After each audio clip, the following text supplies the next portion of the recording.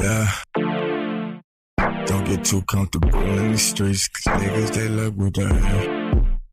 Don't get too comfortable in the streets, cause niggas, they love what they hear. Yeah. Really got shit on me, let's get it.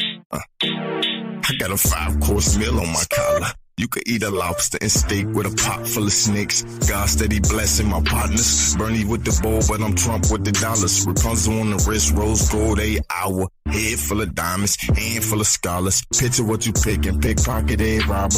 Batman trying to beat Bane with a bottle. Tell him sick come, he don't want a problem. Redhead still river dancing on the island. I'm from Riverdale, so you know I'm staying silent. But at the same time, my silence is a Bible. In the strip club, it's 30 on my arrival. They gon' either praise you or either dislike you. Either way it go, my sniper probably a guide you. 360, so you know who I'm around to. Asking worker man, what the fuck you been up to? Feeding my families, that's friends who got stuck to.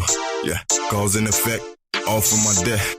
God only bring a real nigga to the steps. I looked at my phone, saw shadow with death. I turned Kanye, cause he still gon' protect. I turn God when I roll up the dope. Roll up the dope. Roll up the dope. Roll up the dope. Skirt. Whipping the ghost. Ghost. Whipping the ghost. Ghost. Whipping the ghost. I peel off when I whip with the ghost. When I whip with the ghost, whip with the ghost, whip with the ghost, when I whip with the ghost. Amen. Pray to the coat, pray to the coat, pray to the coat. Amen, amen, amen. When I pray to the coat, when I pray to the coat. Yeah, one soul, stay in my lows, stay in my lows, stay in my lows, stay in my lows, stay in my lows. Stay in my lows, stay in my lows. Pull up the rose, twist up the blows. Twist up the blow, twist up the blow, twist up the blow, twist up the blow. Yeah, I'm God, so that bitch a go. Yeah, that bitch a go. That bitch a go. That bitch a go. So that bitch a go. Yeah, that bitch a go. Go. Pull up the road. Pull up the road.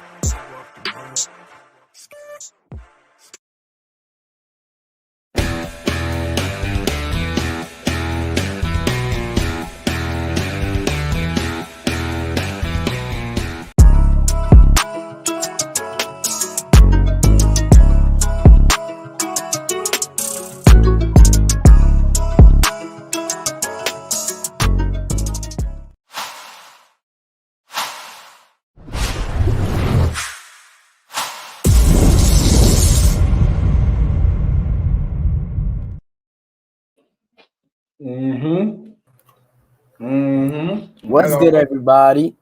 Take my head off, man. I'm mad, man. We going at it today, man. Well, we going at it today? We're going at it today? You better stop eating, though. I'm hungry. You caught me during dinner time. But yeah, I'm mad, Go. Because all this talk about my team, trade this, free this, right? Cool. Now I came up today that we opened the trade in Zach LaVine. Zach LaVine opened to being traded. I go to FYF earlier today. And you got cooked, you know. Never that. Believe in your boy. And we ain't gonna get cooked like that. But I go to FYF, everybody making all these trade scenarios, especially P5. We see P5, pull up P5. Yeah. The worst trade scenarios that I ever hear. How you saying free somebody? Y'all trying to put them in worse situation. Everybody want to go to Philly for a bag of chips and a piece of bread. Where you going? Okay. I'm disappointed there. I even seen the trade with your Pistons. I'm like, why was the Pistons trade for Zach LaVine? I know, like we don't want that, ball hog of a player in our system. We don't want that. Crazy. See, look, but it's true. But it's true though. I've seen a lot of Pistons fans talking about Zach LaVine, and I don't understand this. The reason I don't understand this is because we're already building something. Do you want to do the same thing we did with Blake Griffin, where we traded for Blake Griffin and gave them absolutely like trade picks, young talent? And what did we get in return? An eighth place finish? No, I'll take Jaden Ivey right now. You would? Yeah. Yeah, you would. I mean, of course, but yeah. You gotta be a part of the trade. But also, it ain't just gonna be about the Zach LaVine. We're gonna be home for a couple of hours. We're gonna have the smoke. A lot of people here smoke for me, even you. So you first in line with the smoke. Because you say I've been ducking because the Lions are Chargers. I'm here. Let it loose. Go ahead. Well, all right, everyone. So, as we all know, the Lions beat the my Chargers. fault. I got to be respect. In the link, yeah, we're going to drop the link in a second. Shout out Nick.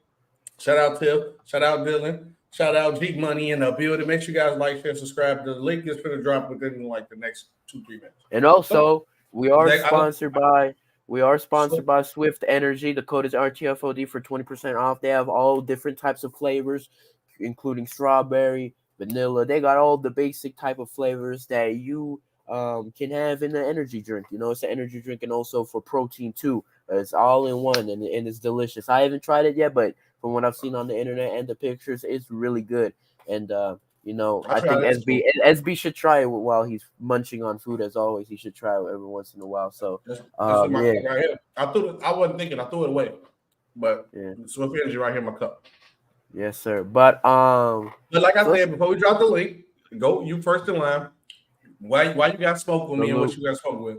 So go ahead. So my smoke with SB is that he likes to disrespect my two teams a lot, right? He likes to, say that we're not a good team, that we're not this and that we're trash, and that the Chargers are going to beat the Lions. And to be frank, right now, Lions are way better than Chargers. Lions will be better than Chargers. Chargers are inconsistent. Unless they get a new head coach, they will forever be trash. Okay? And let's talk about this, bro. Our defense is better than your defense. Our offense is better than your offense. Our coaching is way better than your coaching. So I don't understand why your argument or how you were talking to me was that the Chargers were going to beat us. How did you think you could beat us, SB? Tell me. Please tell me. Okay, so let's go back to the game that we just seen when y'all was up and we came back and it was a shootout. Mm-hmm. Y'all just got the last shot of the draw. Now, how did I highly underestimate the Lions? 100%. I think a lot of us did. We thought y'all was going to be good. Right? Nobody thought y'all was going to be this good. Montgomery, Gibbs, I can't deny that. Was I more not giving them credit because it's you? 100%. Because fuck you. That's why. But I just feel like I can't argue it at this point in time. Like, yes, I 100% agree with our inconsistencies on defense, offense, special teams, bad coaching decisions. I can't deny the fact that the Lions right now are better than the Chargers. Mm-hmm. On paper, y'all not. But what's the point of being good on paper if y'all can't produce on the field? And we had spurts in this game where we showed like, all right, we're top tier, but we didn't get it done. So I'm not mad at it. Right? I'm not mad at that. So let's talk about this, right? Because I'm gonna ask you this. Drop the link to it. All right, so this is the link for everyone. Actually, a little bang in the chat. I feel like this argument is going to be very biased from both of these guys, but listen, me personally, I feel like Jared Goff is having a better year than Herbert, my opinion. And the reason I'm saying that is because of how efficient Jared Goff has been with the football, how good he has been with this team when he's facing good defenses. I feel like he has done well. Now, obviously, if it's Justin Herbert versus Jared Goff, I'm like in like fantasy or like in like the future, I'm taking Justin Herbert. He's way more talented. He's a future MVP in my opinion. But so far this season, I just have a thing with Jared Goff that like he has had more yards than him. He's had a better percentage. They're very close in the rating. Justin Herbert, and you could make the argument that Chargers have had, a worse offensive line, but I feel like y'all have a good amount of weapons on y'all offense too. Yeah, we do. But I mean, everything that you argued over Jared Goff was that like his numbers are better, but I mean his numbers are barely better, and he's actually everything is going well for them. Mm-hmm. Justin Herbert, like he's only got 1% higher on the passer percentage, pass accuracy percentage. He only got 200 more yards in the yardage. Justin Herbert got more touchdowns, and the QBR rate pretty much the same, and everything is going perfect for Jared Goff. everything ain't going perfect for Justin Herbert. He ain't better than Justin Herbert. Ain't nothing you can argue. If you just go off the stats alone, then C.J. Stroud got to be number 2 quarterback in the league right now. No, well, I just feel like I understand the point of the Chargers haven't had everything perfect, but it's like Lions have had such a better year. I feel like, Jared Goff has really exceeded my expectations that I'm like, you know what, I feel like a lot of people aren't putting enough respect on Jared Goff's name, honestly. I don't see him in too much discussions. I'm not saying he's an MVP or a discussion like that, but like I feel like people need to put more respect on him because he's doing a really good job that we didn't expect from him. I remember the first year he was here, me and my guy Mobby, who does like Detroit Lions videos, we were shitting on him. We were shitting on his film. We were like, he doesn't do this, and he's really improved and really got in touch with this offense. But to stick with this football topic, my question to you is, I want you to release all your smoke for the Chargers because I know you're very unhappy with the two teams you're supporting right now, but I know you're probably the maddest with the Chargers. So what do you think the Chargers should do? At the end of the point, I'm tired of going off about the Chargers, honestly, because it's the same problem, same inconsistency, same point in time where we be up, we be down, or we be down, we make a comeback, we put ourselves in such a big hole. Now it's like, oh yeah, man, whatever. Yeah, it's crazy. But I'm just done until the coach is gone. I'm actually, the crazy part about this is I'm happy. I hope we don't make the playoffs this year. Because if we don't make the playoffs, maybe they will get the kahunas to actually get rid of the coach and get somebody good in the seat. So now I just have to take the L for this year because I remember I was mad at the beginning of the year, but I'm like, you know what? Forget it. Lose. We get rid of this coach and we can really get things done. And that's what I want to happen. So I don't really got no smoke. Just look at the game. Goff is playing pitch and catch, and a bunch of times Justin be having throw it. Tell him. No. Like Goff has made some like good throws too, but he got Gibbs and Montgomery behind him cooking. So it's big your job. I can agree with that. Like Justin has had like more tough throws, especially with his offensive line not being that good. But with the Chargers, something related to the Chargers too, right? I remember at the start of this year, we made a live stream. We made our first football rumble in this channel, and we turned it into a video too. It was SB, this very screen right here, in StreamYard, arguing that Justin Herbert will be MVP of this year. Now, my question to you is, do you still think it's going to happen? Where do you see him in the MVP standing? How do you see it? It's still 100% possible that it can happen because right now, this is the most open MVP discussion there has been because a quarterback could possibly not win it and a rookie could possibly win it. So if Justin Herbert said right now, we 4 or 5 right now. If Justin Herbert go on the tear these next rest of these games, 6-7 games, he could get MVP. So it's still possible, and he's still on the betting odds to win MVP. So if he just go off, but he honestly have to go off, and the Chargers probably have to go on like a mean win streak, he can still the MVP. Because right now is Tyreek Hill, C.J. Stroud, Lamar Jackson, Myles Garrett, T.J. Watt. That's who's in that conversation. And they know they want to give it to a quarterback. So, I doubt it, but my stock ain't wrong because a lot of quarterbacks ain't been playing good this year. So, the MVP standings is definitely very open. There's still a case for Justin Herbert. I just wanted to see where you at. So any other topics for you with this football, like football? No. I just want another thing you have to smoke with. And I got another thing with smoke too. Go ahead, let it out. All right. So first things first, I have a question. In the next 10 years, who do you think is gonna win the NBA? Who's more likely to win the NBA championship, Bulls or Pistons?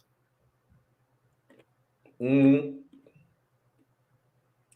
we're looking at it from today's perspective, I would say probably the Pistons. Okay, I just want to make sure that, but I just have a problem with the Bulls because they're in the same position that my team was back in 2018, 2017, where we had Blake Griffin and Andre Drummond. Right. 9th, 8th, 10th. There wasn't a play-in during that time, so we would miss the playoffs in like 9th position. It wasn't a play-in back then. You misspelled smoke again, SB. But apart from that, Bulls are in the same position that we were in. And what we did is we rebuilt. Now, sure, we're trash right now. We're absolute dog water. Killian Hayes is starting as shooting guard first. That's not good. But we're still building something towards the future. Mm-hmm. What are the Bulls building towards the future? All of the young players that they have are either underperforming like Patrick Williams or, in that weird stage of like, okay, is he going to improve or is he just going to stay the same? And Kobe White and, all these like Ayo DeSumo. I would just talk. Ayo DeSumo is probably the best draft pick we had in a while. But I would say with the Patrick Williams draft, if you go back and really look at that draft class, it's honestly, you can't really fault the Bulls from that draft because a lot of those go back and look at us Pistons. We picked Kenny Hayes and we missed Tyrese. Yeah, y'all pick. A lot of people miss Tyrese Halliburton.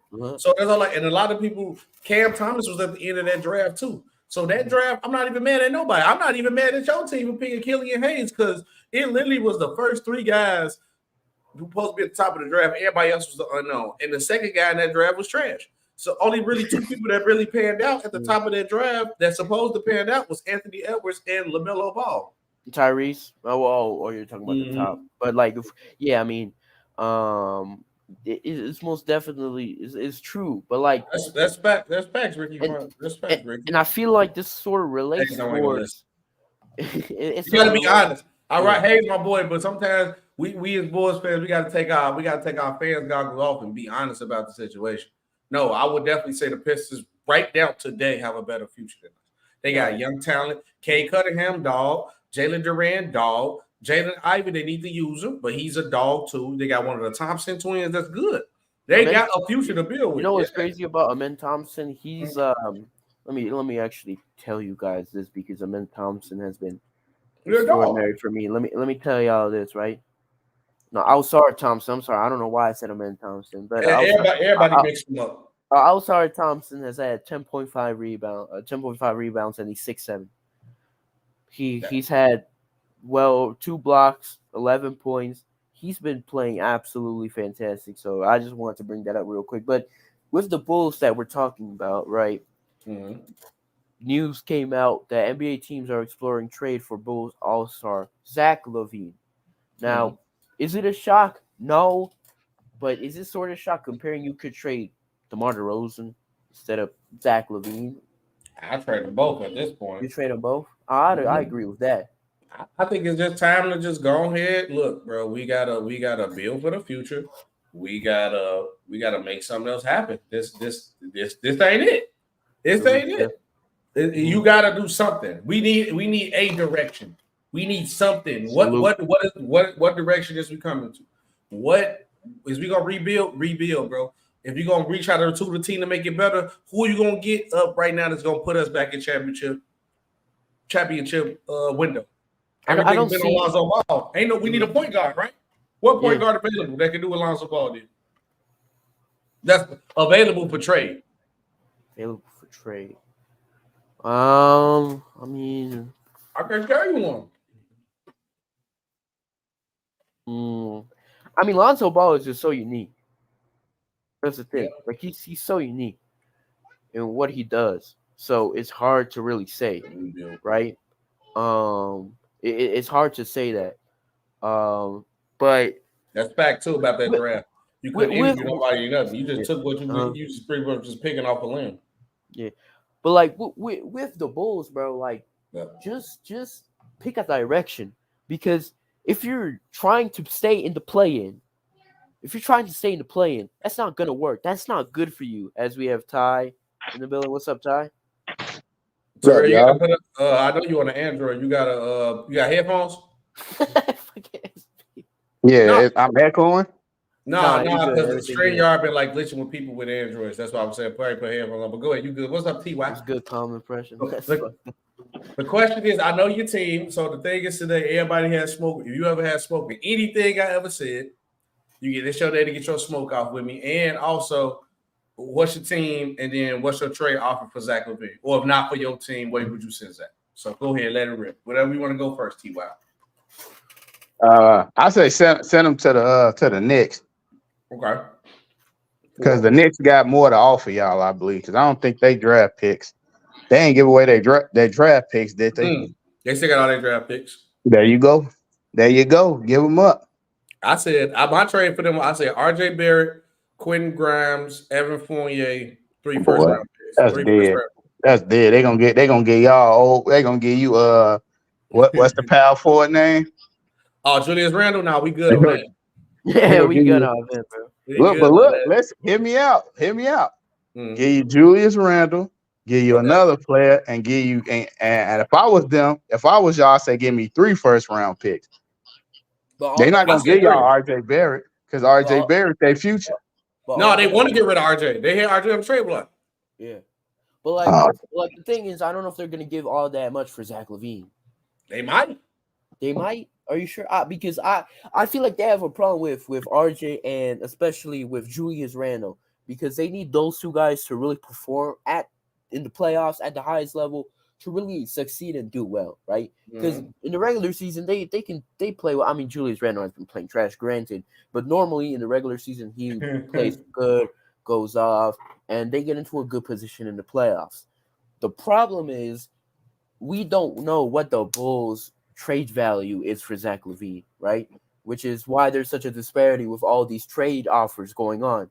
You know, I don't know if the Knicks want to trade RJ Barrett and Julius Randle together. Maybe they just want to trade RJ. They want to get rid of Julius Randle. I can tell you that much. Yeah, but nobody wants Julius. No, nobody wants Julius. That's the problem. Only got like a year left, don't he? No, I can look it up right now and tell you. But I just think they would want to keep Julius for now, honestly. And honestly, you know what I do, T.Y. though, and what I would want to do. I wouldn't mind if we trade DeRozan for Westbrook right now. I love to have Westbrook on the Bulls right now. Yeah, they ain't giving him up. Y'all can have James Harden. That nigga, boy, he suck. Good God, he suck. Y'all can have him. Yeah, I mean, I wouldn't mind taking Harden. We need something. But also, T.Y., the next part, I obviously gave you a Zach LaVine trade. If anything, any take I ever said you had smoked me for saying the trade, what was? I mean, take. What was it? What you got smoked me with? Any take? Football, basketball, whatever. I would talk about my Eagles, man. No, you good. If I said something bad about your Eagles, go ahead and get it on.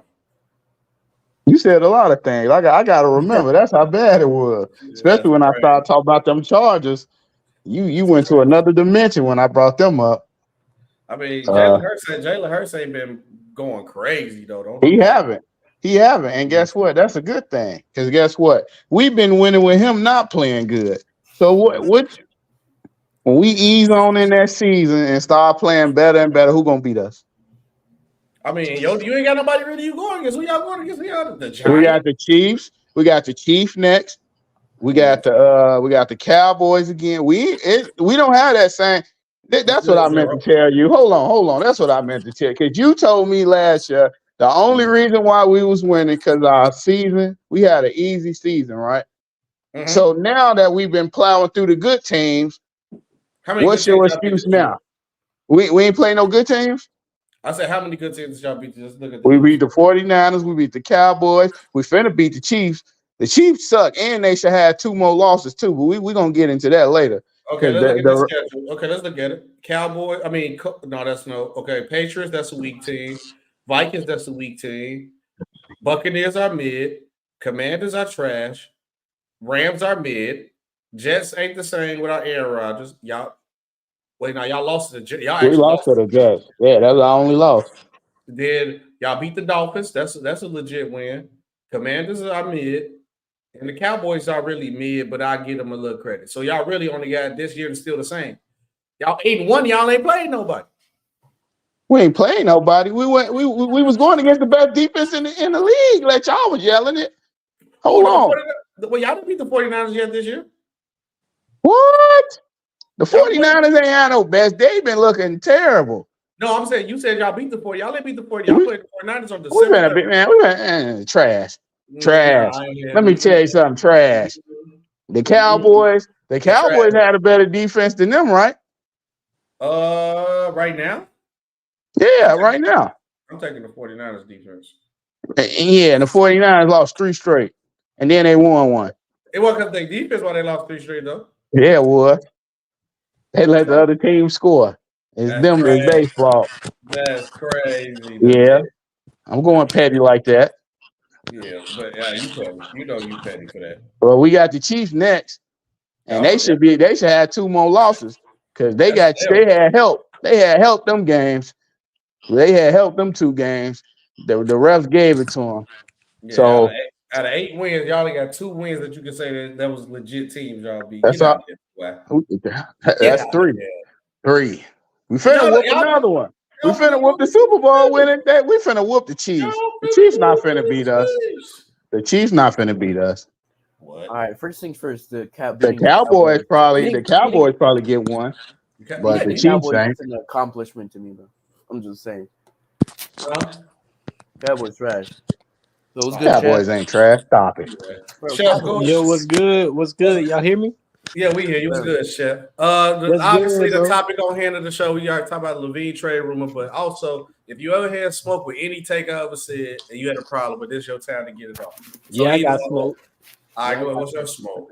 Luka Doncic is the best player in the league, bro. Stop playing. Stop playing. Stop playing. Stop playing. Listen, though. Listen. Let's hear you out. And this is years ago, bro. Ever since he went against Kawhi Leonard and Paul George, and he showed me he was clutch like that he was like that, that's when I got on the train.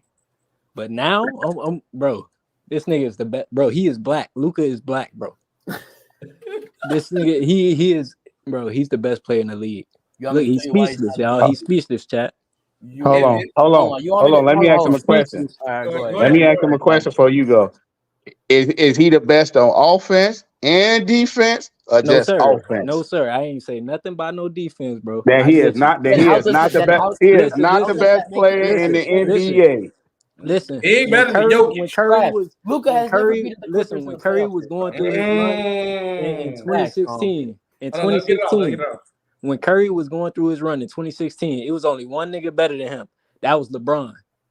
Come on now. So all that defense stuff, bro, if a player offense is that overpowered, give it to him, bro. No, but the difference is Luka Doncic's defense is actually trash. Like Steph Curry's at least average on defense. Luka Doncic, I've watched him. I remember when he won when he won the championship in the EuroLeague. I watched EuroLeague because I have my favorite team in Turkey. That's the team I watched. We played them in the finals.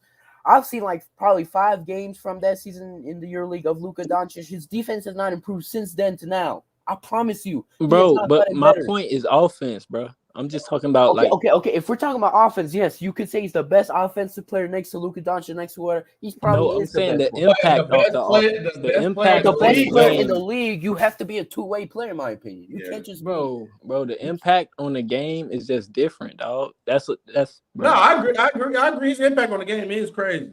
No, it is, but like it's only on the offense. But best player in the league. Now, if you want to argue that I didn't have him in the top 5. We might start having that conversation. That was it right there, bro. That was it. But best player in the league, we getting shaky now because Giannis still way better than him. Jokic way better. Come on, man. Way better. Come on, man. Tell him again. It's 2 sides to the flow, man. You right about that, bro. That impact though, man. Come on, we tripping on that impact, man. If anything, I might put him at 5. Exactly the fact because he ain't better than Tatum. Okay, so you agree he's at 5? Yeah, he ain't better than Tatum though. Okay, at least he in your top 5, bro. You ain't even have him top 5, bro. Yeah, I mean it's tough. It's hard because yes, he dominate. Only problem I know everybody love to bring up well, what about when James Harden was doing the same thing and he was the Rockets, he was MVP. My only problem was when Harden was doing that, it was only 2 or 3 people. It was still clear that LeBron was the best player in the league. It was LeBron, KD, then everybody else. This league now, it's 6, 7 people playing. Yeah, so much talent. It's crazy now. So it's hard to just be you can't just play one side of the ball over crazy, then the other side be trash and be one of the top players. No. But this the thing though, in the playoffs, bro. Tell me Luka don't turn into a different monster. That's like James Harden if he had the clutch factor, bro. I gotta see him do it longer because he been in the playoffs 3 times. 2 of them rounds was in the first round. And the last year, the last 8% that was that one deep run. So he really only had one real playoff run. And we seen when he ran into a defense in that And Warriors. Bronson held them up. So we ain't gonna skip that either. Yeah, Bronson just scored over competition. 20 points. He ain't going nowhere. Mm-hmm. But Okay. against Kawhi and PG, bro, he earned my respect then. Okay, I have a question. He cooked them though. So, Common Impression says best player in the league right now is either Embiid or Jokic. Embiid. Oh yeah, no. Now, I like Embiid a lot, but I mean, I don't know. I like and hate him at the same time because he's just like personality. But he's been playing really good like this season so far. But he's probably top 5, but I don't know if he's the best though. Like, it's probably Jokic and Giannis, then probably Luka. Those are like the top 3 best players right now. I'm with you on that, man. I don't know about Embiid, bro. Yeah, I mean Embiid's probably like 6 or 5. Nah, he nice though. He just, I don't know. People be saying he lazy. I don't know, bro. I know, but I mean, I don't know. I just would much rather have, or from what I've seen, like Giannis, 2-way impact still there. Luka, fucking going off on offense, and also, Jokic too. Jokic is better than Embiid, 100%. My opinion. And B just scared to get hurt again. I think he still got that fear in him that if he go up he one time wrong, he might get hurt. Because and B can kill a person. He just when he in mode, ain't no stopping him. Ain't nobody stopping Embiid when he lock in. But it seems like he be scared sometimes still. Yeah, he got the size, the footwork. He got everything. He just, I don't know what it is, bro. It's them injuries probably. But I also do have a question. Yeah, Sixers have been balling, guys, but I agree with that. Sixers have been balling. They've been playing great as a unit together as a team. So they've been impressive. But another question for everybody here in the panel and the chat: who do you guys have leading the most improved player award? Who do you guys think is really like leading that? I'm gonna keep it a buck. I have no idea, bro. And B partner right now. What's his name? The guard. Yep. I'd say Maxey, bro. It's either Maxey. Scotty Barnes has really improved too. But I remember Common Impressions here was saying Anthony Edwards, which he's probably in the top 5 discussion, but I don't know. He's not the lead candidate. I don't think he's gonna be the one to win that. Nah, he can't because he was already a good player. His numbers just went up some. Because like when we look at because I remember he has like a 3+ or 4+ point differential. Like he has scored 4 more points this season, but Tyrese Maxey has scored 8.3 more points this season. Got him better at rebounding, way more assists. Now you know who I thought was better, but he didn't get no recognition. The dude on the Hawks, bro.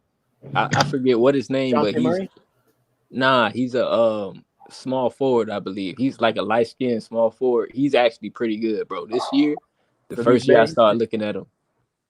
You know what I'm talking about? Are you talking about Sadiq Bey? Nah. He probably comes off the bench. I'm not saying he's gonna win the award. I'm just saying he's actually doing good this year. Oh, DeAndre Hunter? Nah, it's the other dude. Oh shit. Chat, y'all gotta help me out, man. But listen, bro, they don't know. Tell me how Anthony Edwards is gonna win this, bro. Because Scotty Barnes has improved in every single category. Tyrese Maxey has improved in every single category. Has Anthony Edwards done that? He's only improved in shooting percentage and points. Tyrese Maxey has damn near had over 2. He has with points 8.3 more points scored this season. Assists 5 more assists assisted this season. He's Anthony been Edwards. He got the hype factor though. Yeah, I mean you can. I don't know. I think there's more hype in terms of most improved with Tyrese Maxey. I see more people talk about Tyrese Maxey than I see Anthony Edwards, because I even looked up a list. Most improved player favorites. Tyrese Maxey is plus 220. He just dropped 50, so I mean, Oh, Halliburton nice too, like that. I see that. Common Impressions. Halliburton nice too. Yeah, Halliburton is nice. So as we were just basically arguing about most improved players, who do you think is going to be winning that, or is the favorite right now? My favorite right now, unfortunately, if I had Tyrese Halliburton as my pick because he's been playing good, but with the narrative around Harden, and now he's gonna have opportunity to be in front of attention and everything and be known as like the savior, Tyrese Maxey gonna win it. And all his numbers are up. He went 20. You don't like that though. I can notice your tone. You're like, unfortunately. Why would you say unfortunately? I think. I mean, it's a tight race though for sure, because I think that the race is between Tyrese Halliburton, Tyrese Maxey, and Cam Thomas. So I'm not mad at y'all got to throw Scotty Barnes in that conversation too. Yeah, Jalen Johnson. That's it. Barnes too. I mean, I wouldn't pick Scotty Barnes because I don't think the Raptors gonna win enough. Because Maxey gonna have a better record. Halliburton, but that doesn't matter though. That doesn't matter. I think they're gonna put. No, but last season, Lauri Markkanen didn't win any games, and he was still most improved player. But who else could you argue over him though? Lauri Markkanen? Yeah, but most improved. Who else? It's gonna be a close race this year. No, I know that for sure, but I don't. Well, why does record have to do with most improved player? Because it's a close race. A close race, yeah. But like, if it was a close race, then no, the record wouldn't matter. No, I don't understand that though, because you look at Tyrese Halliburton. I don't know what is Pacers have been doing pretty decent this year, right? They're the number one right now. They're the number one offense in the league, offensive rated team. Yeah, no, Pacers have been pretty good. I didn't know he was like that. Tyrese Halliburton. Tyrese Halliburton shooting 50, 40, 90 right now. Ain't he averaging like 10 assists, something like that? 12. I think 10 assists. 12.2. 12.2. And shooting 50, 40, 90. No, yeah, that's why you might give it to him. That's tough. I just feel like you got to give it to Tyrese, bro. I feel like we're most improved. Like, I think if I were to factor it, it just has to be how you have been better with the stats, and also I feel like people got to pay attention to the actual games they see, comparing how they played this season to last season too. I don't feel like they really do that enough with the most improved. They just check the stats and say, well, boom, here. I like Tyrese Halliburton for sure. Me too. Tyrese Halliburton. What y'all feel about Cam Thomas, bro? I see calm impressions. Cam Thomas is gold. I think Cam Thomas could definitely win it. But only thing I see with Cam Thomas, can he score like that for the whole season? Yeah, consistency. Absolutely. That's it. King Style, what's up, my boy Killer? Because he's still is this his third, fourth season? It's probably his fourth, right? Because he was in the COVID. Yeah. So and I think in like the first 2 years he didn't even play, right? Actually, his first year he didn't even play. And he played barely enough in the last 2 seasons. So I feel like he is hurt right now. And that's a factor with these players. They might get hurt. You never know. But with Cam Thomas, he's still young, and consistency is still a pretty big factor when you're young, and especially when you're now just getting that huge opportunity from getting like 16 minutes a game to now you're getting over 30. Maybe you're not equipped to play that amount of minutes in a whole season. Maybe you're going to start getting hurt. Maybe you're going to start being inconsistent. But so far, so good from Cam Thomas. Anyone else's opinions in the panel for Cam Thomas? I think Maxey and Halliburton better. Yeah, I agree with that because they have leveled up like more in the defensive side too than Cam Thomas. Because only Cam Thomas talking about is just he's scoring. That's it. Yeah, Maxey and Halliburton doing everything. They the point guard of their team. They running the show. And you know what's crazy though? Like he's been playing way more minutes. Last season he played 16.6, and now he's playing 32. And he's only had about 0.7 more assists and 2 more rebounds. When we look at Maxey, who has had probably 9 more minutes a game, right? Or something like that. He's improving his points, but he's also improved on the rebounding side. Assists, he's had 4 more assists. Defensive side, he's improved. So I feel like Cam Thomas is he's still in the conversation, but I feel like Tyrese and Maxey are just a little bit above him. Have you seen that Maxey double step back? Yep. Travel, but it's the game it is today. That's that Hardy. Yeah, that's that Harden inspiration. But King Styles, what's up, man? Are you here? Yeah, I'll go kill it. Yeah. Oh, okay. Well, anyone else got? You got an Android. You got to put like headphones or something on because StreamYard not rocking with Android right now.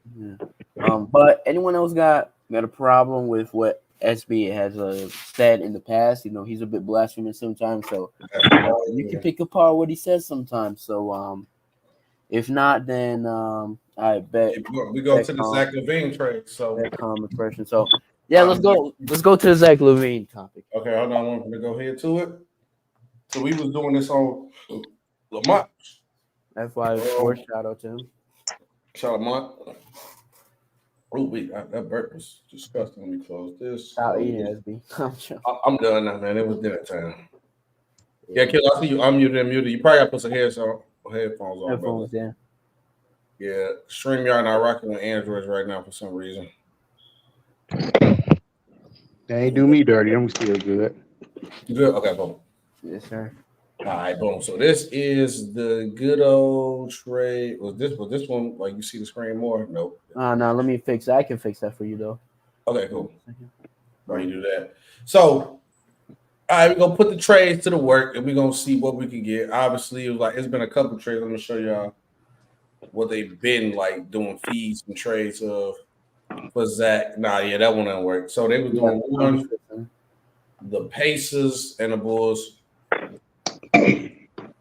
They said, "Whoa, I ain't see this one," but obviously you can't do Kelly Oubre because Kelly Oubre got hit by a car. Oh yeah, crazy. The Pacers get Zach LaVine, Andre Drummond. The Bulls get Buddy Hield, Daniel Theis. I know we're not getting Daniel Theis back because he had a whole big deal about being here. He didn't like being here, so it was like cool. Yeah.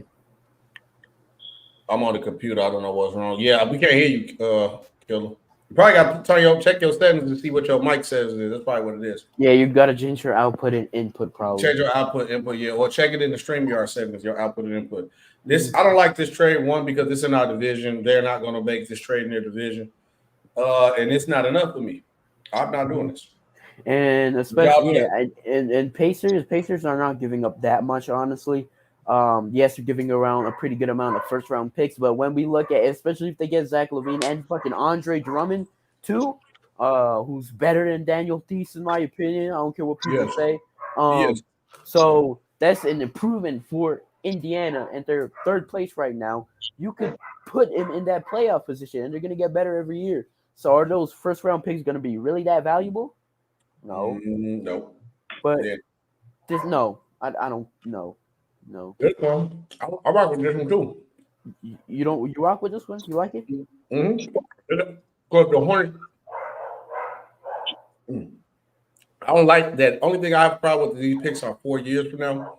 But all the Hornets picks are going to be worth something. The Hornets ain't never going to be good. Send them to the Hornets, and we get 3 first-round picks. 2 first-round picks, 2 seconds, and then we get Gordon Hayward, who's going to be gone for the year, and we'll take Book Knight, low contract. I mean, the best part about that trade was just like, those draft picks are in 4 years, and they might become valuable. But anyone else's thoughts on that specific trade? Just the trade that I had cooked up, though. I did the Bulls, and like T.Y., you was talking about this earlier with the Knicks. Yeah, the Knicks a good trade for y'all. Yeah, so I said, like, they get Zach, trade Zach to the Knicks. Like I said, I go RJ, Evan Fournier, just to make the money match, and Quentin Grimes. And then that's a good trade. I think it's a solid trade. And I say I probably take because this pick is protected from Washington. This pick is protected from that. Now, if this is one of these picks, I would probably try to go for. So we can't get that. I'll say I get the Knicks pick this year. Or even could be next year, but I said Knicks pick this year. I go for the 2020 this pick, and I go with 2028, 3 first. That's what I do. All right. So what is your criteria with these trades? Because you literally just said that the Charlotte one was good. Because the Charlotte pick is good because Charlotte always trash, so their pick's gonna be invaluable. Like, only thing I hated about the Charlotte pick was like it's 2027. You're not gonna really see the value from that pick 4 years from now. Now I need to, at minimum, I need to at least see something by next year. I got to see my value. They need to get some young players too, man. They can't just have Gordon Hayward and what's his name? Well, whoever. Book Night. Book Night ain't on that. Book Night probably is in the G League. But all right. So, anyone else have some tweaks to this trade that you could want to improve it, or in your opinion, how would you view it? Make some tweaks. Or you could. Oh, what wrong button? I say replace RJ Barrett with the power forward. What's his name? God dang, I just said it. Yeah, trade switch with Randall. Because I think they're gonna try to keep RJ Barrett. I know they said they're gonna trade him, but okay. So you said wait, the Bulls, you giving up Zach, so we trading Zach to the Knicks. You said okay, Ty. You said Julius Randle to the Bulls. Who else?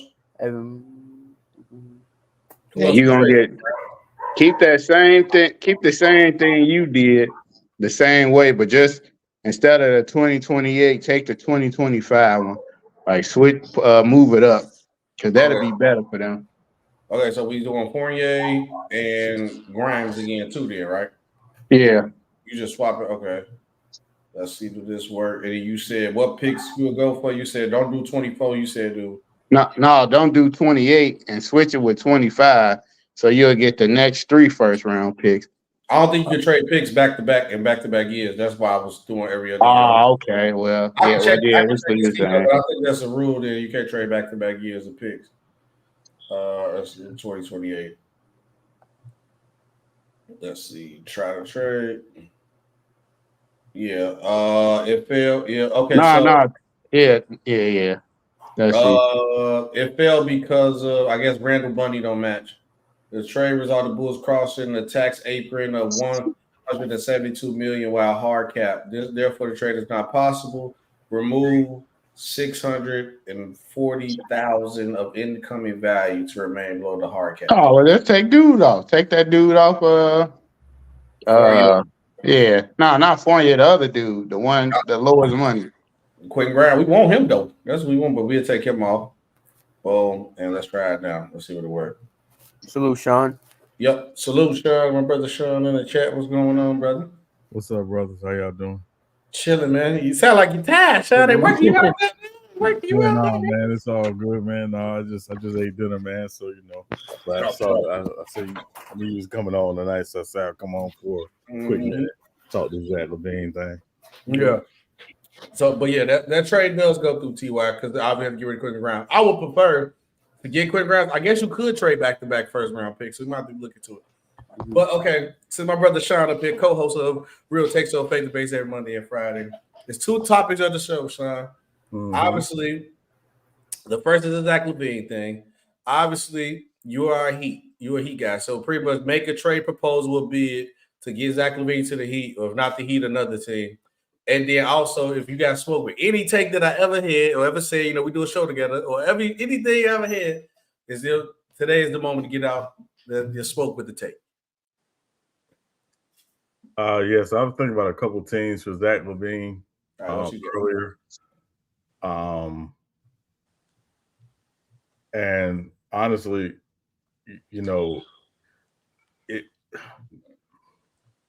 it was kind of difficult, right? Because of his salary, you'd have to give up, right? I don't know if it would to be a straight up team-to-team trade. I think it's going to take like a 3-team deal. He's going to take 3 teams, yep. Yeah, to make it happen. Especially if the Lakers want him. He's going to take 3 teams. I mean, Lakers could say they want him all day, right? I mean, it's and the truth is, a lot of the Lakers' assets are not tradable till December 15th. And then January 15th. So now where the Lakers will be attractive is they got, I think it's that 2029 first round pick. That's a long time for them. But I know that pick gonna be valuable. That's a long very valuable.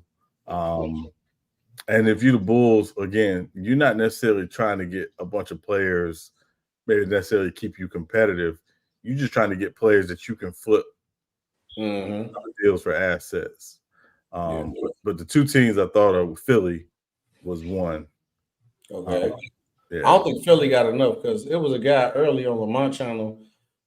He tried to say trade. Let me look back at this again. He said trade him, Marcus Morris, Batum, and Robert Covington for Zach. They like 2 picks. I'm like, bro, no, that ain't enough. Well, 2 first, and I would throw in a couple first round picks. I don't know if I'll do it. How many first? What they first looking like? They first gonna be good. Well, so I think they should. Like that 2028 LAC. Mm-hmm. I would take that if I was the Bulls. I want to. Yeah, I'll take that. I want the 76ers. Okay. I'll take this one. I'll take that LAC one. Yeah. And then probably like another one down the line. And I might do, it might be a conditional first rounder, it probably it had to be, So, but that's protection on it. Like, so what you want to do? What? Well, remember, you can't do back-to-back years. How come we did 2028? Yeah. Yeah, you can't do back-to-back years. So, yeah. So that'd be, if we did 28, it had to be 29. No, it had to be 30, but 30. Yeah. That's a lot. No, we need that unprotected. But let's see if they go through. It failed because because they got to wait till December to trade because they've been recently traded. Right. Yeah. So that would be the only thing. So I mean, and again, I think that's where the Bulls are. Is like, listen, unless a team wows you with a crazy offer between before December 15th, I think the Bulls got to wait till December 15th. That's when their options are really going to open up. And I think they did this on purpose so it could be a all-out war to get that. Yeah, we both said we're gonna trade him. Cool. Maxey is elite right now. Yeah, Maxey nice. The crazy part about it is I was seeing reports that the Bulls was gonna possibly trade Zach during the offseason, but they calmed it down and they shut all the rumors down and said we're gonna stick with the team. And Maxey could have been a part of that trade early just to keep. They was gonna try to keep Harden and make Harden happy. But once Harden got the yapping and calling people lies, once he got the yapping to call everybody, it was over. They were like, okay, forget him. We ain't gonna make him happy. Don't worry about it. Now, like that. Cool. SB, I'm gonna give you the other team. I think Sacramento got a. They wanted. Remember, they wanted Zach too before, but we matched the offer back then. So, so who we giving up? So I think if I'm Sacramento, I'm not, or if I'm the Bulls, I'm not doing the deal without getting Keegan Murray out of the deal. I'll offer to say Keegan Murray got to be up here. I'm the Bulls. I'm almost demanding Keegan Murray. Now, obviously, you got to make some things work in terms of the salary, but in terms of the prospect, I want him. Yeah, I don't think they will give Keegan Murray up, but I'll take Keegan Murray. I'll take Davion Mitchell, and whatever contract they got on their team that they want to give up, they don't want, but I don't know. Because the Kings really don't got a lot of heavy contracts. Well, that's I would say maybe Harrison, but I just want to see how far off he is with how much money is needed. Try Harrison. Add Harrison. I doubt they give up this much because they like Kevin Huerter. But now, if we talking this, hey, I'm doing this in a heartbeat on the Bulls. You give me 2 first. Let me see. It failed because Kings aren't able to complete this trade since they are not a over apron team. They are sending out $29 million in salary. They are only able to take back 125% of the salary. They are sending out plus $250,000. Kings only take 38 million. So you got to cut $1 million from the trade. Okay, let's say if we take Harrison out, see what it work. Okay. But no, it ain't gonna work without. It ain't gonna work. Harrison already do. So so what I'm thinking is more than likely, if you go scroll down at the bottom of the rosters, look for somebody that's making like, and I'm gonna say like Kobe Jones, right? I would throw him in, and if you go to the bottom of the Bulls and look at the minimum guys you can move. Like a minimum guy that you like Ned Letary or like a Drummond, maybe. Let's see Drummond. Yeah. Because Drummond making 3, maybe 3 might be too much. Let's see. Yeah, it might be too much. But let's see. Nope, it failed because I don't think it's gonna work. But I gotta trade. Take Drummond off. Oh, no, I'm sorry. Leave Drummond on. Take Kobe Jones off. Okay, take Kobe Jones off. I'm try it now. Let's see. I can try it now. See. Let's see. Nope, still fail. Say the same thing. Yeah, I got to trade SB. Okay. So when y'all done with this one, just I want look. You got me thirsty. I want to make this work because now I'm like, but I think the Kings got too much chemistry going now. I doubt they messed it up. But let's see if we take. Okay, let's see if we take Davey out now. And hell, let me see. Just do Keegan and facts boy wonder facts. He would never approve. We got Nahari, the Bulls fan, and Leaf up in here. That's good. Yeah. Salute. SB, you need to trade all these. What's good, SB? What's good? Finally, man. I said it here, man. All right. Finally, for the be trash, man. SB, hold on. Before I let y'all go, we're gonna go back to this Kings trade. Hoop join. Hoop, the topic of the show, and Nahari and Leaf, I'm gonna let y'all go to one. Obviously, you could do your team, whatever your team is. Give your proposal would be to get Zach if it's your team, if not another team. And if you ever had smoke with any take I ever said, this is the episode to get it off. But I'm gonna go ahead and let you go. I'm so happy right now. It's not even funny. We're finally about to be trash. Go ahead, Hoop and Harvey. Then I'm gonna leave go. We want my team. I think we should. Who first? Oh, okay. SBI is first, bro. Huh? SBI is first, bro. But it's all good. We can go Hoop, Nahari, Leaf, and then me. Oh, okay, my fault. Go ahead. Hoop. All right, okay. Let's go, Hoop. Oh, okay. I thought you said my man can go first. So you saying like trade, aspirations for our team? Any trade if you want Zach. I don't know unless you don't want Zach on your team. Who your team is again? No, I'm a Lakers fan, so I just don't think it's no saving us. And like I said, on FYF joint earlier, we overachieved last year. Yep, we did. I mean, because if we're being honest, listen, I don't like deloading at all. I didn't like him on the first end. On the second end, he comes in spurts. Being a good asset to what we do as the Lakers. But he the reason why we beat the Timberwolves in the play-in. Yeah, he's the reason. Him, right? So he's the reason why before when LeBron was hurt, you know what I'm saying? He was balling his ass off. But then he fell off like a motherfucker. When we started getting closer and deeper into the playoffs, he damn near was unplayable, right? So his name is coming up in trade talks, and I'm good with that. I mean, I don't think deloading is a guy who is going to be a staple as far as a stable team. Why? But I know that because we got rid of him the first time. Then he went to Minnesota, and then he went to Golden State, and then Minnesota. He's going to be and shout out to my pops. He's a boat rider. It is what it is. He's going to go from team to team to team because he's talented. I'll give him that.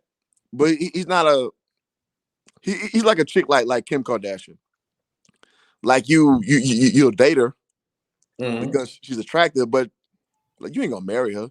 But I think the Lakers, with the problem that y'all doing wrong though with D'Lo is y'all remember when the Warriors had D'Lo? Every problem that you saying about D'Lo, the Warriors knew that, but the Warriors hyped D'Lo up, and they end up finessing Andrew Wiggins and a first-round pick that end up becoming Wiseman at that point in time. They finessed that. They finessed that whole situation. It was which should have been LaMelo Ball. It wasn't Wiseman. Who was it, Sean? I'm sorry. It was Kuminga.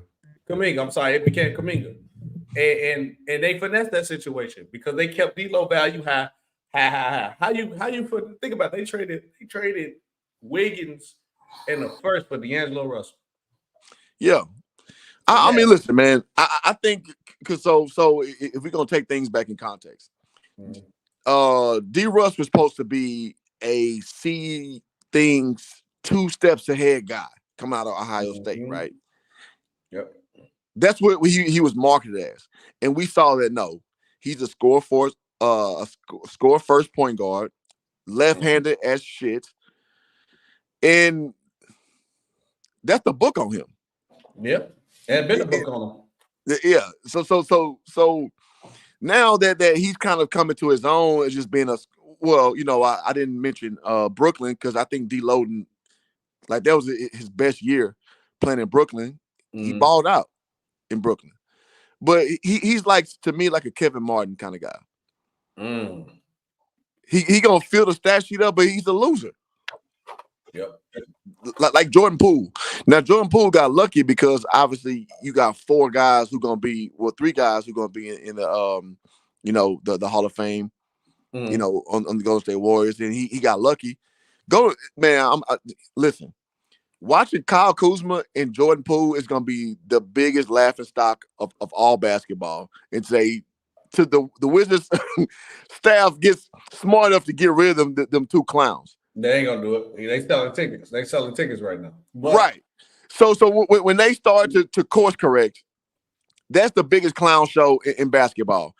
And I said it before the season started. You know why I said too, SB? Mm-hmm. The Rockets would be a damn good basketball team. And I'm from Houston. I hate the Rockets. I don't. I mean, because you got coaching, man. You got a good coach. You can get them this. Well, they had talent. It ain't even that though. They got the right mix of young talent and old talent on top of coaching. So going forward, it's just funny to watch how teams, lay the landscape of their, their overall, like, prowess, as it were. Right. And I said that the Celtics will be damn good. It's boom or bust with bringing Porzingis in. And right now, the Celtics are looking damn good. Can we all agree on that? Yeah, we can. No. No? The Celtics look like the best team in the East right now. Right. I mean, ain't nobody else really looking great in the East, though. Yeah, so what you mean? No, I don't get that. All right. So going forward, man, it's like certain teams, man, you lay the tracks for the train to run the right way. And so to bring it all back, my Lakers, we don't have the right tracks down. Because at the end of the day, LeBron James will be 39 years old in a month? Mm-hmm. AD is AD. That's all y'all got. We're going to trade. Right. We can't fix this shit with Austin Reeves and freaking deloading and so on and so forth, man. You can put all these ancillary pieces in all you want to, but what's your core? Our core is a 40-year-old dude, quote unquote, and a 10-man as far as his health. So no, I mean, bro, we trades are not gonna fix the Lakers. It's not gonna fix the Lakers. So if your Lakers can't trade for Zach, who you think can? Man, I would love to see Zach go to a team like I'm gonna say it, the Knicks. The Knicks, I don't know. Knicks sound all right. Yeah, they got some crazy synergy. I can't really put my finger on it, man. Like they just got some crazy shit going on. We almost traded him there last year. So I'm good with Zach going to the Knicks because he's gonna go somewhere. Bulls fans, he's gonna go somewhere. Yeah, for sure. I can see Zach going maybe to this is gonna be to the Heat. I don't know. The Heat. I was just about to say that. That's a dark horse thing, but the Heat, because the Heat needs some youth. Because the Heat has a system, and going against what Gil was saying on FYF channel, and I said this, in my live stream the other day. It makes no sense to say that the Heat don't have a culture. That makes no sense. Oh yeah, that's okay. So you had a problem with look, Sean is I'll explain it to you. I'll make it short. No, go ahead. And then Sean had this, and Sean the Heat guy too for the show. He'll tell you what was his soliloquy on it too, though. Okay, so in short verse, the Heat won a championship, bring in Shaq. Okay, cool. Super team. They won. I'm sorry, they were a playoff team with D Wade and Jermaine O'Neal. I think your boy Sean Marion was on that team too. And then both of them went on the team at the same time. They got traded for each other. All right, fair enough. So Jermaine O'Neal, D-Wade team is what I'm referencing, which is 2009, before the Heatles became so. So after, so when LeBron came, they went to 4 straight, chips. They won 2 out of 4, right? And they won, and they've been in 2 finals after that era, So now they had to drop off when Chris Bosh had the blood clot issues and all that shit. And then they went to 2 finals, within a 3-year period. That's a culture. So when Gil was saying that, well, you brought in generational talent, nigga, everybody does that. Like, I'm a Houston Astros fan. We brought in Justin Verlander to be our ace twice. We brought in Garrett Cole. You have to bring in talent. Like, so, but the core piece is what it was, and I'll land the plane here. The Heat thing it was defense. And Chris Bosh said it when he came in his first year. He was like, man, we just trying to chill, and Spo trying to make us play all this defense. Right. Chris Bosh said that, right? So that shows me, and well, let me say this one last thing, and I'll pass the mic. They said that Eric Spoelstra was a rookie head coach. Incorrect. I think Spo was on like year 2, year 3 as a coach. No, I think he was a rookie, wasn't he? No, hell no. Spurs, Spoelstra, he got the coaching job in 07. Right. Yeah, he's a 3rd-year coach. He was not a rookie head coach. So those are false narratives. Listen, man, I give Gilbert Arenas a lot of credit for being what he was, hibachi, man. Like, that dude can mix it up like no other. But at the same time, I'm not gonna sit here and give guys, just because you play at the highest level, all clemency, because you have recency bias. You don't remember things the right way. So as I land the plane, dude, Eric Spoelstra was a 10-year coach. You can say he's a video guy into whatever. Okay, cool. But at the end of the day, he was a guy who established a culture, which was defensive minded. You remember how LeBron bumped him that first year? And that's called a microaggression. So he withstood all that shit, and he still is the head coach, and he still has that implementation of that grindhouse mentality, and that is the epitome of a culture. I'll end the plane there. All right, I like that. All right, Nahari, Leaf. Let y'all go ahead and go. If you had a problem with the take, Leaf, I know you ready. I know you thirsty. That's why I say you for last. I know Leaf thirsty. I say you for last, Leaf. Nahari, if you got, I know you're a Bulls fan like me. Anywhere you want to send Zach, and if you ever had a smoke with any take I had or ever said, go ahead and get your smoke out. Well, you know, Leaf. I've been I know Leaf. That's why I said Leaf for last. He been waiting to hit on the Bulls, man. But them Nets is mid, so. No, I'm saying we okay. So first of all, you find a way to shit on the Nets, bro. Even after y'all mediocre, my nigga. Yeah. Even after L, bro. We're actually going somewhere with our franchise. We're actually going somewhere with our franchise, man. Yeah, where y'all going? We about to get the first overall pick. That's what we going. Please nigga. Stop. Y'all don't even got y'all. Stop. Y'all traded all y'all picks for James Harden. No. I'm killing this shit right now, bro. Because before the season, bro. No, hold up, bro. Before the season, bro, you said y'all was better than the Nets. You lost. Now y'all going in the number one direction, bro. Make up your mind. Listen. Make up your mind, bro. Get a direction. The Nets are a trash franchise, man. They're terrible. They don't know what they're doing out there. But anyway, they fumbled Kyrie and Kevin Durant. The Nets are a trash franchise, bro. And y'all been fumbling since Jordan left. What are you saying? Man, y'all, we had nigga. The only reason we've been fumbling because our point guards don't got no knees, nigga. Y'all lucky. Y'all are lucky our point guards don't got no knees, man. But I ain't got how many stars y'all had. We wouldn't fumble. We at least got y'all fumbled James Harden, Kyrie Irving, and Kevin Durant. Like at the age of 30. What was that? What was that fail with Joe Johnson? Joe Johnson, KG, Paul Pierce. Yeah, man. Y'all niggas fumble. How many? It's a whole bunch of fumbling over there. Did y'all at least make the conference, bro? What are you talking about, bro? Yeah, I mean, y'all niggas don't even got no draft picks. You just running your mouth. Picks, man. You just running your mouth. But go ahead. You just running your mouth, man. Yeah, I leave. All right. You just running your mouth, man. Tell the truth. Tom Thibodeau buried that team years ago. Tell the truth. Tom Thibodeau built caskets out there, nigga. What are you talking about? Yeah, I will never forget Stop Tom messing Thibodeau with for me, what man. he did. Don't do this with me tonight, listen. man. Our franchise. I was quiet. Hold on. I'm just in the argument right here. How many rings y'all franchise got? Oh my God, bro. And then there we go. Okay, that's it. And this millennium, bro, the same as the Bulls. How about that? No. How about that, bro? Y'all got a whopping. You wasn't even alive in the 90s. Stop. It don't matter. It don't matter, nigga. Claim that shit. Y'all no, franchise that ain't even got funny, a whopping bro. zero.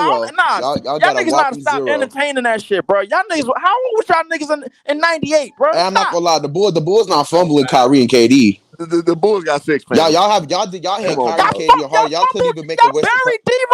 Y'all couldn't even at least we made Western Conference Finals with D Rose. Y'all couldn't even make it to the Western Conference Finals with KD and Kyrie. Finals with him, and you until y'all zero. Till y'all zero. Stop. You won one game, man. You haven't been there since. Hey, Stop. to hear that man talk shit, this is wild. That's wild, bro. Yeah. I mean, y'all were the worst franchise. Can you give me the last playoff series that y'all won? This nigga been trying to hit on my Bulls. When is the last time y'all won a playoff series? Hey, Leaf, you've been trying to hit on the Bulls. Y'all won a playoff series since the beginning. Since the beginning of the all season, you try to hit on the Bulls. When man. is Look the at your last Nets. time the Chicago Bulls won a playoff series? Do y'all remember? Does anybody here remember? SB, you remember that? Nigga, what? Tell me. Listen, listen, bro. Y'all listen. You had Kyrie Irving, Kevin Durant, James Harden. Y'all couldn't even make it to the Western Conference Finals. That shit since you started, bro. Y'all buried an MVP. I'm sorry, you buried an MVP at the age of 22. I'm sorry, but no franchise is fumbling like y'all. What are you sorry y'all for? Y'all fumbled 3 superstars, bro. You are sorry. That's insane, You and your sorry ass team, bro. You are sorry. Man, the Nets been sorry. The Nets been sorry forever, man. The Nets ain't never did anything, man. Stop it, bro. And y'all been since Jordan left, bro. Hold on. When we had Lonzo Ball, we were the number 1 seed. We was gonna win a playoff series, but unfortunately, our point guards don't got no knees, man. That's just what it is. Y'all niggas sorry though. But you saying it like we didn't get hurt either, bro. Don't get mad. You talking that shit like we didn't get hurt either, bro. Leave. It don't feel good when somebody else do it, Nah. Because you are a hater. Me, bro, like don't duck the shots, nigga. Stop. I am not ducking no Mets. You are ducking the shots, bro, because you trying to hold I'm cooking the Mets, you're not man. cooking, bro. You niggas relying on Cam Thomas to save y'all franchise, man. Bro. You trying to limp over. You trying to limp over the SB to get help, bro. You trying to limp over the Chicago niggas to get help. You not getting no help. You bleeding out. Listen, Leaf, you cook. Leaf, you cook. Leaf, I've been cooking the Nets. I've been cooking the Nets all offseason. What are you talking about? Leaf, you cook, What are you talking about? You're bleeding out. Ain't no Leaf nothing, nigga. Y'all done, bro. Let's do this. Let's do this shit. In y'all 20s. We had superstars in our 30s. And y'all fumble with every superstar. In their 30s, y'all fumble with everyone. Y'all fumble with every superstar. Because they was out of like I said, man. Y'all the only team that fumbled KD, Kyrie, and James Harden. In their 30s. Stop it. They were in their prime. It don't matter if they were in their 30s. And Kyrie Irving, when Kyrie Irving got there, he was in his 30s. Leaf, he was 27. That's the only person you got, bro. Man, every last one of y'all niggas y'all had was in their 20s. We ain't never had a type of talent that the Nets had. Y'all niggas still got no type of success. Zach LaVine is in his 20s. Am I right or wrong? And we talking about trading them. That's what the whole episode is about. Yeah, because that's what happens when you're mediocre. You don't stay mediocre. You trade the team. So D Rose was in his 20s, rookie of the year and MVP, and y'all buried him. Y'all buried him. Tom Thibodeau buried him, nigga. Yeah, him. He's responsible for that. That's just unlucky. Y'all buried him. Y'all because you hired Tom Thibodeau. Like I said, SB, let's get this trade on. I had to cook Leaf right there. But yeah, bro. I wanted to nigga shot himself in the leg, man. Fuck, he tried the trade. This the trade, man. Zach LaVine to the Pistons for James Wiseman, Joe Harris, Jaden Ivey, and 2 first-round picks. I think that's a trade I would love to do. I think that set them back. But I mean, I would man them pieces for them though. I'm not gonna lie, the Pistons, they don't see the value. They don't see the value in Jaden Ivey that I see. They got that nigga coming off the bench for Killian Hayes, bro. That's insane, bro. He's way better than Killian Hayes. That I don't understand why they doing that though. They got Killian Hayes in there for defense. That's why. Yeah, and he's still not nowhere near the player that Jaden Ivey is. But of course not. No. And the upside of Jaden Ivey is crazy. Like he can really be one of the best like shooting guards in the NBA one day. So yeah, I think they don't value Jaden Ivey as much as the other players and other teams in the league value him. So I would love to get that for Zach LaVine and James Wiseman. You know, he's all right. But it's really Jaden Ivey and 2 first-round picks. I think that'd be perfect. I think the reason why the Pistons are not starting Jaden Ivey is because they're not sure if he and Cade Cunningham's games mesh together. Because Cade Cunningham does dominate the ball, right?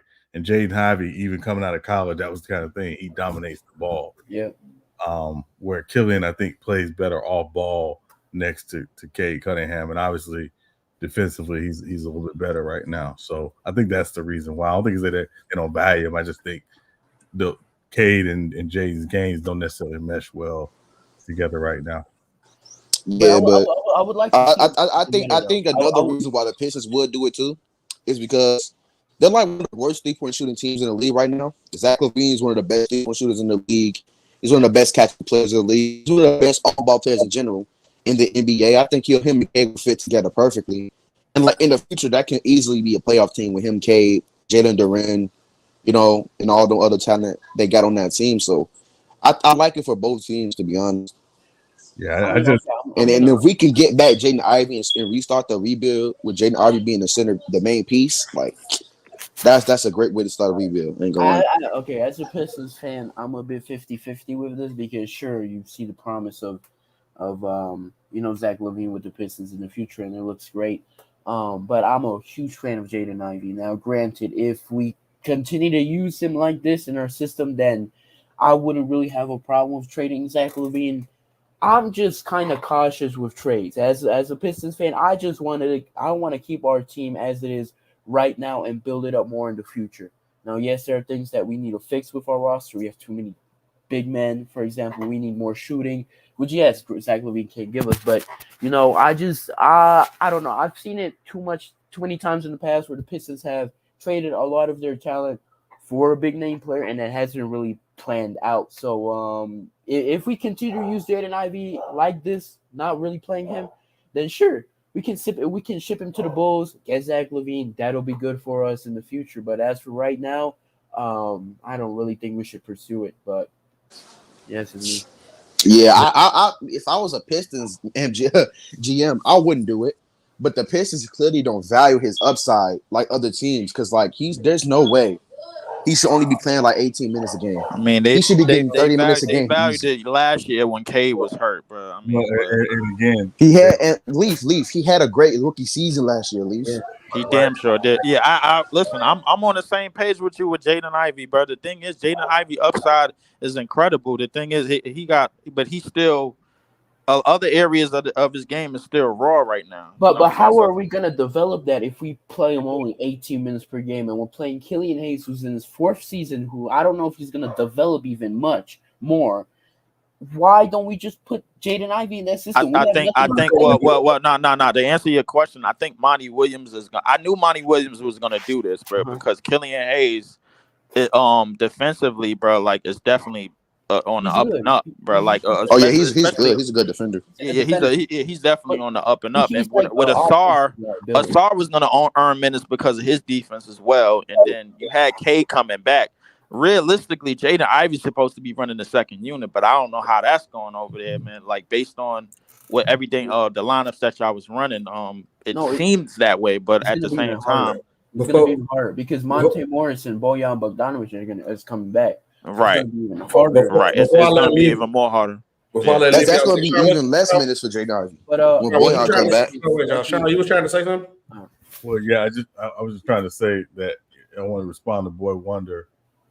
Teams don't play guys because they're trying to make them look good so they can trade them. That's not how this works. Yeah. That's not the franchises don't operate that way at all. Never have, never will. That's true. This Bonnie Williams saying this is the lineup I think gives us the best chance starting the game. That's why Hayes is playing. Right. And Jay Nivey is not the defender Killian Hayes is. Right. That's what the issue is. And again, like y'all said, Jay Nivey is still very raw. Now again, Jay Nivey was able to dominate the ball last year because there was no Cade. The ball was in his hands constantly. That is not the case now. Right. Right. So they've got to figure out, can these two guys, mesh and play together? Because I do think, they value him. They wouldn't have taken him where they took him if they didn't value him. But I just think right now it's just a matter of based on who the head coach is and the makeup of that roster. That's why things are. They're going to have to flesh that roster out at some point, right? We easily see. That, I don't think for Zach, no. No, I'm saying in the absence of Zach, I'm saying they're gonna have to flesh that roster out anyway. They got pieces. They got to figure out, is this guy literally a part of our future? Is Killian a part of their future? That remains to be seen. Right now, it doesn't seem Wiseman's a part of their future, but because he's not really playing. But so that's what they're trying to do is figure out. Now, sorry to cut you off, but I have a little bit of a rebuttal to that because I remember at the rebuttal. Let Lee get his take off too. Yeah, because I remember at the start of last season, where Jaden Ivey and Cade Cunningham did play. I actually checked the stats now. When Jaden Ivey was playing with Cade Cunningham, he was actually playing really solid basketball. He was scoring 19 points, 15 points, 18 points, 19, 15, 12. And when I was seeing from those games, they had good chemistry going on, especially with, granted, we did have Boyan playing, which helped us out a lot with our spacing, but still, Cade Cunningham gave good passes to Jaden Ivey in the mid-range, let him score. They didn't really dominate the ball too much from each other. So from what I saw from those 12 games that they played with each other last season, I saw potential in how they could play together. Now, I understand that, Jaden Ivey needs the ball, Cade Cunningham needs the ball. They're both not great three-point shooters. It's not the greatest, it doesn't look the best right now. But I just give Jaden Ivey at least a chance to see how that could work out and develop it.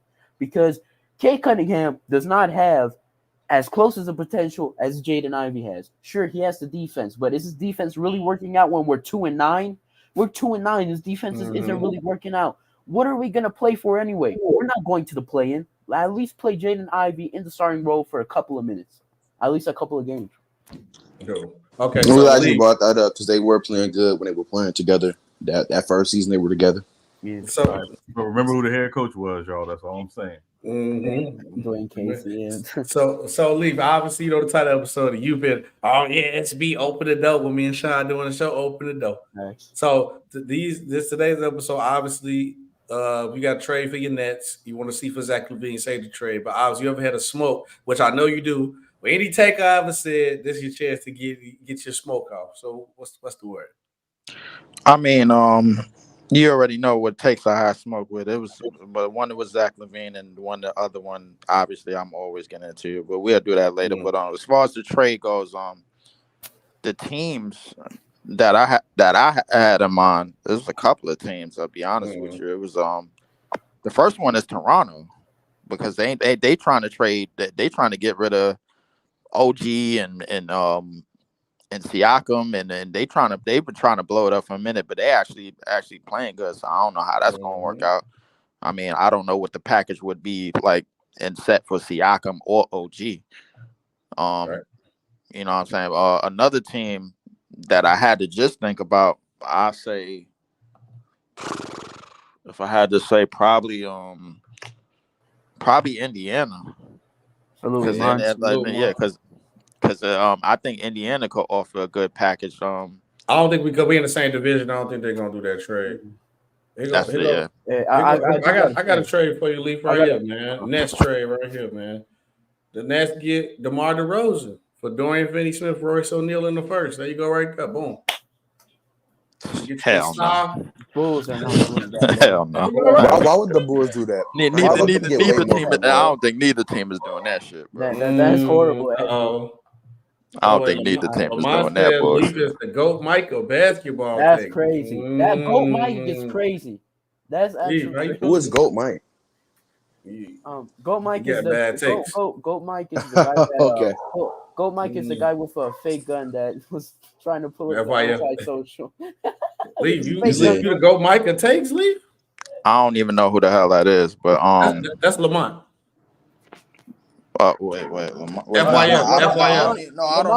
I don't know who GOAT Mike is. I just know he's bad. His takes are bad. Like Lamont just be talking shit out. I ain't worried about it. GOAT Mike try to argue Packers over Lions this season. No, it's not even. I'm definitely not arguing that. I said that. Listen, as a Packers fan, I'm not arguing that because I already had the Lions win the division anyway. But I've ever heard. No, I'm joking. Hey, listen, At least you had the Bears winning the division, Leaf. So I'm just saying. Oh yeah, I had the Lions winning the division. I never had. I put that on everything. I never had the Bears winning the division. It was an agenda behind. How do you have the Bears winning the division, SB? You are so shrouded in your. The Bears is crazy. You are so shrouded. SB. Nah, that's crazy. You taking a big time out for that. I ain't gonna lie. I feel like they've been sabotaging whatchamacallit since the beginning. But to get back to the trades, who I said Toronto because you said you accepted the DeMar DeRozan trade right here. Man. I'm definitely not accepting that shit. Hell no. The Nets will be fleecing us. The Nets are fleecing us if we accept that trade. No, we be getting fleeced, bro. Nah. That's 28. That's 28 billion. Y'all getting it back a star player. Y'all get 20 million for 1 year. He done. He said a star. That's cute. Y'all plus 2 wins. Y'all that's cute, Nahari. What you just did, but offensive rating goes up. Nah, listen, Leaf. I don't think y'all should do it either because y'all giving up a lot of defense, but. We giving up the rotation of defense because Dorian Finney-Smith, now that whatchamacallit is out, Claxton is actually back. Actually, I think he got hurt again tonight. He probably gonna move back to the starting 5, and Royce O'Neal, Jock Vaughn, he must think the world of him because he gets crazy minutes off the bench almost right away. So him, it would be him. Some lineups it would include him, Dorian Finney-Smith, Cam Johnson, Mikal Dinwiddie. Ben Simmons is out with nerve irritation on his left side or some shit. His back, another back. Yeah. Keep Ben Simmons away from my team. On the left side of his body, I wouldn't put Ben Simmons on nobody, bro. Listen, that nigga don't even look at the rim no more. It's sad, bro. Nigga, he don't even look at the paint realistically. He just know he in there and it's time to make a pass, bro. But it's the only nigga that in the league that set a screen and don't roll. He just holds the screen, for real. But if I had to say, man, the Knicks, going to the Knicks. Sending him to the Knicks, man. I think y'all could probably pull off a fleece for them. No, Cap. The Knicks want him bad too. The Knicks want him because they couldn't get Spider.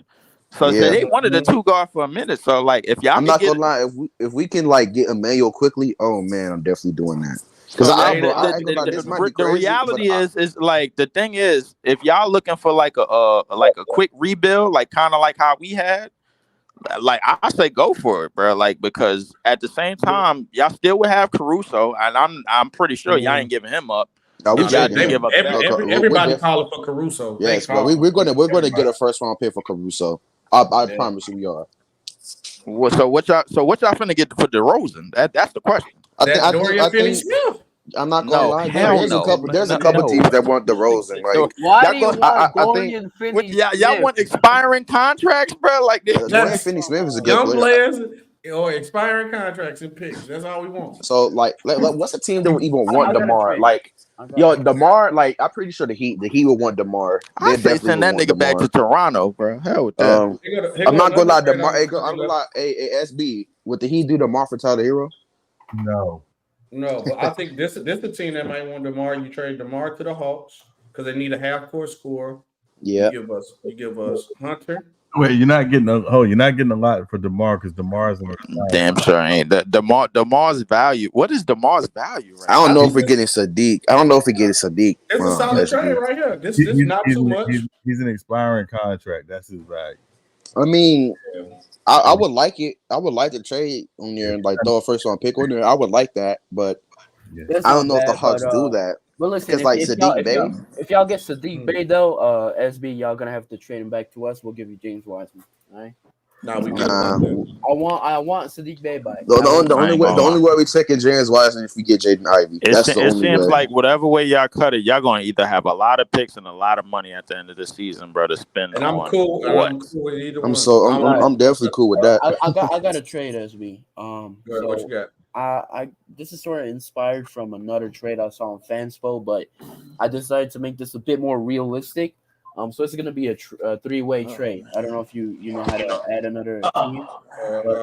Add a third team. There you go. Boom. Yeah. So the teams is gonna be obviously the Bulls, the Magic, and the Spurs. The Bulls, the Magic. I'm passing the Magic. Like, am I tripping? Okay, the Magic. Yeah, I don't know why they so up in the standings, but I don't know how they saw in the Spurs. Okay, boom. So all right. So Bulls are gonna trade Zach LaVine. So the Magic receive Zach LaVine and they trade away Jonathan Isaac, Cole Anthony, and to the Bulls. Yeah, to the Bulls.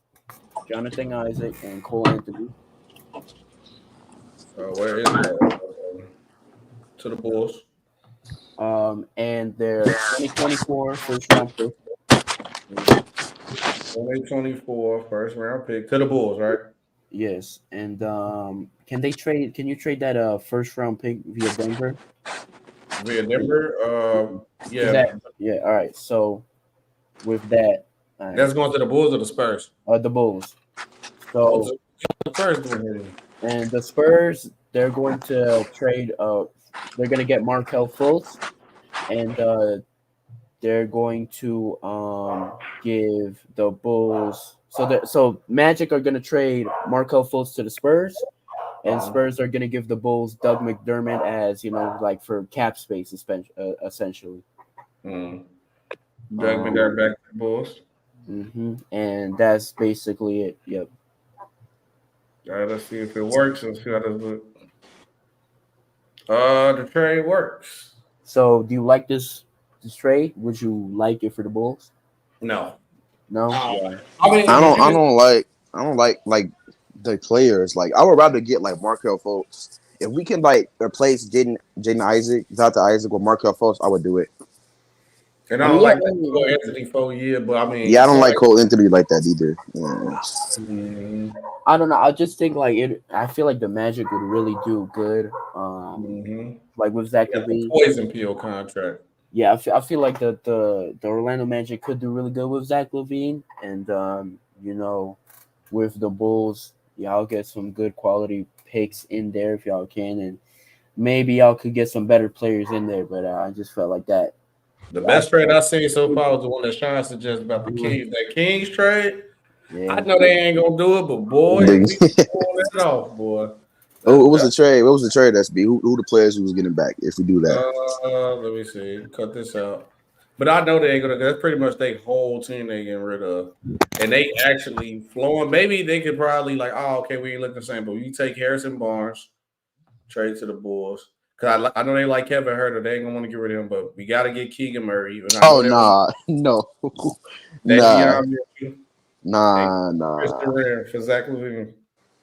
Yeah, that's just unrealistic. There's no way they're giving up all that for Zach LaVine. I mean, they wanted Zach LaVine for a while. De'Aaron Fox, Zach LaVine, Savona. They might need a guy to get over there and hunt. I think Harrison Barnes is definitely going to have to be a part of the deal. Barnes. I think that they're going to try their hardest to keep Davion Mitchell, but he's probably going to have to be in the deal as well.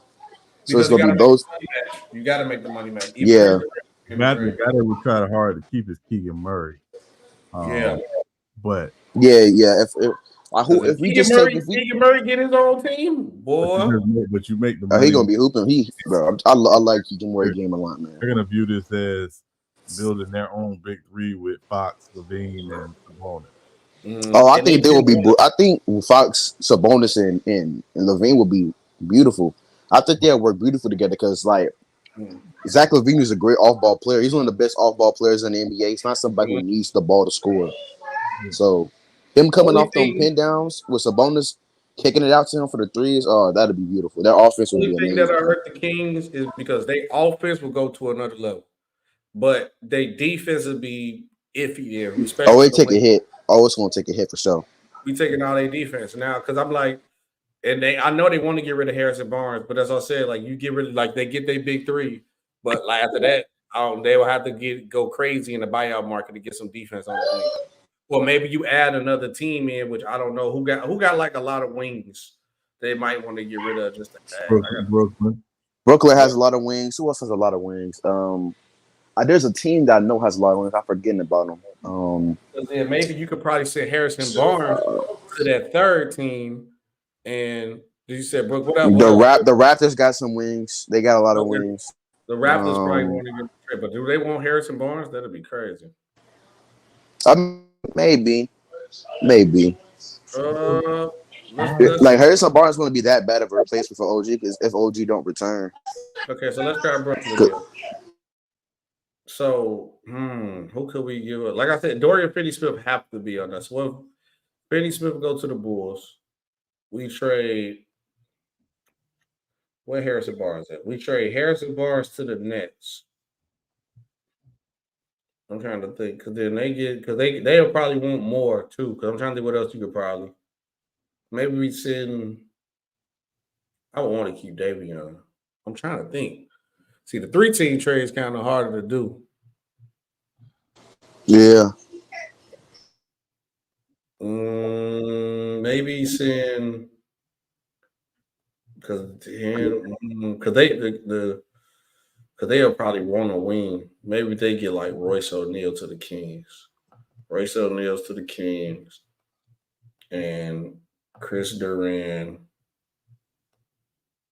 to the Nets, and then maybe we do because another guy they probably want the Bulls want to probably give up. Let's throw Drummond in there and send Drummond to the Nets to give him another bid. Let me see if this goes through. I don't feel like that's gonna go through. Let me see. Nope, it failed because the Kings. So the Kings can only take Zach. So everything else will be okay. So we go back and we take Drummond out. Let's take Drummond out. Undo the trade. Let's see now. Nope, it failed. $60 million. Yo, SB, do the Bucks have any picks? No. They have none, no first round picks. Mm-hmm. Oh, I think. Yeah. Okay, hold on, my fault. Okay, you said the Bucks. I can check the Bucks right after this one. Let me see. I think the Bucks don't got none. Nope, it still failed. Oh, yeah, I'm just seeing if they got at least one. I'll try to see if they have one. Because I know they gave. I think they had 2 picks. I'm pretty sure they had 2 picks. Bucks picks are looking like they only got 5 picks. They got 2024. The Nets got the swap. I mean, the Pelicans got the swap. 2026, the Pelicans has the swap. 27 and 2030. Okay, so can we try to do an Alex Caruso trade real quick? Okay, you want to say Alex Caruso? Yeah, Alex Caruso to the Bucks. We don't say Cameron Payne. The Bulls ain't gonna take him. Nah, I'm good. For what's that player right here? Pat Connaughton. Okay, you want to get rid of Pat Connaughton and Beauchamp. All right, we'll see. And then the first round pick. Okay, the first round pick. Let me see. Yep. This year. Yeah. I probably said that. No, I don't think the Bucks doing that. Yeah, I don't think the Bucks doing that. I mean, if the Bucks do this, that fixes their biggest problem, don't it? Yeah, with the point of attack defense, they've been getting cooked by every perimeter player. Yeah, and it'll work. Yeah. Yeah. Hey, I'm not gonna lie. Alex Caruso on that team, you slide Michael Beasley to the bench. You still going to keep Jay Crowder If I'm the Bucks, I'll do this trade. And for the Bulls, I mean, that's a great return for Alex Caruso. I like Beauchamp a lot. Young player, Pat Covington, the vet and the pick, man. I think that's a solid trade. How's Caruso as a catch and shoot guy? Because I haven't really watched him. Alex Caruso was like one of the best perimeter defenders in the game. No. Like a top 5 perimeter defender in the game. As a catch and shoot guy. Yeah, he's a catch and shoot guy. Yeah. Oh yeah, he catch and shoot guy, but he cuts a lot off ball and stuff. Like he's a really good off ball player too. He doesn't just stand in the corner. Yeah, because the issue is that with the Bucks will be how this affects their offensive spacing around Giannis. Oh, but Alex Caruso been hitting his threes. I think he's shooting like 40% this year. Yeah, one reason why they like content is because he spaces the floor. Spaces the floor, yeah. You get rid of that one shooter. Now they could probably, let's see if we go back. We got to get somewhere around like $9 million for the Bucks. True. Salute, True. Yo, what up, True? What up, True? All right, man. We trying to put this LaVine for Tatum trade together, man. I think that's because I think hey, I'll be a Bulls fan tomorrow. Yeah, nobody else can get to make the money match. You said what? True? Yeah. That's why you got to pick Pat Covington to make the money match. I'll stop being a fan. That happened. It's over with. Look, man, nah, would you do Zach LaVine for Jaylen Brown? No, hell no. Hey man, yeah, doing that, man. But salute my brother True in the building. True, the obviously we doing Zach LaVine trade. See, we can say Zach LaVine. If you want to get Zach LaVine on the Celtics, I wish it don't sound like you don't. Or you said Zach LaVine. And then also the second part, if you had smoke with any take that I ever said, he get a chance to get off your smoke out with me with a take that I said. That's a good question. I'm trying to really think. I mean, I know one thing, man. You agree? You don't have a problem with me. You both got Tatum over Luka. I can tell you that. Oh, that's crazy. Oh, that's terrible. Nah, Tatum better. Nah, no, he ain't. No, he is not, man. You see what Luka is doing. Luka a bit better than Tatum since he came into the NBA. That's fine. Hold on. No, SB, who's better, Jokic or Giannis? Giannis. Man, stop the cat, bro. Come on, bro. I'm gonna say this though. I mean, I do think Tatum better than Luka though, and I'm just like, but all I'm saying is, if Tatum didn't miss the playoffs and stuff like that, it'd be a different conversation. I'm just saying. But he's going to be a top 10 player right now. Although Tatum was getting more inched on to being a play-in than Luka did missing the playoffs. Mm-hmm. No. True. But true. Nobody was clowning for being a play-in because Brown was injured. Everybody knew the injuries with that team. They put context to it. If you put the context to it, in that season they missed the playoffs. Before Luka got hurt, they were a top 4 seed in the Western Conference. These are just the facts. They were a top 4 seed, and even as an individual player, Luka Doncic is much better. He's a much better scorer. You can make an argument that he's the best scorer in the NBA right now. No, he is. He is a better scorer. He's a better scorer in the regular season. He produces more. He's a better scorer in the playoffs. He's one of the all-time great playoff performers. Hold on. Even when Jalen Brunson was there, even when Jalen Brunson was there, he was still putting up 33 per game. No, he wasn't. He was putting up like 33-something points per game in that whole entire playoffs. It was 34 points a game. Much better playmaker. The rebounding, I'll get that to Tatum. The defense, I'll get that to Tatum. But the defense is not as much of a needle mover as the offense. Luka Doncic is like one of the greatest offensive players we've ever seen. Right? He's one of the greatest offensive players we've ever seen. Top 3 playmaker in the NBA. Top 3 scorer. He's more impactful than Jason Tatum with less help, if I'm being honest. So in both situations with Celtic and the Mavericks, Luka Doncic be better in both situations. Because what the Celtics needed desperately is a playmaker and a good decision maker down the stretch. Luka Doncic is top 3 playmaker, and what the Mavericks need is a consistent playmaker to create their offense. Jason Tatum is not a consistent shot creator. He's not a consistent creator in the half court. So that's why Luka is better, bro. I ain't gonna lie. So consistent, I strongly disagree on that because we say he's a better scorer. I mean, Luka. Let's not act like Luka is a great shooter or whatever case may be. When it comes to shooting, scoring is close. It's close. Now Luka is a better offensive player. I'm not denying that whatsoever. He's a better offensive player, but defensively is not even the conversation. And Tatum, even when Luka's playing bad, when he's shooting bad, majority of the time the team is going to lose. And then we talking about the scoring aspect of Luka. Luka playing with a bunch of dudes. A lot of dudes Luka has played with can't even create their own shot. Tatum has played with a bunch of dudes that can create their own shot, get their bucket. He still can give you 30 a game. So that's more impressive when he's playing with guys that he's playing with more scores and still can give you that much. So I don't know. Well, that's not true. That in that playoff run, he was playing with Spencer Dinwiddie and Jalen Brunson. Come on, Spencer they all can create. They can create. It's not to the level the Celtics have. Don't get me wrong, but he still was playing next to other ball handlers and scorers, and he was still going crazy in the playoffs. Jason Tatum in the playoffs, he is playing with way more help on both sides of the basketball. He's playing with like a top 3 defensive team in the NBA. Well, probably the best defensive team in the NBA, especially when they had Robert Williams, Greg Williams, Derek White, Marcus Smart. Yeah, but Grant Williams, that team, Al Horford, right. That team is stacked top from bottom defensively. And Jason Tatum is like on that. Like Jason Tatum was not a better defender than Derek White. He's not a better defender than Marcus Smart, Robert Williams, or even Grant Williams. He wasn't better defensively than any of those guys. He was like the 5th best defender on his team. Now you can use a defensive argument. That's fine, but it's not like he's a top 10 defender. He's like a top 15, maybe 20 defender in the NBA. He's not a top 10 defender. He don't provide you that.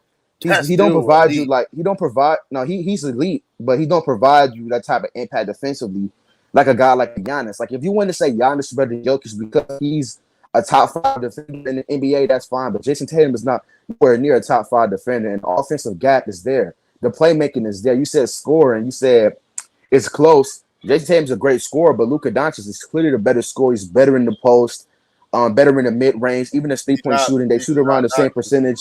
They shoot around the same percentage from 3.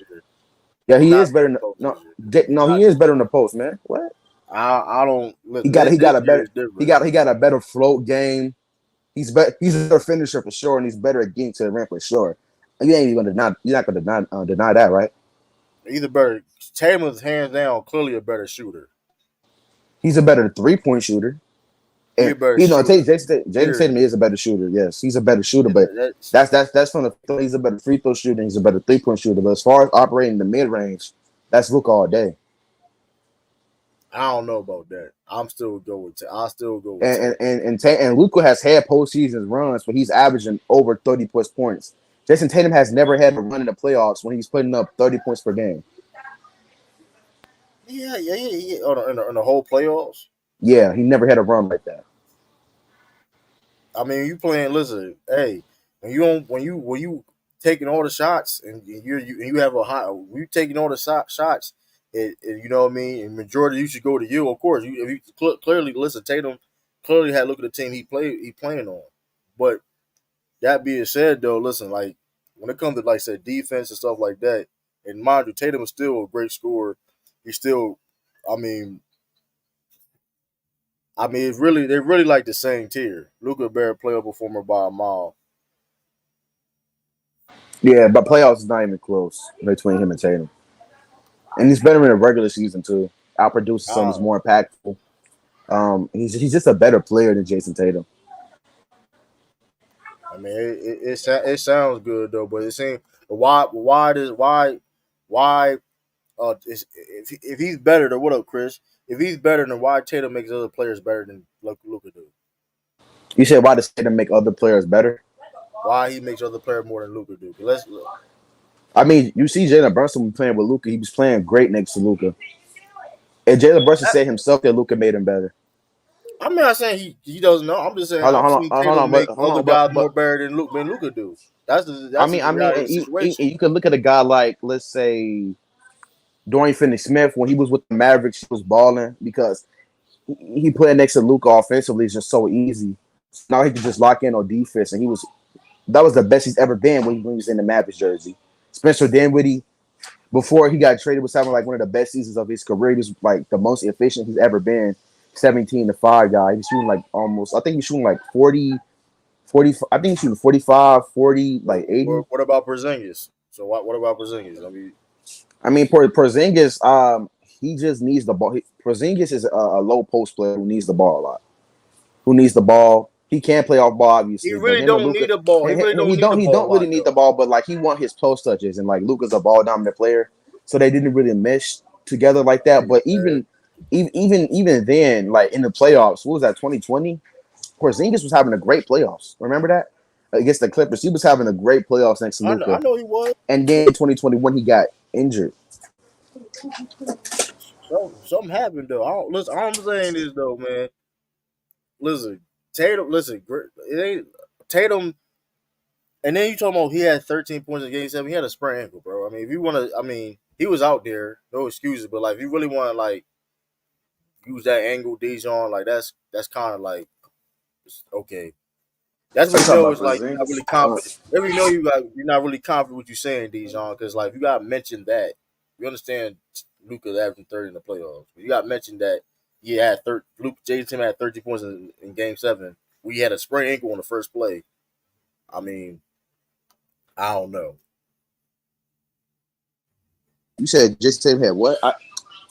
Yeah, sprained ankle in game. He talking about Game 7 against Miami. I don't hold that against him. It's like if you want, that's just a reach. But listen, like in my opinion, with this like Luka and Tatum argument is very close because Luka's offense is obviously great. This is like one of the best offensive players I have seen. But Tatum is a great two-way player with great offensive capabilities and defensive capabilities.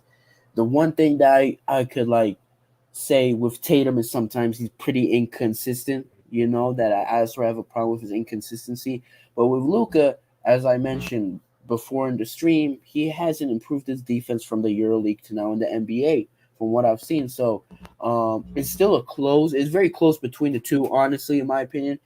If I were to have to pick one or the other to be in my team, honestly, I love two-way players, so I would pick Tatum. That's a bit of a bias for me because I love two-way players through and through.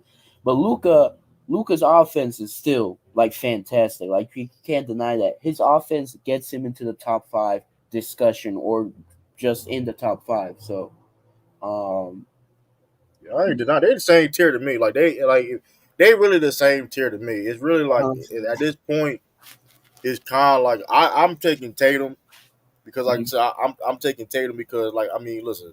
He a Celtic, though. It's not just that. I just feel though Tatum can affect the games more ways than Luka do. Mm-hmm.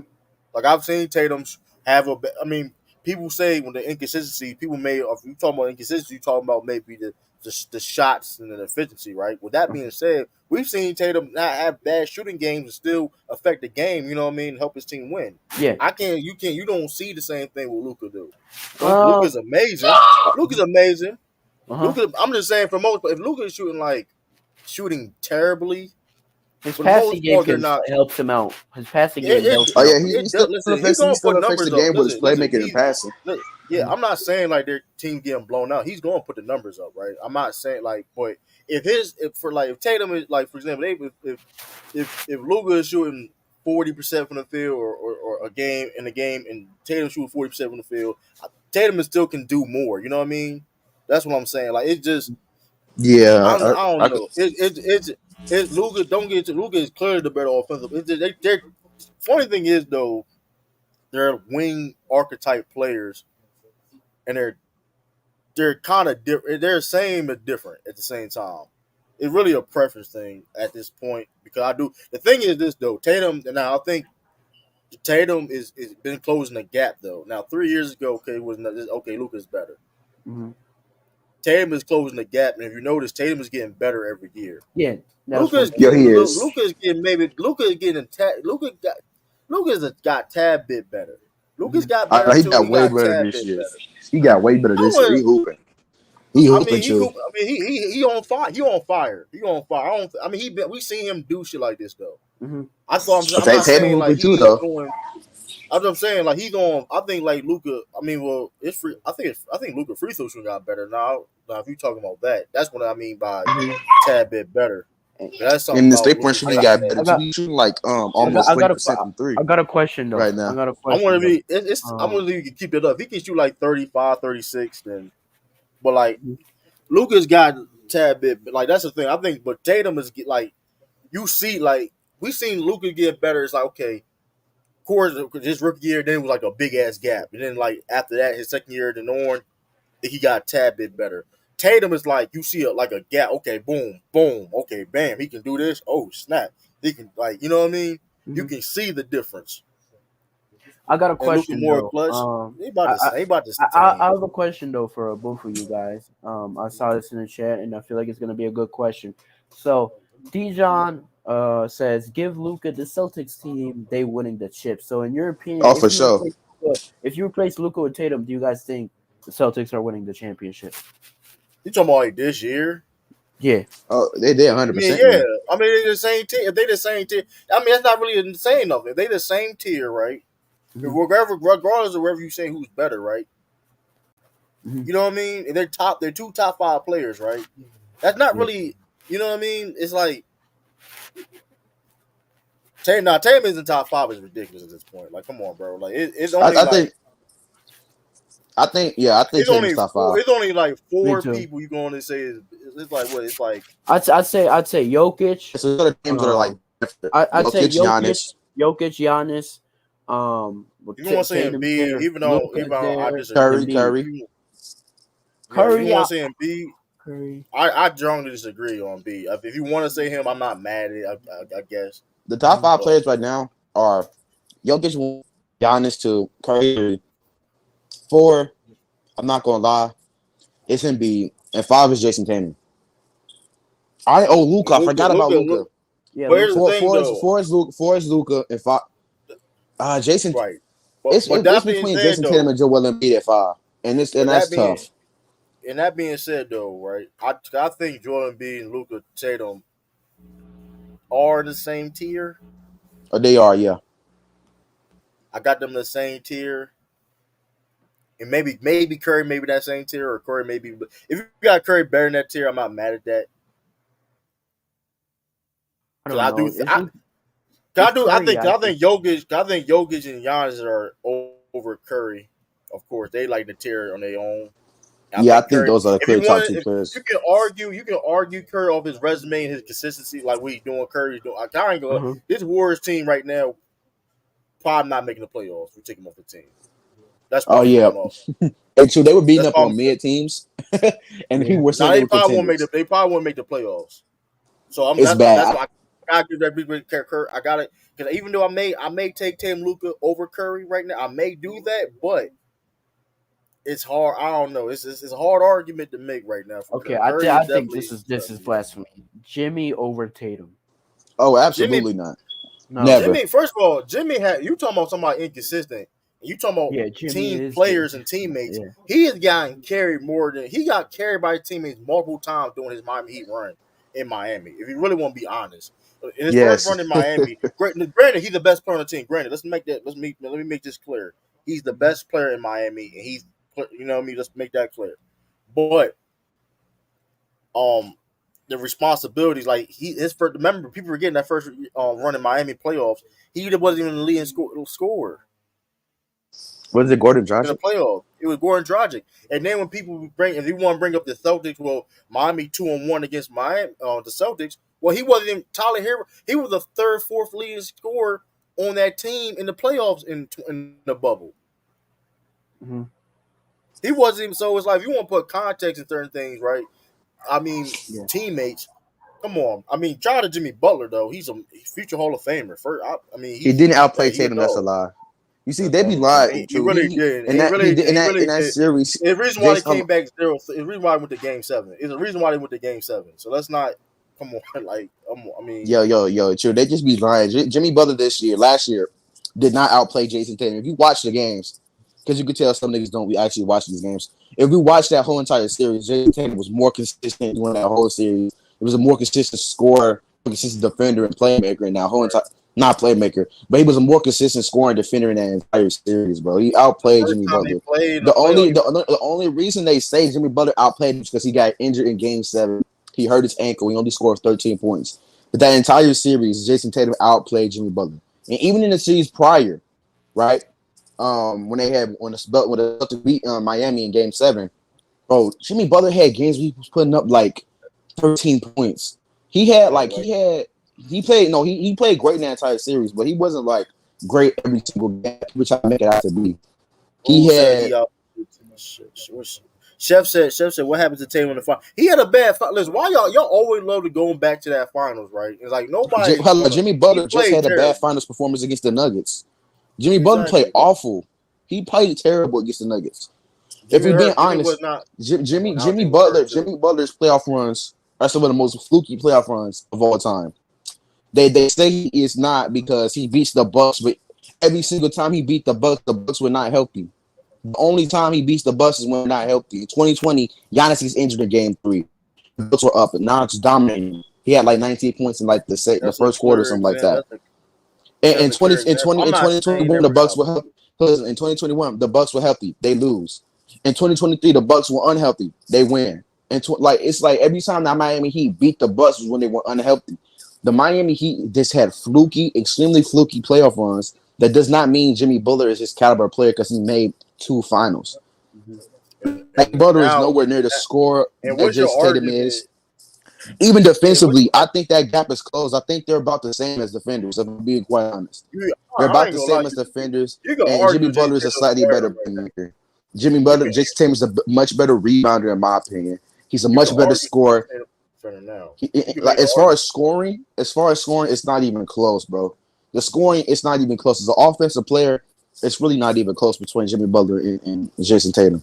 Like Jason Tatum gets different looks. There's a reason why niggas let Jimmy Butler go one-on-one because it's not the same with Jason Tatum.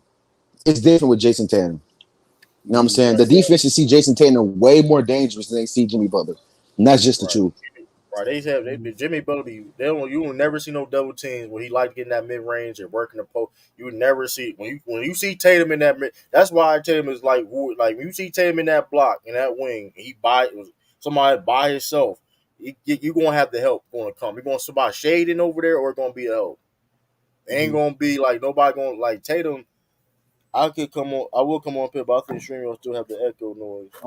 If you have a headphones, it'll. All right, okay. Do you have an Android or an iPhone? Because with Android, it does have an echo, but even though you can still put like a headphone on, it'll all be good. But if you can just come up the panel, and if the echo happens, then you can try to fix it. But let's see. Jimmy with cooking mid range action. I'm not saying he does it, but like let's not. Yeah, y'all not saying Jimmy is top 5. Y'all not saying Jimmy top 5. Like why if y'all not saying he's not top 5. He's not even a top 10 player. And why y'all trying to put in conversations with Tatum that's in conversations in top 5? Don't even make any sense. Mm-hmm. So Tatum, y'all agree? Everybody agree Tatum in top 5 conversations, but then and shout out to Jimmy Butler. Jimmy Butler's a dog. I think Jimmy he made a Hall of Fame career, but let's not make it seem like he has at times. And you take Jaylen Brown outplayed Tatum. Well, Jaylen Brown is an All-NBA caliber player. Mm-hmm. And let's not make it seem like okay, it happens. We seen the best of the best outplay all-time greats, but like you trying to tell me Gordon Dragic to lead him to score in the playoffs? He getting out, but Jimmy Butler. But people trying to make it seem like Jimmy Butler. And shout out Jimmy Butler, he deserves his credit, but like let's not act like he's not playing with teammates. Let's not act like he ain't playing with nobody. I was just about to say that Jimmy Butler got outplayed multiple times by his teammates in multiple playoff series. I don't know why people keep thinking. He shot historically from 3 in the playoff right here. Jimmy Butler don't take threes like that. So put things in context. You know what I mean? Jimmy Butler don't make threes like that, right? And they shot historically from 3. They shot like the most. They was like the most efficient from open 3 in the playoff last year, hitting open threes than any ever. Some crazy stat like that. So, it was so fluky. It made no sense, bro. It was so fluky. It was crazy. They always a tough team to play. I mean, but come on now. It ain't called Jimmy Butler culture. It's called Heat culture. Yeah, and Bam didn't outplay Jimmy Butler a couple times. In that series versus Celtics in 2020, Bam Adebayo clearly outplayed him. He was an X factor. Right. In 2023, against the Celtics again, Caleb Martin outplayed Jimmy Butler. in the finals this year, Jimmy Butler outplayed him again. And like it's just like, bro, come on, bro. Jimmy Butler be having some crazy performances. He'll have like a series, right? But he's just ridiculous. But then they try to make that seem like that was him the entire time. Like that last year playoff run, he was good. Don't get me wrong. But outside of that Buck series, which I think he got hurt against the Knicks, right? But outside of that Buck series, he was mediocre, but the whole time, the entire time. Yo, true. What's good? Chef? What's good, man? What's good, bro? So we really gonna act like playoff Jimmy? Not like we not. I'm not finna sit here and say he a top 10 player like automatically off default, but we not finna act like he not. Him and Tatum not interchangeable, bro. Like it's pros and cons for both of them. They not. It's not like what I'm saying. What I'm saying is Tatum don't clear. That's what I'm saying. I think he's clearly better than Jimmy Butler. In the playoffs, bro. If that's your in the playoffs, I guess you can try to say Jimmy Butler's slightly better in the playoffs. I think Jimmy Butler might be slightly better. I ain't even saying he better. But in the regular season, it's not even close, though. Yeah, you're right. You're right. I ain't saying he better, bro. I'm just saying like in the playoffs, bro, both of them, you feel me? They need a time for their teammates to come, you feel me, come in handy. But bro, they both on the same tier, damn near. They not clearing each other in the playoffs. If Tatum was playing bad, bro, the Celtics it's gonna be hard for the Celtics to win, bro. I swear, if Jason Tatum's putting up 21 points per game in the regular season, niggas would be like, oh, there's no way he could be top 5. He's only putting up 21 points per game, this, that, and the third. But Jimmy do it, it's fine. Like y'all, like the regular season has to matter. Something like it has to matter in these conversations when we're talking about players because it just has to matter. That's 82 games. I agree. So we're judging Jason Tatum off the regular season and the playoff 82 game sample size when he has showed you that he is an MVP caliber player in the regular season, and when he gets to the playoffs, he's still great. Jimmy Butler has never shown you that he's an MVP caliber player in the regular season. He's never shown you that. I got you. So he's never been close to that. We both right. I think you're just talking about regular season. You're combining regular season with playoffs. I'm talking about both. None of them clear each other in the playoffs. That's all I'm talking about, playoffs, bro. That's it. You feel me? I feel like they. I tell you this though, but to be fair though, Jimmy just started doing this in Miami though, bro. Like, he was doing it in Philly. He was clutch. Oh no, he wasn't. He was not that good in Philly. He was not that good in Philly. Not playing like this, and he was not playing like this in the playoffs. Nah, I ain't saying he was the best. He was at his peak. I'm saying he been clutch though. We know that. We can acknowledge that. I ain't saying he was at his peak. I mean, I'm just saying like he had some Jimmy Butler had some lackluster playoff runs during his career. I mean, he's had a couple really bad ones. I ain't gonna lie.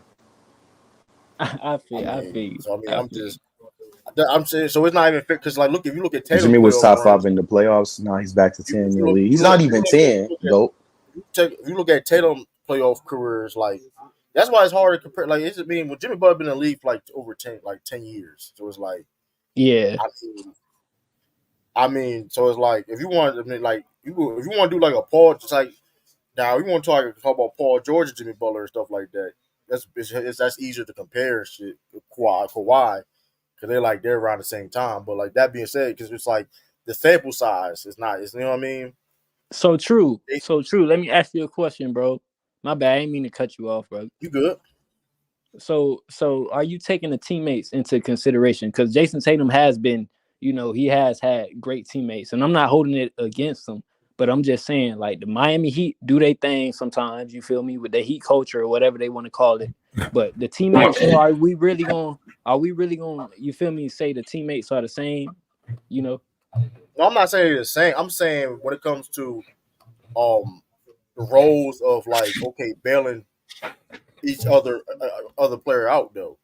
Like for example, the Miami Heat shot historically from 3 in the playoff last year, and Jimmy don't shoot threes.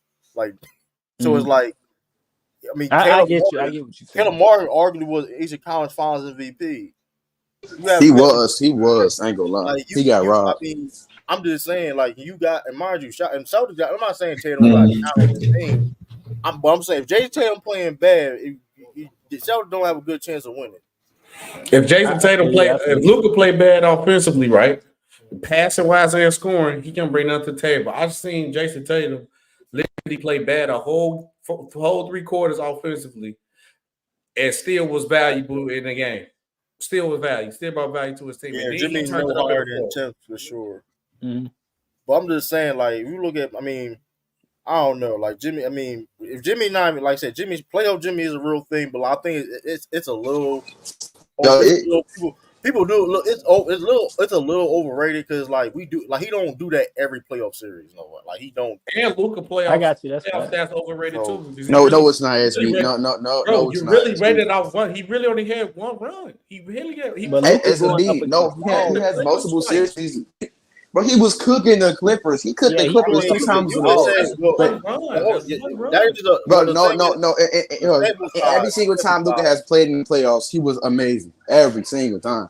There's never been one run. There's never been one run where he wasn't great. He had one run. I do. No, he has been in. How many times has he been in the playoffs, y'all? What, 3 times? And all of it in the first round against the Clippers. And it don't matter if it's in the first round or not. SB was playing great. Hey, hold on. Well, I can say this though: when they played against Utah, and they were going to beat Utah without Luka for real. They was. I ain't gonna lie. I can't even lie. So I mean, I can't say anything with Tatum because Tatum shown that when Jaylen Brown was missing, he got a game against them the 3-headed monster Nets. So I mean. I don't know. It's really close. It's really the same tier. It's really a preference. I mean, it is preference. I will say that. It's definitely going to be a more interesting conversation years to come because they really they right there. It's like they is right there. I'll say something real quick. I'll say this. If Jason Tatum becomes like a top 5 defender in the NBA, like I don't think he's ever going to do that. But if he somehow does that, I'm definitely going to have to put him over Luka because that's top 5 level defense of impact. If he's top 20, if you say he's top 20 right now, though, mind you, top 20 defensively in the league now that's elite, very elite. Yeah, I mean that's top %.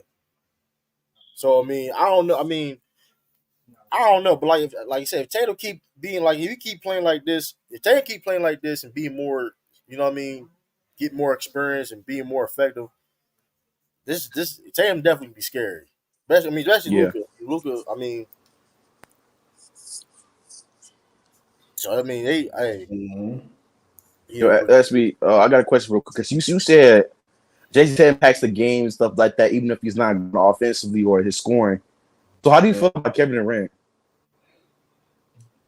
Kevin Durant showed that he can impact the game without the scoring. When? I don't know. When has he done you that? Definitely done it with the Nets and the Warriors. For sure. What? No. He was not. What do you mean by like he had to score? Like so like what do you mean by like impact? Because like he was a good defender. Right, just like Tatum. He was a good defender, but it wasn't like incredibly impactful like Jason Tatum's defense. Kevin Durant was solid like rebounding. Kevin Durant rim protection was solid. What are you talking about? Yeah, it was solid, but it wasn't Jason Tatum's defense. It was no elite defense. Jason Tatum, you said Jason Tatum is elite defensively? Yeah, he is elite. I mean, he good. I don't know about elite. It's different levels. I do think he's elite, but it's different levels though. I think if you're a top 20 to 15 defender in the NBA, you're an elite defender. That's just how I see it. Elite should be like top 10, right? What up? I mean, you could, yeah. I mean, if you put it in that category. Yo, what's the combo? What's going on? First thing was like with the Zach LaVine. If you had a trade for Zach, what would it be? We know your trades are terrible, but besides that, we had. If you ever had smoke with any take I ever said, let me know. I think that your take of my trades being better is a terrible take. Now let me chill out. I forget. Damn. I don't really know. I haven't heard too many like takes that I think are just nuts. I don't think. But I don't know. So some of the did you ever say D Rose was better than like Luka or Dame or something crazy like that? I said Luka wasn't top 5. That's what a lot of people were mad at. That's crazy. Top 5 just in the league because I think there's a range. I think, but I really think I'd say these 7 players pretty much got to lock in this conversation. Besides, like Joker and Giannis is 1 and 2, no matter where you put them. Then I think there's a range for Luka. 3 to 7. Luka's from 3 to 7 for sure. Luka's from 3 to 7. Yeah, that's the range. I'm fine with that. Yeah, but I think Curry's also locked into the top 3 at this point. But I mean, that's Curry. So maybe it's like more 4 to 8. But he's been proving Joker this year. Yeah, Joker, Giannis, Luka, Tatum, Curry, KD, Embiid. That's the top 7. Okay. You can put them in any order. I just had Luka out the top 5, but I think he kind of playing his way back into my top 5 right now. I ain't gonna lie. The only crazy take you really had, like I think I remember one. I think it was Jamal Murray. I think you said Jamal Murray was better than like Trae Young and John Moran or something like that. Which that's in the same. Nah, hell no, I ain't say that. Oh, I remember take you said, well, you took it. You took it back though. What? You said Zach LaVine and DeMar were better than Jaylen Brown, Jason Tatum. What? That was that first year we was playing together. No, I said you took it back. I said you took it back though. He says a better duo. I mean, Zach might be better than Jaylen Brown though. Zach might be better than Jaylen Brown. I don't know though, man. I don't know. Nah, he ain't better. He ain't better than Jaylen Brown. We ain't gonna do that now. And I love Zach. I love Zach, man. Bro, Zach LaVine is a microwave scorer. He's so on and off, it don't make no sense. One night he's giving you 40, 35. One night he's giving you 12 points. He's getting the shot. Is Zubac locking up Jokic right now, bro? What am I watching? Zubac. Oh, that game on? Oh, I'm definitely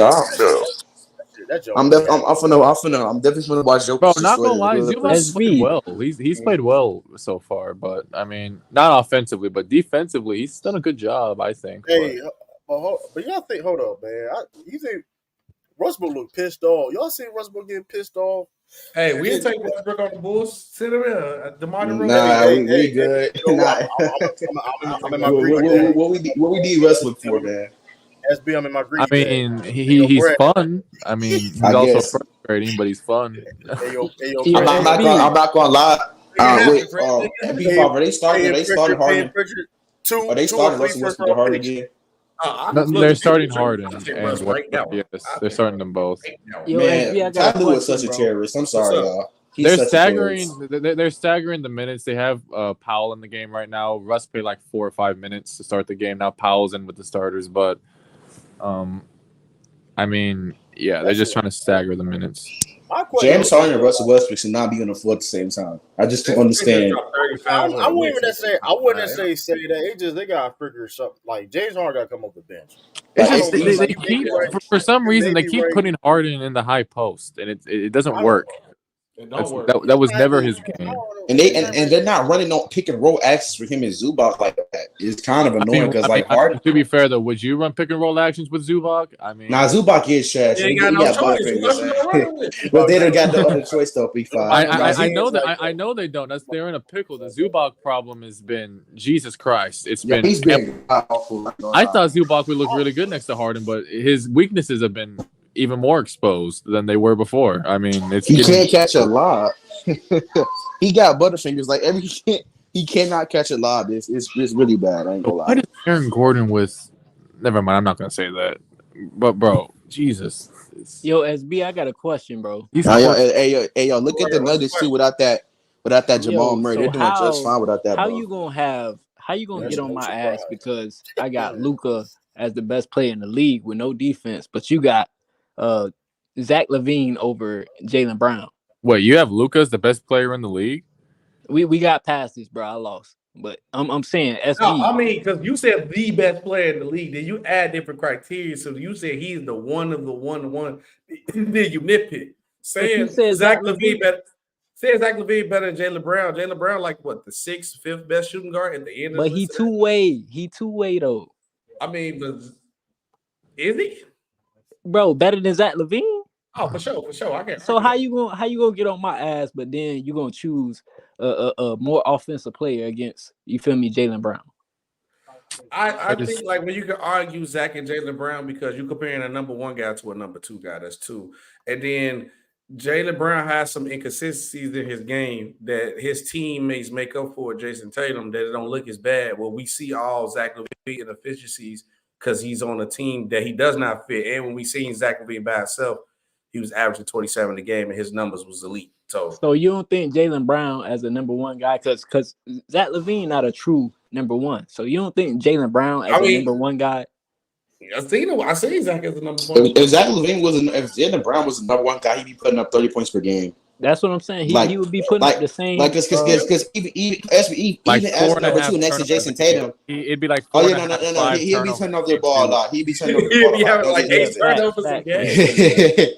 But even as a number two option, he's putting up 27. As a number two option, is 26 and 7.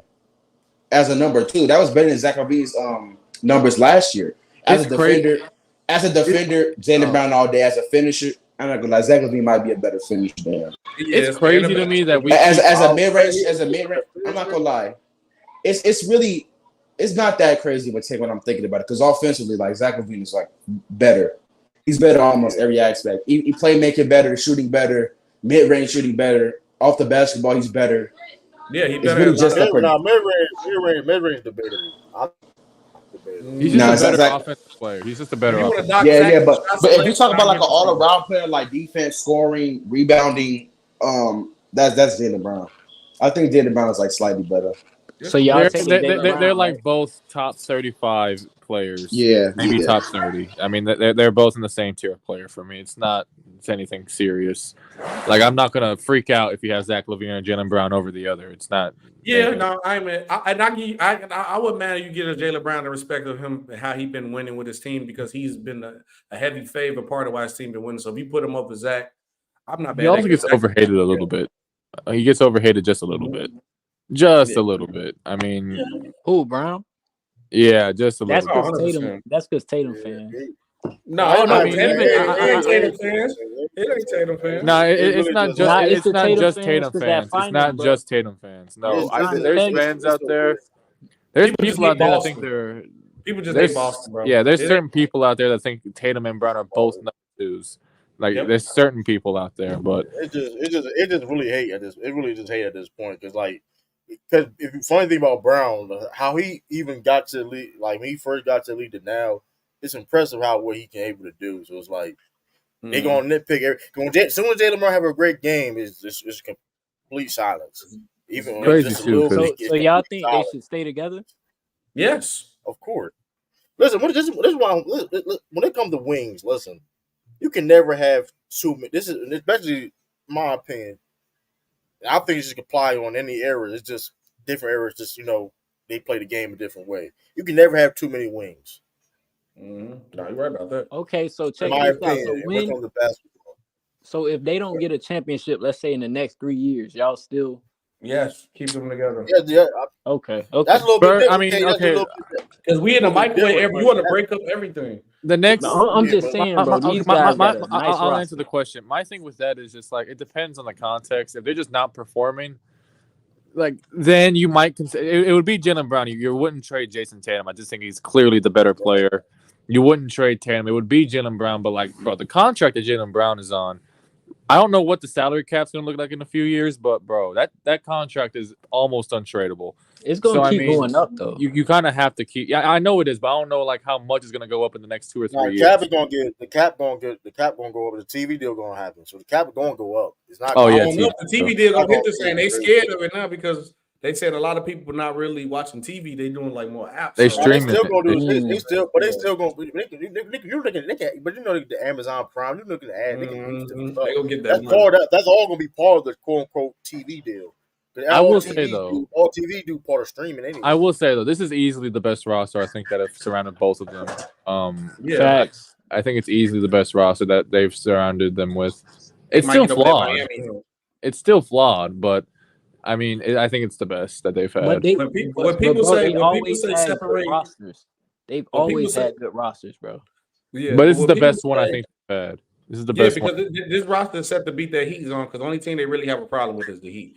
They really didn't have no trouble with Milwaukee. They really didn't have no trouble with. They might have trouble with them now.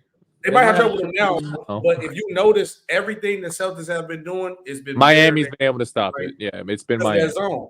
And then for everybody who's saying like, "Oh yeah, break Tatum and Brown up," since they've been together from day one. Eastern Conference Finals, Eastern Conference semis, Eastern Conference Finals. They lost in the first round. Then finals, Eastern Conference Finals. Jaylen Brown was hurt that they lost in the first round too. Yeah, Jaylen Brown was out that year. So every time these boys together, they in the Eastern Conference Finals. You got to keep them together. This ain't no Dame and CJ McCollum where they made it one time, first round. And you see improvements on they getting better. I get you, bro. But if they don't win in like 3 seasons, bro, if they don't win in the next 3 seasons, bro, I might trade them, bro. I ain't even gonna cap. Wait, you said trade them or trade who? Because you wouldn't trade both. Trade one of them. I'm gonna have to switch something up. No, you're trading Jaylen Brown. Jaylen Brown. I'm switching something up, bro. Traded. I'm switching something up. I mean, but listen though, they roster, like you said, the roster they've been built. I mean, listen, listen. I mean, Brad Stevens doing a good job building around those guys. So it's like, I mean, for sure. With you, I mean, it's an upgrade over Marcus Smart. The second unit more. Why he don't just come? Like you said, why he don't just come off the bench? It seemed like he just run with the second unit more anyway, so he could do all that ISO dribble. Who, Harden? James Harden, come off the bench. Like, he was a 6-man of the year. Shaq brought up the idea. He had a 6-man mentality before. You got paid. You got a career off. You get paid all the money you made, James. All the money you complain that you didn't get now. It started of you being a 6-man.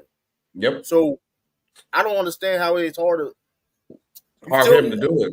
Which is I don't understand. Like, I don't understand the whole 6-man. That's weird when it comes to basketball now. The 6-man art, because like. It don't matter if you start the game. It's about can you finish the game. As long as you get minutes, right? What does it matter if you start now, right? If I'm playing 40 minutes, it's the pay. If I start, that's I don't know. It's the pay, bro. Tyler Hero got paid. I mean, Tyler Hero got paid. Duncan Robinson got paid. Well, he started though. But you know what Harden? No, but the contract that Harden wants, like Harden just took 2 bad-ass threes. God dang. Harden wants like the max contract. I think he has to be like an all-star to qualify for that anyway. That ain't happening. So I mean, Harden coming off the bench is not happening unless they just force it, and then he'll get mad, and then he'll get fat again. And then he'll probably ask for a trade to where's Kevin Durant at right now? Suns. Yo, Harden he can't really afford. He out the league if you do something like this. Yeah. If he does it again, he's done. If he does it again, he's done. No, I think he's done now. They're gonna look. It's James Harden gonna be another one of them players. I hate to say it, but he's gonna be one of them players we don't get to see to retire the right way. They're gonna. He really did that. Y'all don't think he got enough talent?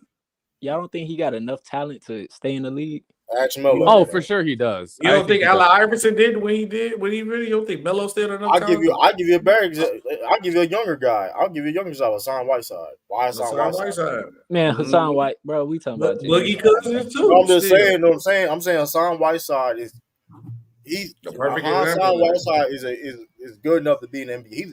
Listen, we got Luke Cornett as our backup center. But the reason why Hassan Whiteside because of his ego and stuff like that. It's more. Listen, you need more than just talent to be in the NBA. Bro, I think he's too talented. Everybody talented. It's a business. You still a business, and still you gotta be professional. And I will say, you don't think it's no team, bro. Because James Harden, he ain't no Hassan, bro. You feel me? There was people out here talking about Jordan Poole about to be the next James Harden, bro. No respect. Would you get James Harden a long-term contract? Not long-term. I'm just saying enough. I mean, that's what he wants, though. He wants a big 3 or 4 year deal, though. That's what he wants. To stay in the league, bro. I think he can stay in the league. It's just, like, I'm not sure if he's ever going to be playing. I wouldn't want him in my locker room, so it ain't going to happen. That's the problem. A lot of teams want him in the locker room. He acting like a diva. Like, if he just accept his money, if he ain't complain, like, if he just, like, not complain about money and just no shenanigans, and I think he can stay in the league. But he does that, what you saying, to getting fat and then all the he's out the league. They're not playing with him. I will say this though, I think Harden even is getting a little overblamed a little bit, but I don't think this Clipper situation is entirely on him. He's definitely a part of it. Oh yeah, no, for sure. But like this Clipper team, even before they got Harden, bro, their roster construction flaws were very evident before. Bro, they got Westbrook. Even when they had those older wings, like they were starting to play them a lot less. They weren't as effective. Ivica Zubac was a problem since the start of the year. That team really has never had enough size. Even last year, like that team has deep flaws, and Harden hasn't helped any of them. But he's created like decent looks for the team. It's just you have Russ in the corner, trying to space out the floor. They'll run lineups with both Russ, Zubac, and PJ Tucker. That is, Jesus Christ, that's terrible, right? And I don't know. I don't think Harden's been bad. It's just I think the team. But let's be honest. James Harden. No, it hasn't been since Harden's joined. That's just overhating on James Harden. They're not all on James Harden. But the Clippers was playing. They were playing all the flaws though. You said they was playing good though. They was like they were playing good, but like they beat the Magic, the Blazers. Who else? I think they lost Magic to the not Lakers. bad. Magic's not. Magic, they're not a bad team. They're still a rebuilding team. That's not a team that's trying to I ain't push. gonna lie, Magic. Magic trying to make the playoffs though. They playing like they trying to make the playoffs. They nice. They trying. I don't know. Even then, like it all matters. Like because what it's always come down to for the Clippers has been the postseason at this point. Like last year, I literally think they just didn't care about the regular season last year. It all just comes down to the playoffs and how they play together. LaVine to the Lakers would be tough. They ought to get 3 teams. The problem also with see what Harden when you are a problem. Everything you say in P5 is actually true because the Clippers had glaring problems, but they're gonna use Harden as a scapegoat. Yeah, that's the unfortunate part. Yeah, they're gonna use him as a scapegoat. He made them worse though. That's the also the lineups. He did make them worse. I'm not gonna lie. The lineups and the sets that they've been running with Harden have been like they're running Harden at the high post, which has never been his game. Way too much. Russ is just standing out there doing nothing. Whenever PJ Tucker's on the floor, he's doing nothing. Zubac has been a negative to this team. Like, I mean, some of the lineups that Tyronn Lue puts out there with PJ Tucker, Russ, and Zubac, with Harden all on the floor at the same time, with Harden in the fucking high post, that's terrible. Like that, it's been a coaching situation. It's been bad. Harden want to catch and shoot. That's also a problem. That's also a problem. Which is, you know what's crazy? He's a 40% 3-point shooter from the catch, which is crazy. He's actually a good. Yeah, he's actually a good one. That's the crazy thing. Hey, the Timberwolves versus the Warriors series is gonna be crazy when it happened. They was fighting at the game. Oh wow. Hold on, let me see if I can pull it up. Let's see, it just popped up. Who posted this? I remember the Spurs and Thunder got into a fight too. I think in the third. It wasn't a fight. It was more just yelling at each other when you're standing behind your own teammates. But I mean, they was going at the score was 0-0 when this happened. Hold on, let me see. Game just started. Yeah, the game just started when they did this. Let me see. Let's see what they got out there now. They got Terrence Mann back. That should be a positive for the Clippers. Oh yeah. If we don't get the Timberwolves versus the Warriors in the playoffs, I feel like we're getting robbed as fans. Bro, Paul George is one of the best tough shot makers I've seen. Like he is incredible. People love to talk about like skill players when it comes to Paul George is up there. Paul George is up there for sure. He's certainly up there. Like he is incredible. I think also another player that gets overhated a little bit, but he doesn't help his own case with the playoff P. Oh wow! Oh.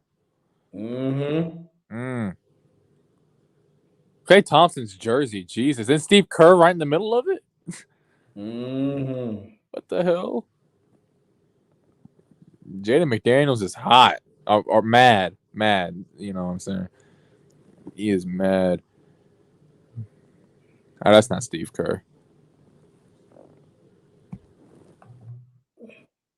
Yeah, Draymond Green was choking the hell out of Rudy Gobert. Look at it. Like, again, what happened? Because they got tangled up in transition, but like, who grabbed who? And it looked like Klay Thompson kind of slung McDaniels a little bit, but watch the center court. Watch center court.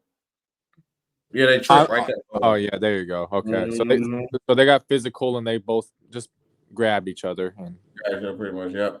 And then, bro, these courts are fire. I actually really like these courts. Yeah, they're actually coming up a little bit better. Yeah. I don't like the Sixers court, though. It's just straight red. I don't fuck with it. I ain't mad at Draymond for choking out Gobert. He was protecting his boy Clay, but that's no. I never blame a teammate. I never blame a player for just protecting their teammate. You gotta do what you gotta do, man. Yeah, no, they would. Oh man, yeah. If we don't get the Warriors, versus the Timberwolves, I'm gonna be pissed. We need that first round. You know, Minnesota, like if things go their way, like it might. I think they'll bust the Warriors' ass. I ain't gonna hold you. They could be like I'm not even just talking about the Warriors. They could be, if things go their way, a conference finals team because they've been great this year. I mean, I'm pretty sure they still have the best defense in basketball. Mm-hmm. And if Anthony Edwards can keep performing like the way he is, that'd be great, right? But like the thing is, like, you know, Cat and you got Mike Conley. How is he going to perform?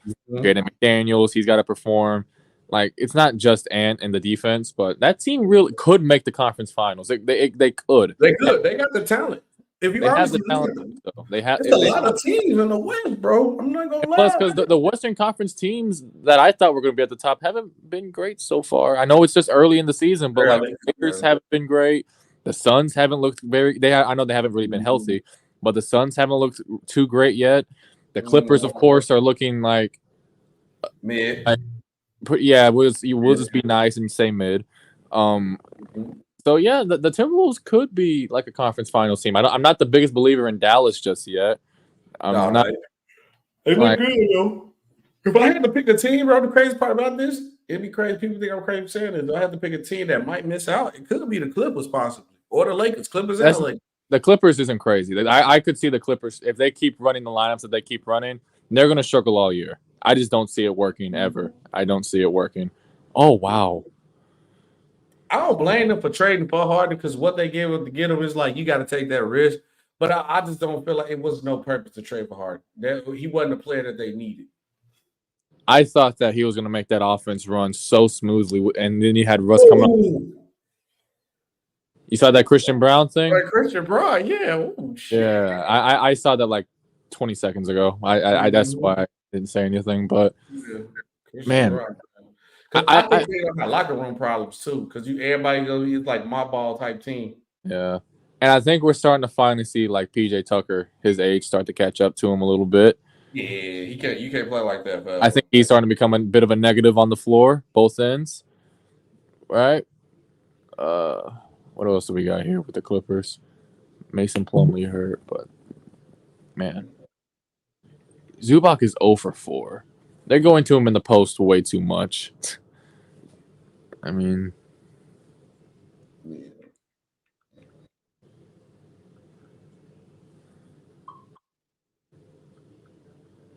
no.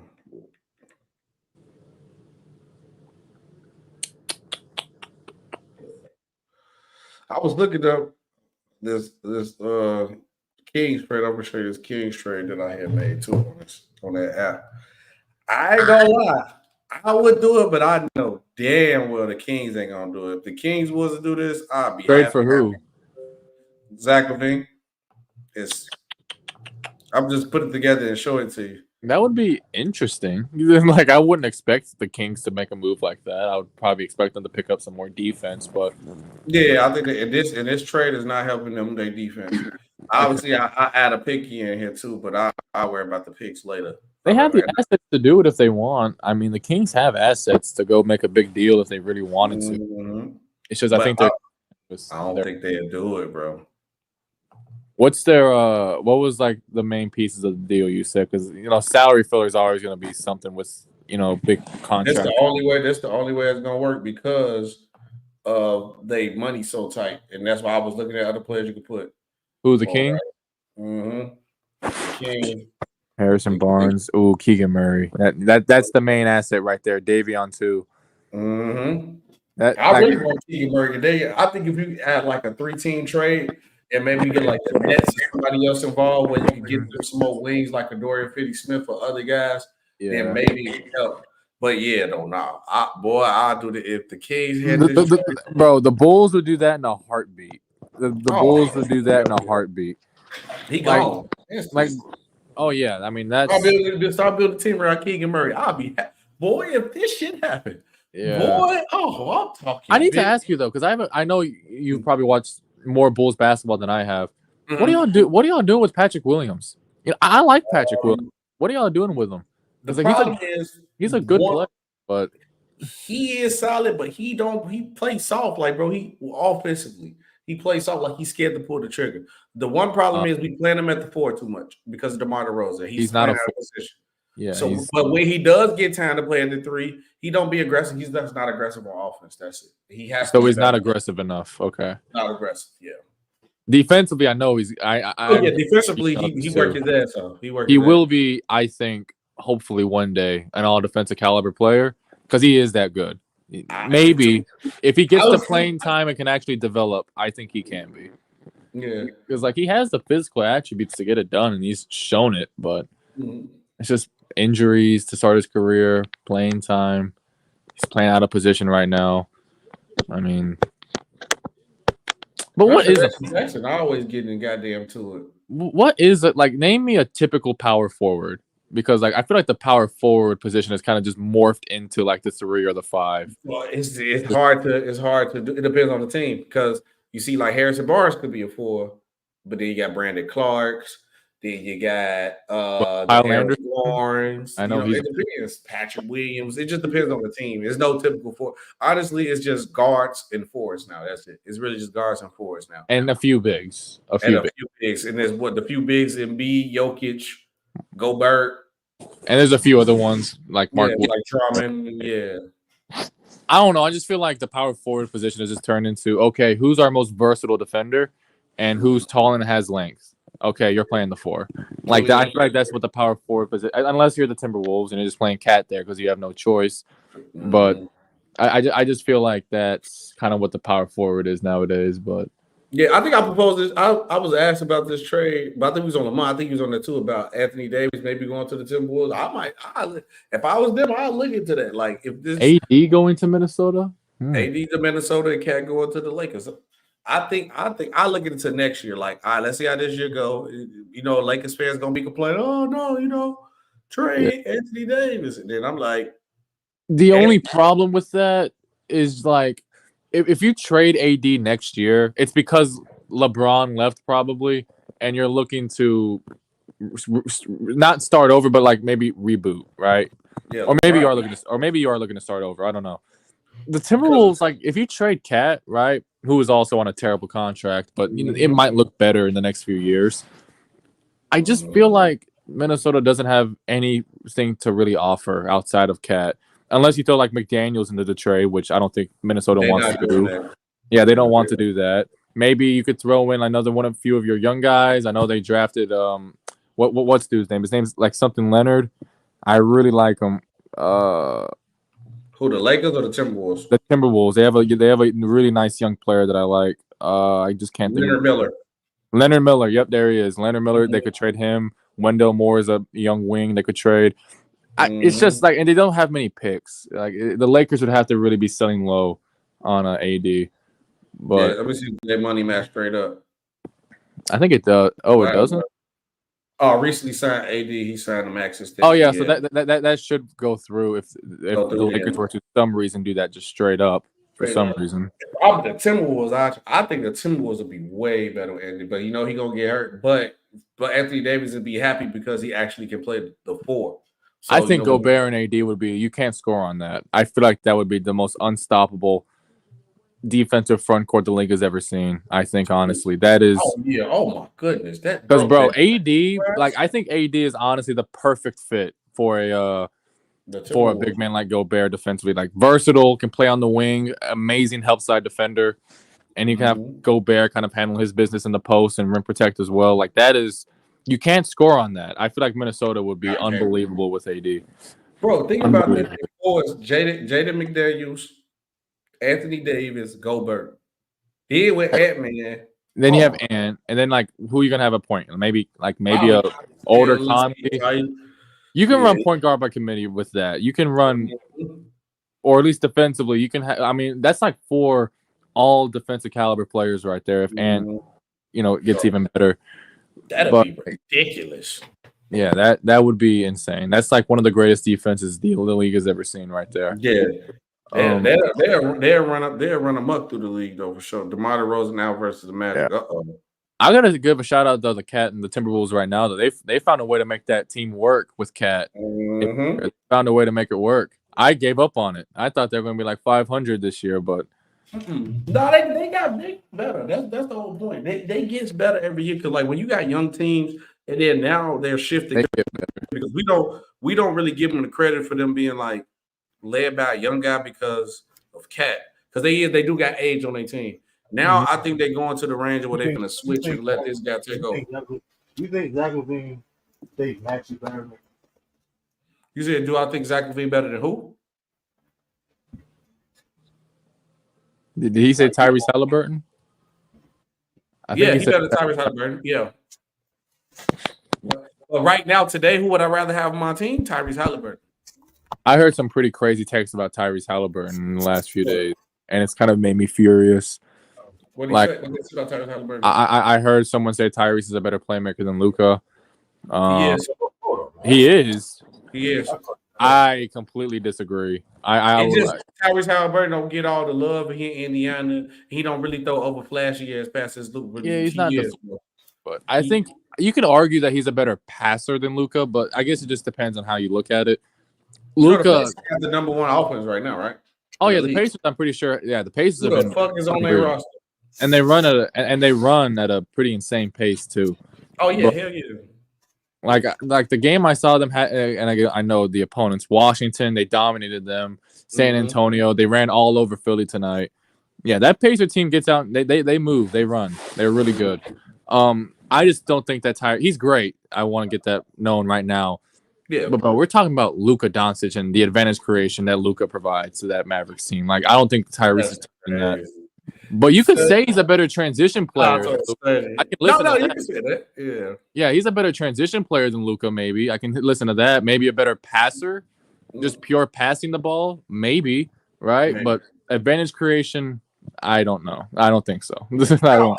Better at creating the shot. Oh, Luka 100% easily. But we're talking about passing.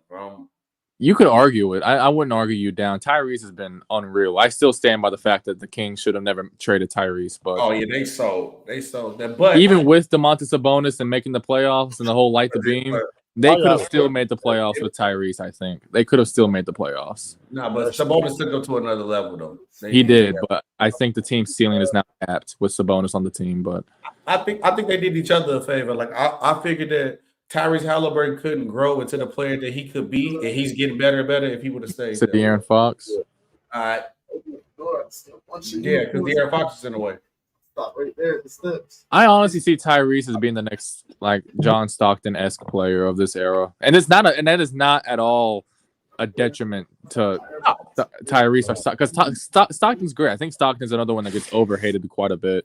You know why? You know, certain people with high following, tend to say something. They push the agenda. And they push some agendas that people listen to. No, Tyrese being the next like John Stockton is not me trying to burn Tyrese Halliburton. That's a great thing that I think could be realistic.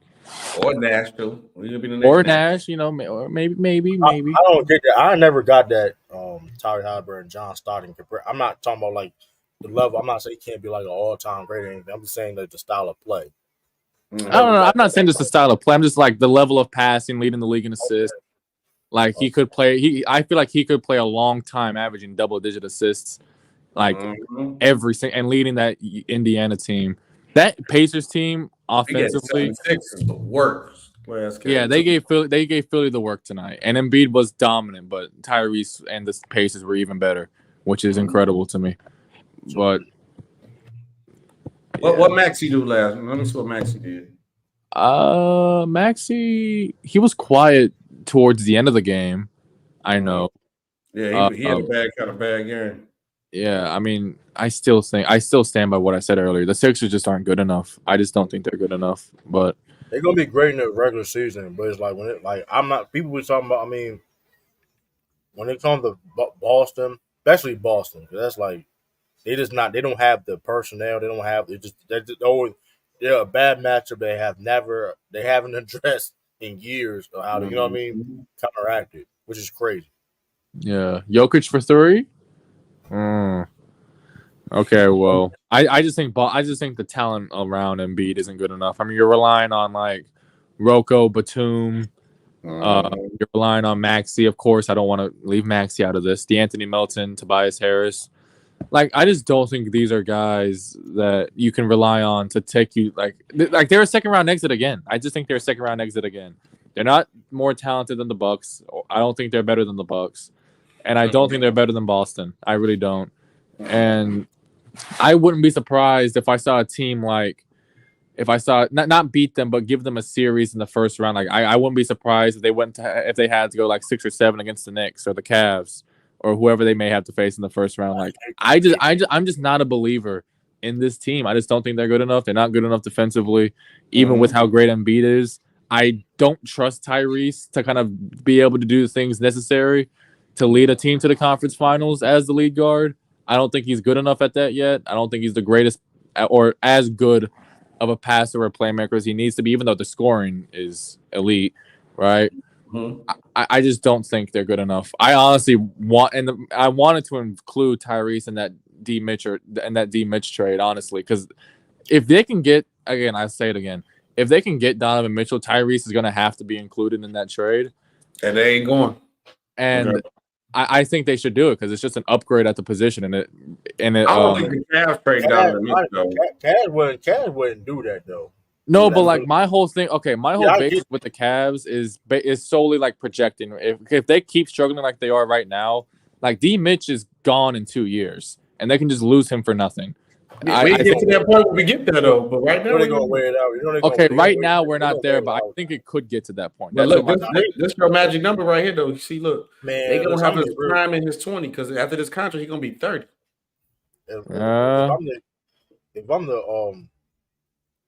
the Cavs though, like I'm milking this. Like, listen, I think Don Mitchell. Let's be real. Don Mitchell don't want to be there. We know where he really wanted to be. He doesn't want to be there. He doesn't want to be there. So I think Cavs understand that too. But Cavs, they want to compete. They want the experience for the young guys like the Evan Mobley's. And they traded so much to get him. Like, and they have to recoup all that in a trade. Like in a trade. Like the Knicks can do that. Philly can do that. Okay, what if we do a 3-team trade though, right? So say if like, all right, we put the Knicks here, and we add the Bulls in here because the Bulls want to make trades. Give me quickly RJ Barrett. Okay. So what are we doing? Are we sending D Mitch to the Knicks, right? We're gonna send Zach to the Cavs. We're gonna send D Mitch to the Knicks. D Mitch to the Knicks because that's where he want to go, right? Right. The Bulls we're gonna have to get RJ. We're gonna have to get because now we're gonna have to ask for quickly and Grimes. I want Grimes. Well, then again, though, what are the Cavs getting? Are the Cavs getting back straight picks, or are they going to get back? They get Zach LaVine. Oh, they got Zach LaVine. Oh, okay. I didn't. I think the Cavs also still need picks, though. The Cavs still need picks. Like Zach LaVine is just simply a downgrade from Donovan Mitchell. They're going to want picks back. I mean, this. The Knicks going to be the one to give out. Let me see how many picks the Cavs got. They don't have many. They really don't. You think the Knicks want to do a long-term deal with Quickly? I ain't gonna Quickly want to get paid, man. He is going to get paid. That's why I said stay quickly to the Bulls because the Bulls.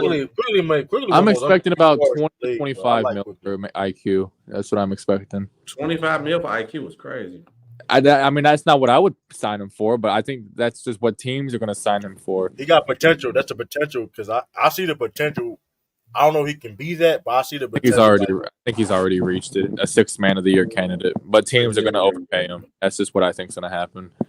And they want to get rid of this Fournier contract, so I guess the Bulls might. Them Kentucky guards don't. Them Kentucky guards. I'm not going to lie. I think Julius Randle would be a great fit on your team, SB. Oh no, we good on that. I don't know.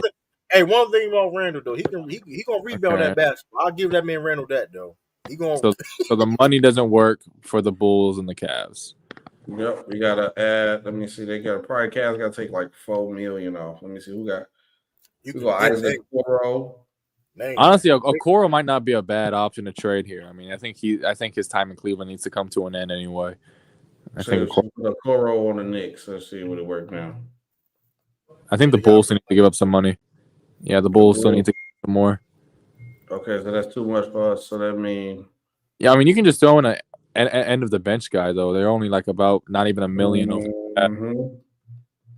Let me see. Throw in Torrey Craig, or just They Julian like Phillips, Terry Taylor. Let's do Dilly. Yeah, let's do him. We'll probably trade him to the Knicks, maybe. Dalen Terry's a fun player, but yeah, ain't gonna happen. Oh, now it worked. Okay. So I'm just going to imagine that the Cavs are getting a lot more picks. Yeah, like we'll probably get more picks and the Bulls get picks. So I could probably see the Cavs giving up one of their picks. The Knicks probably getting them like 4 picks in this trade. Yes. And the Bulls probably get some picks. Because that's what it gotta be some picks around here. The Cavs getting Zach LaVine is a move that just keeps them competitive. And the picks, they can do stuff with those, probably try to include them in a Jared Allen trade if they really wanted to. The Knicks are trying to compete for a championship, and then the Bulls are trying to reset. They would get about 2 or 3 picks in this deal. Okay, I don't hate it. I mean, I don't love it for the Cavs. Into something else too. Yeah, trade Demar. What was the point of y'all extending? Are y'all really thinking about keeping Vucevic till the end of that contract, or like for 2 more years? They possibly do, because you got to remember, AK, the dude who I didn't imagine, AK, he built the Nuggets, so he was trying to turn the Bulls into like something like what the Nuggets was to an extent and build that style, because everybody's begging him to trade the team, but he come from the Nuggets, so he stayed packed. So he's staying packed. That's why he giving the team more time, because he come from the Nuggets system. Like we was like the Lakers or the dude who run the Lakers, probably DeRozan would have been gone last year. Oh yeah, DeRozan and LaVine probably both would have been gone. Spider stunt DG Growth. That's tough. No, he's done. Now the main person he's done growth is Evan Mobley. That's the main person he's done growth. Yeah. No, I think if anything, I think it's Jared Allen stunting the growth of Evan Mobley. That's I mean that could be true. That could be true. I can see what you're saying. Yeah, that's a terrible fit in the front court. That front court literally that front court literally like stopped from winning last year in the playoffs, because like we all remember D Mitch struggling. Bro, the reason D Mitch was struggling so bad, he was trying to get to the rim, but Mobley and Allen, there was just no space, and the Knicks were one of the best interior defensive teams in the league. So I mean, you're just not going to succeed in that series. Too, adding Drummond to it, so maybe the Bulls could have added another player. My problem with Donovan Mitchell is though he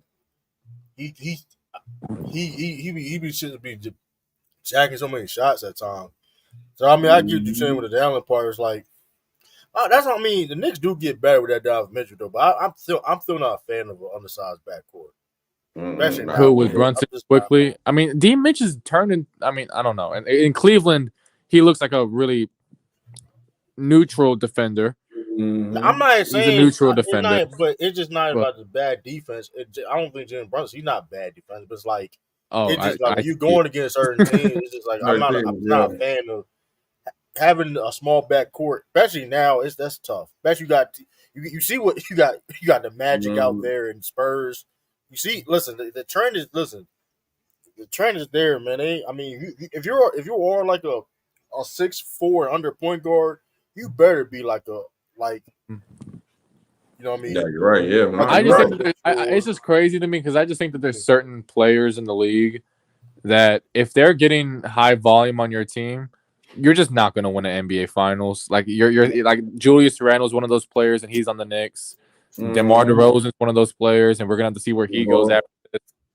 Like, there's just players on, and even I'm not gonna say Harden, because he's made. I'm not gonna say Harden, but there's just some players that get a lot of shots, but when they're on your team, I just know that you're not really gonna succeed. Like if DeRozan was on, like I don't care what team DeRozan. I mean, unless he's on like the Nuggets or like the Bucks, right?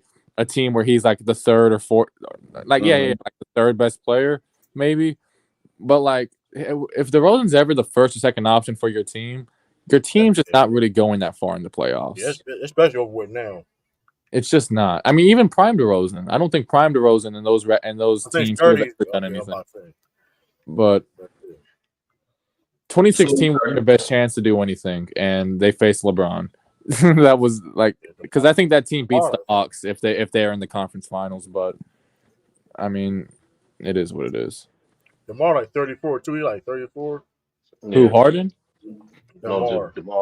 Oh, Demar is like 33, he's in isn't he? mid-30s. Yeah, 34. Demar is old as hell. Like Demar, he's still good. He's a good player. I don't want to. He's still Demar's solid. To your point is when it comes to small guards, that is true, but is more so who you pair them with in the front court. The problem with the Cavs is not so much like Darius Garland and Donovan Mitchell in regards to like their size, because like P5 mentioned, like Donovan Mitchell, he became slightly he neutral, became like a neutral. People say neutral. I don't say slightly above, but let's just say neutral for the sake of conversation, right? So he improved defensively. I noticed in particular for this year for Donovan Mitchell, like his playmaking has improved. It's just the offensive development and physicality of the front court for the Cavs hasn't developed. So when you have small guards like that, your front court, simply put, your front court need to be able to score too. And I noticed like, and just Mobley, he's still young, so like he's still trying to discover how can he score, and that's one of the tricky things of being a defensive power forward. You know, is like developing that scoring game, especially in isolation situations. But I think for a guy like Mitchell, you got to pair him with either to compensate for that. Either you got to pair him with a bigger guard, a bigger playmaking guard, or a front court that can play make too and score. Because it's not like Donovan Mitchell can't play make. It's more so the fact that the front court, the Cavs, can't play make for themselves. Yeah, they're bad on offense. I got a question. Do you consider like Nuggets backcourt with Jamal Murray or like the Celtics backcourt? That's a small backcourt. No, because KCP like okay. Because KCP like 6'5". Okay, what's like KCP like 6'5". Yeah, even though that because like small to me in the NBA is like six. Small is like 6'2", 6'3", and like a skinny body. Yeah, okay. You said the Nuggets and who else? I want like clarification. He said the Celtics, I think, like with Jaylen Brown. They both 6'4". Because but Jaylen Brown, Jaylen Brown is a goddamn small guard. No, he's a small. I'm talking about Drew Holiday and Derek White. And Derek White. I just think that there's certain guards out there, even if they are like 6'3" or 6'4", they're big enough and strong enough, like at their core, to where I still wouldn't call them a small guard. Okay, like Marcus Smart, I would not call a small guard because he plays bigger than what he is really. So I mean, it's the same thing for those two guys. But me personally, I don't think Joe is optimizing. Even though y'all playing well for the most part, I don't think he's optimizing the offense by starting on Derek White. I think Derek White need to come off the bench. It'd be better for y'all bench and it'd be better for your offensive balance. Who starts? Because Sam Hauser? Al Horford. No, Al Horford. You just put Al Horford in there and running with KP. Okay. Yeah. I don't know why they weren't doing that anyway. Like my thing is that because the thing that you said, true, is like that's extremely different from every other 76er team. In my opinion, I think this 76er team is the most balanced 76er team Embiid been on since Jimmy was there. And in that game against y'all, I know it's a regular season game, but let's be honest, between y'all and the 76ers, there's never just a regular season game. You know what I'm saying? It's a competitive game. It's a little more to it. But anyway, I noticed this, and it's more so on Drew because Jason Tatum and Jaylen Brown, they are who they are as players. They get into that stage in their careers like their archetypes of players not really going to change the rest of their career. So in saying that, even though Jason Tatum's shot selection has improved in his diversity, Jaylen Brown production is a little more up and down only because he's trying to figure out what his role is. Exactly. He should be the second option because he should be the second option because simply put, he has a more harder time scoring than KP. And my thing with Joe is not putting these guys in position to get away from their bad habits. Even though the Celtics team got better defensively, even though Jaylen Brown, Jason got better this year. Oh, for sure, yes. They still got the same habits, which is if you stifle them on the defensive end, if they don't settle for an early three within the shot clock, they settle for a difficult shot. And at this point, I don't even blame the players because that's who they are as players. I blame this on Joe and not optimize this offense so far. I don't know why. True, and I said this when the offseason. I said, in order for the Celtics to win the championship, it's going to be up to their offensive adjustments and habits. I don't know why Joe isn't running pistol and horn action down team's throat. I mean, he doesn't know either. Did you hear him last year? Did you hear that press conference he had last year? He doesn't know what he's doing either. It's not so much. No, it's not that you don't know what he's doing. It's more so his philosophy. That was a joke. Joe likes the three. I'm being straightforward. Joe likes the three. You talk to the beat writers from the Boston Celtics. You talk to former players like Grant Williams.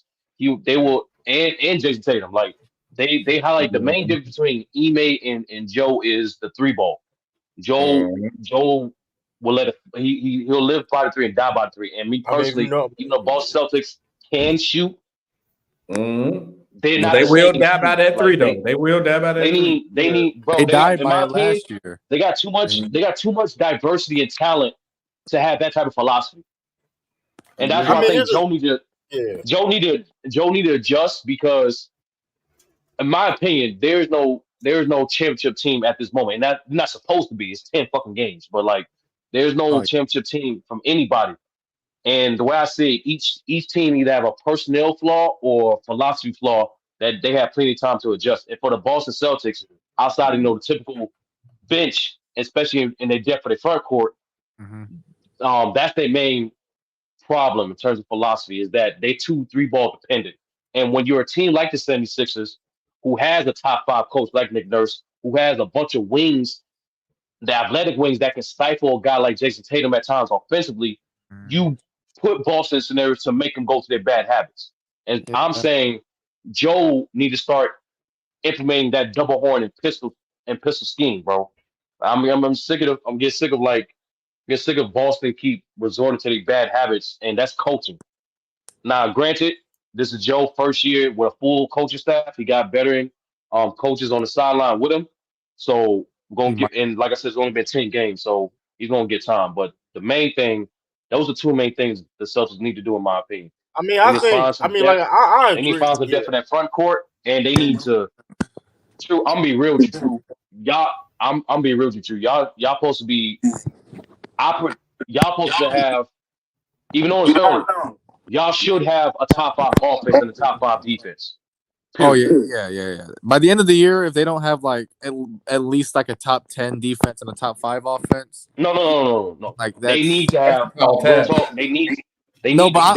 I'm giving them like some leeway here, even if they don't have that. Like that is just a failure. Like that's just not maximizing your players at that point because that Celtics team is way too talented to not be like the obvious. Like I know we're only a week or two into the season, or a few weeks. I know, but like everybody overreacting, blow the team up 10 games. I'm like, bro, it's 10 games. But SB like certain certain things is like even with the team is optimized, certain things not gonna go away. You know what I'm saying? Like for the Bucks, even though it's taking Giannis and Dame some time as it should to get accustomed to playing one another, and Chris Middleton coming along, which I expect. Defensively, they still need a POA. Oh yeah, they're bad. That's a roster construction flaw. Like they still need that. And the same thing with the Nuggets. Even though the Nuggets as a team is playing better defensively, they still need more. In my opinion, outside of Bobby Smart off their bench, they need a more consistent scoring option on their bench. And I go that line for every contending team. Every contending team is like that. And that's why honestly, in particular, SB, you as a Bulls fan, that's why I think it's almost.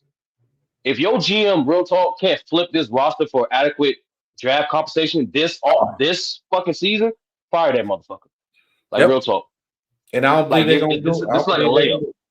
This is because you really like. I think the Bulls are content. Honestly, I think they're content being just mediocre. That's the sad thing. It's just that. No, it's SB will tell you it's the owner. The owner don't give a fuck. The owner don't give a fuck. He cares more about the Sox. And then also the dude who our general manager, I told you, he helped build the Nuggets championship team.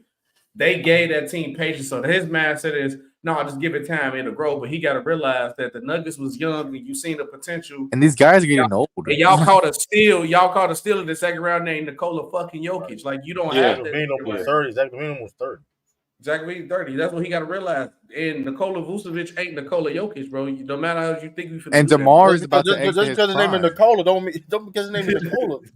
He got to be off Nikola if he think that's. I'm not gonna lie. Like of all the teams that I thought were gonna be like championship contending teams, like of course had the Nuggets, the Bucks, the Celtics. I had the Suns. If you looking at this roster, he can't flip this. Like, I don't know. I've seen Danny Ainge flip the Jazz. Oh yeah, I mean he turned the Jazz into like the best future in the league almost, really, at the time. Not really. That's so overrated. Like, that's but Danny Ainge still got time, but like, hell, not really. At the time, wait. What he was able to do with that Gobert trade and what he got back in the defense trade, that's not. Yeah, you can't. Yeah, he finessed that though. He got Walker. He straight he basically got a younger Rudy Gobert and like 4 draft picks from the. He gonna make more we trades. Could have draft Walker Kessler too. We just didn't do it. We could have draft Walker Kessler. You're basically drafting Rudy Gobert with a higher ceiling offensively. Like that's basically what Walker Kessler is, really. But I mean, it's just. I'm not going that far. I think Kessler has like better hands than Gobert. I mean, that's really as far as I'm going, and maybe better touch. It's the defense part. It's like me personally, I think Rudy don't get enough credit for his defensive impact for his career. Sure. Like for sure.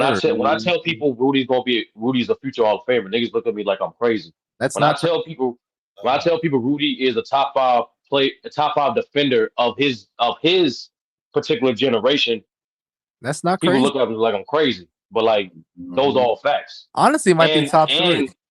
Real talk, he's if the season ended today, he's the defensive player of the year. Probably again. so.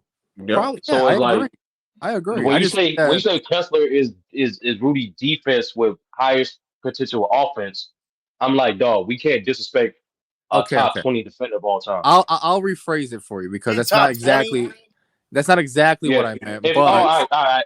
Let me say this. Wherever you got Mutombo, wherever you got Mutombo, I think Rudy is right in front of that motherfucker. I don't got Mutombo that high, so you no, Mutombo I think is top. Mutombo was at worst top 30. At worst. I think it goes as far as at worst 15, but I think Mutombo because people don't want to admit it, but Gobert is up there. Sturdy is right. Yeah, I agree with him. He's a Hall of Famer. I'll rephrase. I think Walker Kessler, the archetype of the player, like he's just his main role is going to be to rim protect. He's gonna do that at a high level. He's gonna rebound. I just think that he's a better offensive player. Will he be as good as Gobert defensively? I don't think so. But he is like a similar player to Rudy Gobert. That's what I was trying to say. He's similar. Yeah. All right, true. I was tweaking on top of my head. I named 15. He's definitely not top 15. So he's between 20 and 25. He's between 20 and 25. That's still not bad. Gobert could keep doing. If he could keep doing this for like more time, then okay. Then that's like he's been doing it for like Gobert. Gobert's been in his prime defensively since like 20, like the last year of Gordon Hayward. I think. I don't think it's just been like as of late. I've been like 6 years. Yeah, I know, but like he's about to come up on like 8 years, like almost a decade. You gotta do more, but you gotta do more than that. He's in his like 7th year maybe of playing at a all defensive caliber level. I think I'm being real with you, True. The main reason why people don't see Gobert like that is because the era he's in. In this era, rim protection is still important, but the most important thing is it's just the most like. And the thing about eras, each basketball skill has a different level of value to them, right? So in this case, when we talk about Rudy, in this particular era, mobility for a big is premium. That's the skill. Yes, that's the skill that's needed that's the skill that's the highest value defensive for a big.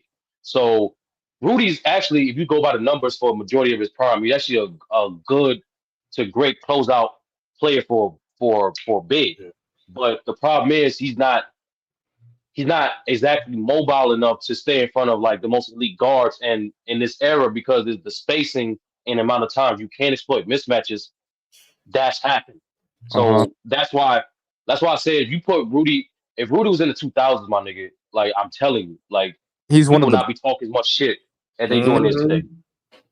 I honestly think another one like from the 2000s. I think even though he's already like top 5, top 4 all time defensively, I think, bro, Kevin Garnett, I think, is an even better defender in today's game than he was back in the 2000s because Kevin Garnett was so versatile, but it's just versatility wasn't at the top of the top when it came to what teams wanted from your defender. They wanted rim protection. They wanted the ability to just be able to deter shots from the paint. But bro, Kevin Garnett in today's game is the best defender in the league every single year, and is probably viewed even higher as a defender in today's league because of how versatile he was. But I mean, I'm not mad at that though. I think he's the same. I think he's the same because he was viewed that way back then. It just rim protection back then was just a little more higher value, but Garnett still provides you elite rim protection. The thing is, with today, it's actually easier to scheme a guy like Garnett out of the defense more than it was back then. So that's what I'm saying. He'll be the same. So he'll be able to shut down, especially today's era, most centers and threes and fours and pick up on guards better than anybody we've seen. Period. Right. But just like we seen with the Lakers with AD, right? You see a lot of teams they scheme for AD to get out the paint. They'll do an action where AD's on our perimeter defender down, so rotate that perimeter defender on the weak side, and as AD's trying to pre-switch to help on the long side, we already in action. And that's they did it with Ben Simmons. They do it with Giannis at times. They do it with Bam, and they do it with AD to this day. So what I'm saying is, because of the scheme and the level of spacing that today's league they got now, Garnett, I think his reputation would be the same.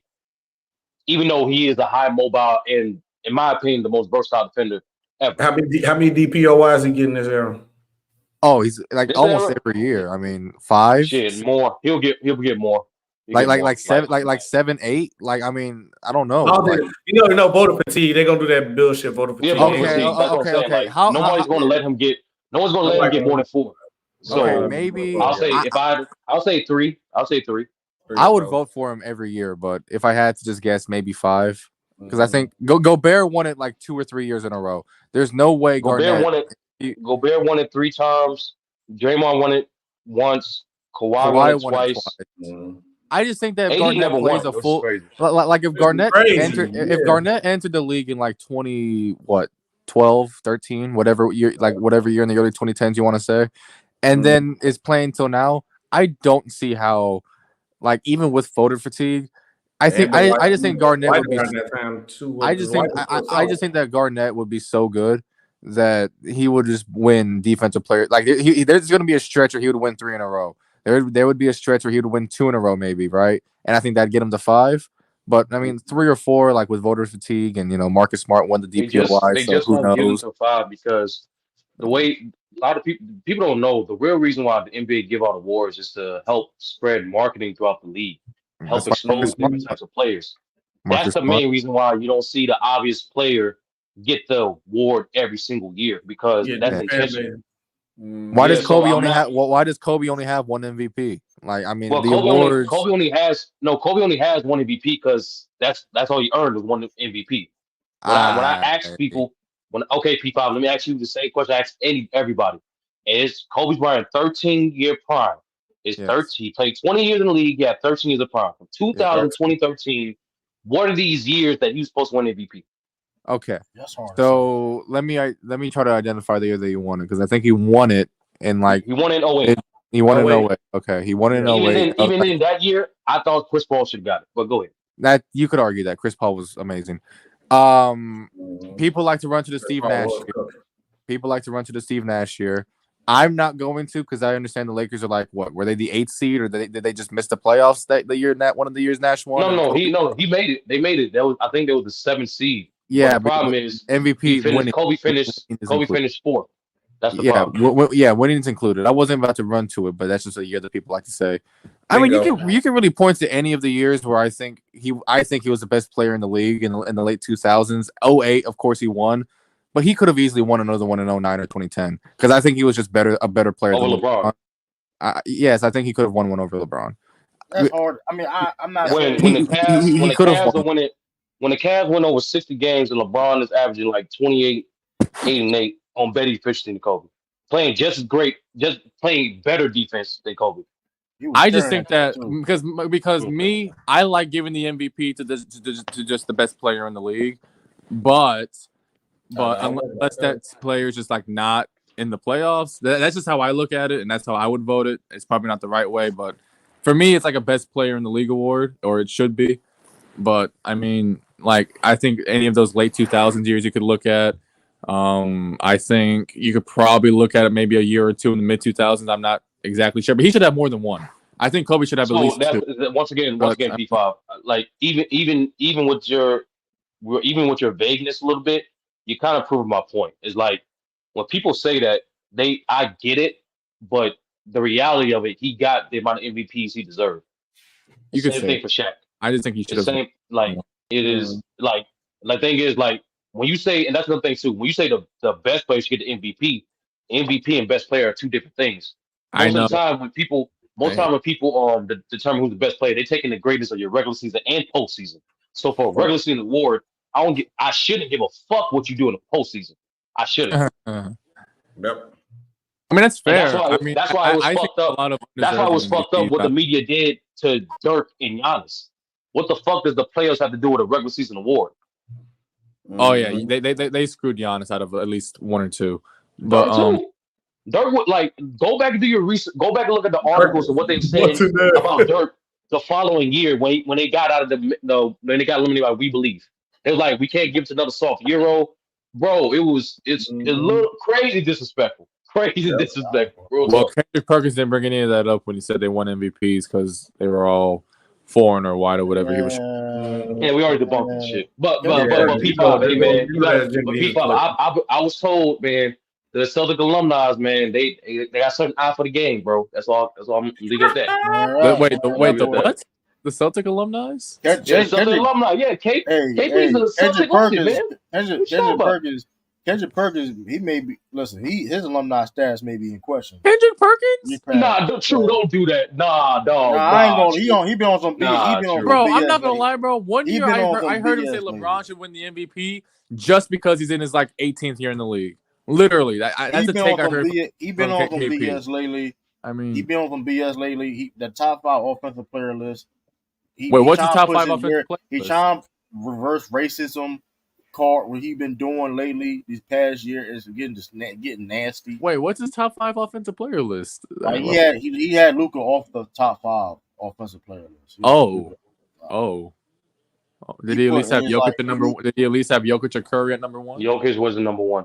Was Curry number 2? Who's number 1? KD. It was KD. That's what it was. I'm like, this nigga crazy. They put KD in. Because he did. He hate. First of all, he hating on ball. They asked him a question about how Boston playing. He switched the whole subject. They asked him a whole question. He switched the whole subject on I don't know. He's being then it's I don't know. He playing his reverse racism cards. It's getting weird. All right, bro. Kendrick Perkins, everybody. That's Kendrick Perkins. It's getting real weird. You playing using the whole reverse racism on why Luka come on, bro. Why Jokic shouldn't get MVP? I need to watch. SB hating him, man. It's okay. AP unveil his top 5. Even when he did that, even though he did that Jokic thing about the MVPs, he's like, bro, why you ain't talking about Larry Bird? You knew better not to talk because that's been the last straw for you. If you had mentioned Larry Bird, it's all right. Say something about he didn't deserve MVP. He can't. Yeah, he a former Celtic too. He can't say nothing about Bird. That's a Celtic sin, my nigga. Jersey, you can't say nothing bad about Beal or Bird. He's on a thin line. That's a lot. That's a lot of Celtic players really can't. It's kind of a lot. You gotta be on a certain tier of people. All right, bro, you gotta chill. Nah, I'm talking about them two dudes in particular. That's a sin. I appreciate people that just speak their mind, but it gets to a point where it's like, come on, Kendrick Perkins. I mean, Paul Pierce as well to an extent. Did y'all see that clip where Paul Pierce was just talking about Curry's actually? I don't know. I'm not going to get into that because some people actually believe it. But do you agree with him when you say that D Wade, or he said he was better than D Wade? Steph Curry? No. Paul Pierce. He said he was better than D Wade. Boy, hell no. He also said he was a better. He also said he was a better shooter than Klay Thompson. Yeah, but that's Paul Pierce. Listen, Paul Pierce is gonna say some crazy ass issues, but that's Paul Pierce. Like Paul Pierce ain't like. But Perkins, I respect that he'll speak his mind. Yeah, like he'll speak his mind. Perkins is trying to push, like he's trying to push agenda. Perkins is trying to push agendas, and they're like Paul. Do you see the company he works for? Of course. Hey, but they gave that man the MVP vote, bro. That shit crazy. Exactly, KP voting for MVP is nasty as hell. Like, that's disgusting. Paul Pierce, like he's gonna say some outlandish stuff. That's Paul Pierce. He's gonna listen. He's gonna speak his mind. He gonna troll. Like he gonna listen. He'll troll. Yeah, just say it. He'll troll. I mean, he played too. But I think he believes a lot. He believes everything he said though. Like that's how. But listen, that mentality he had, he took on a basketball court. So I'm not when he be saying certain things, then I'm like, why ain't surprised? Like how he played on. You know what I mean? You saw Paul Pierce play. But the way KG be honest with the nigga, he be looking at him like that's why I love it. But Paul, listen, but Paul Pierce one of them dudes though. Like that's listen. Paul Pierce one of my favorite players. He be capping, but it's like, hey, listen, that's who he is. He capping his ass. That's what he is though. But he stand everything he's saying, and it's like, listen, like when he on that court, he didn't give a damn who you was. Like he going, listen. I will say it was pretty funny though how they were talking about LeBron. And Paul Pierce has his own little thing with LeBron, right? He said, if you give me D Wade, if you give me Bosh, and Jalen Rose was like, they did, and it was hilarious. And then Paul Pierce said, it was hilarious. But then Paul Pierce said, that was later though. Like if you give me if you give me D Wade, if you give me Chris Bosh, and we all in our 20s, and I'm like, damn. But that was Jalen Rose. Man, did they fire Jalen Rose? Because they fired a lot. He on interrupted now. He do the. I think he on interrupted. Huh? On interrupted. He on. I don't know what Jalen Rose said. They be moving everybody around. Yeah, the ESPN does a little too much. I have to listen to Doc Rivers' voice. He ain't gonna be on Undisputed. Jalen Rose ain't gonna be on Undisputed. So. SB, you should do that topic with Sean. Like you heard Adam Silver's comment on NBA commentary. Oh, yeah, he said they should be able to explain the game better. Hell yeah, I need that. Yes, yeah. Reggie Miller, listen, Reggie Miller, man, you got it. Bro, if y'all seen an interview with him on that JJ Redick podcast, it was a good one. It was a very good one, in my opinion. But I think JJ Redick's pretty good at what he does. We already got enough people that only watch highlights. Yeah, you got people actually trying to break down the game and tell people what horn sets is, what's a down screen, what's a pin down, why they did this. Motherfuckers, they really ain't gonna watch it. They gonna so what you do, right? Because someone asked me this, like, here's what you do. That's the difference between basketball and football, right? Football is more stagnant than basketball. So you have time to break down, okay, you see this shit right here? They stand like this is about to happen. You got time for that. And in basketball, all you can do is hit them with quick notes of what a team is trying to do, as well as what is the other team adjusting to it. And then listen to guys like ironically, listen to guys like JJ Redick when he commentates the game, right? He's not telling you everything. He's just trying to tell you the most important things. You know what I'm saying? The basic stuff. Yeah, there's a reason. Like he'll tell you, like, oh, they're slowing the game down because you see they're trying to get this on this side. Oh, the Celtics are doing this defensively because they're trying to prevent this from happening. That's the only thing you can do in regards to basketball, because you can't lay it all out like you can for football. But it's definitely possible.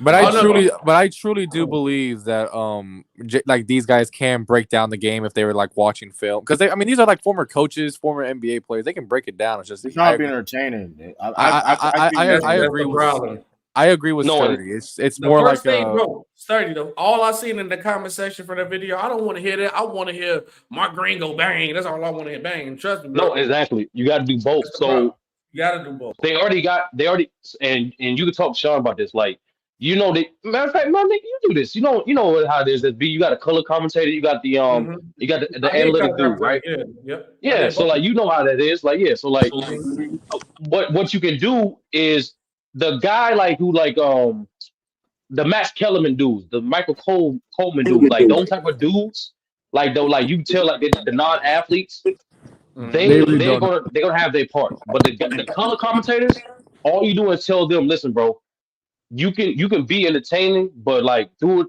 through the game. Don't do it through like back in my day or should be like this.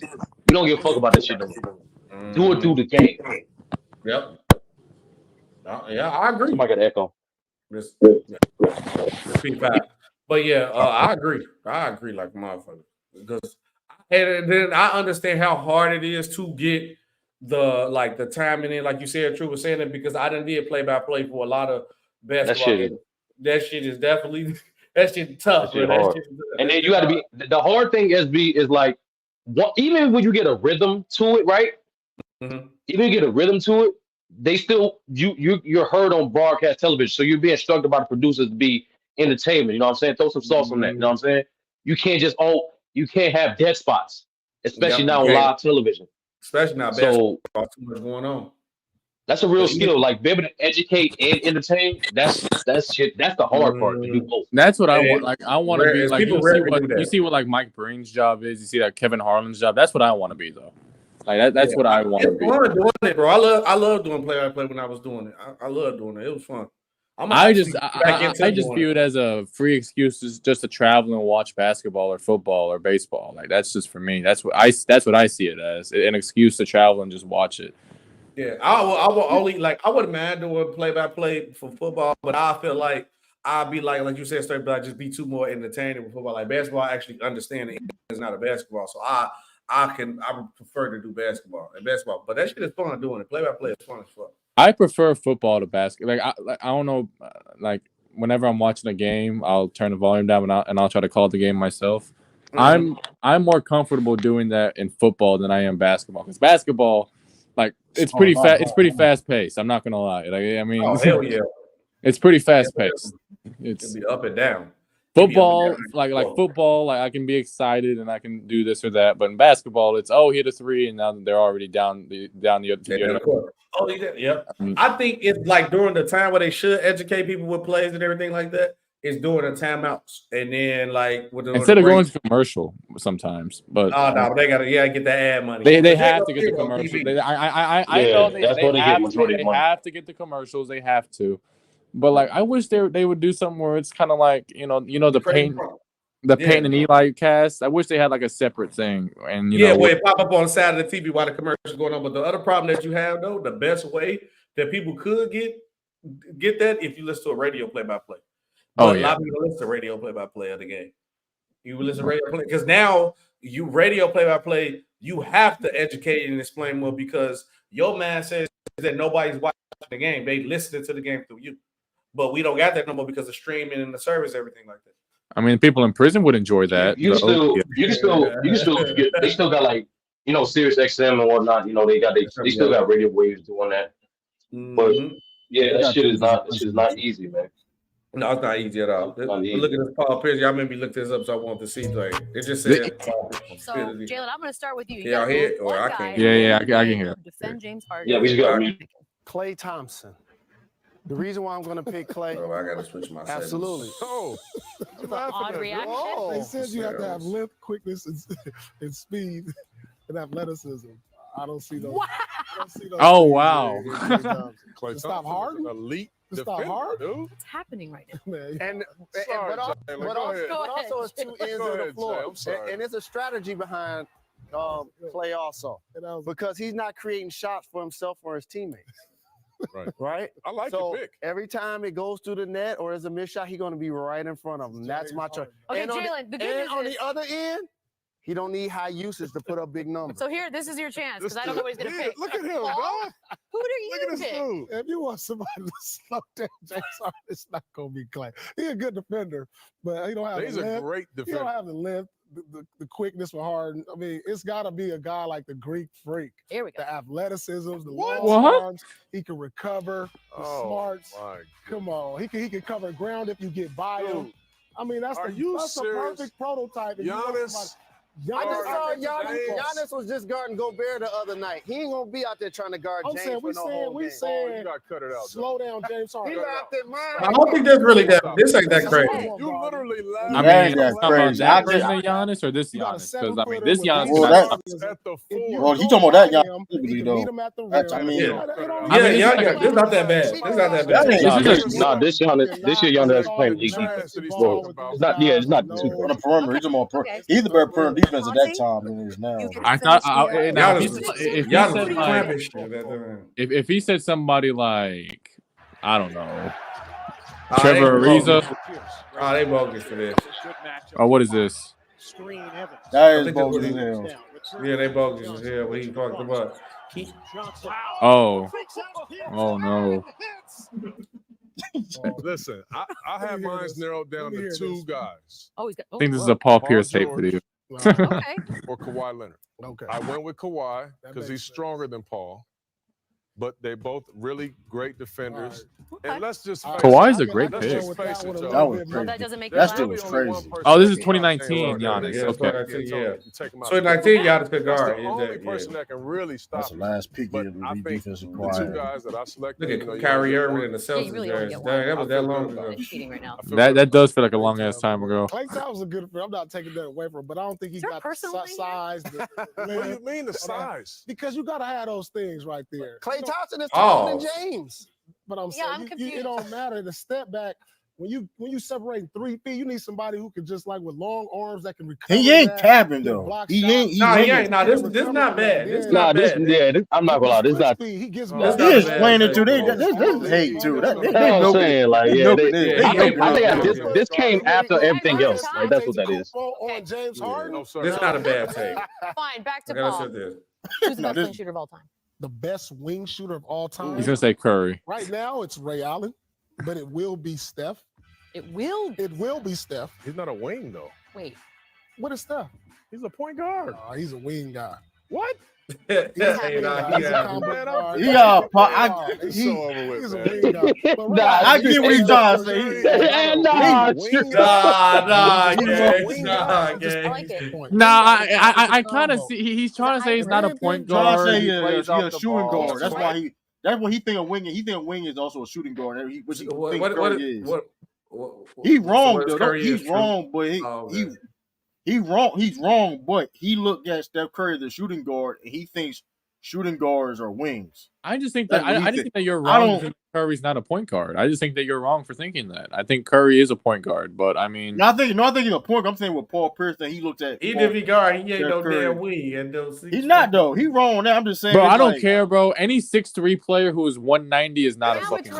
No, he ain't. Then it's gonna be Steph. Then it's gonna be Steph. Then it's gonna be Clay. Wow, that's a weird chart. Okay. Well, the numbers are gonna speak when it's all said and done. Would you get the Curry's already what? All right, at least we can agree Paul that Pierce don't Clay's give a amazing. fuck, He's a great bro. NBA player, but here on the Hey, show, he's saying no for Ray we Allen, established though. a metric that really no other show can consider. I thought this was an era position. Era positionless, so he did. Wing shooter. The truth serum. It's okay. You can say yeah. I'm gonna say no. I'm not. Hey, the editing is top tier, though. I'm not gonna lie. It was money in the bank. You haven't seen Clay in these situations quite a bit. You want me to tell you what it is? Yeah, go ahead. I mean, you got Clay. If you got Clay down the stretch and you got me down the stretch, who you want shooting that 3? Oof. Paul That's Pierce. a good argument.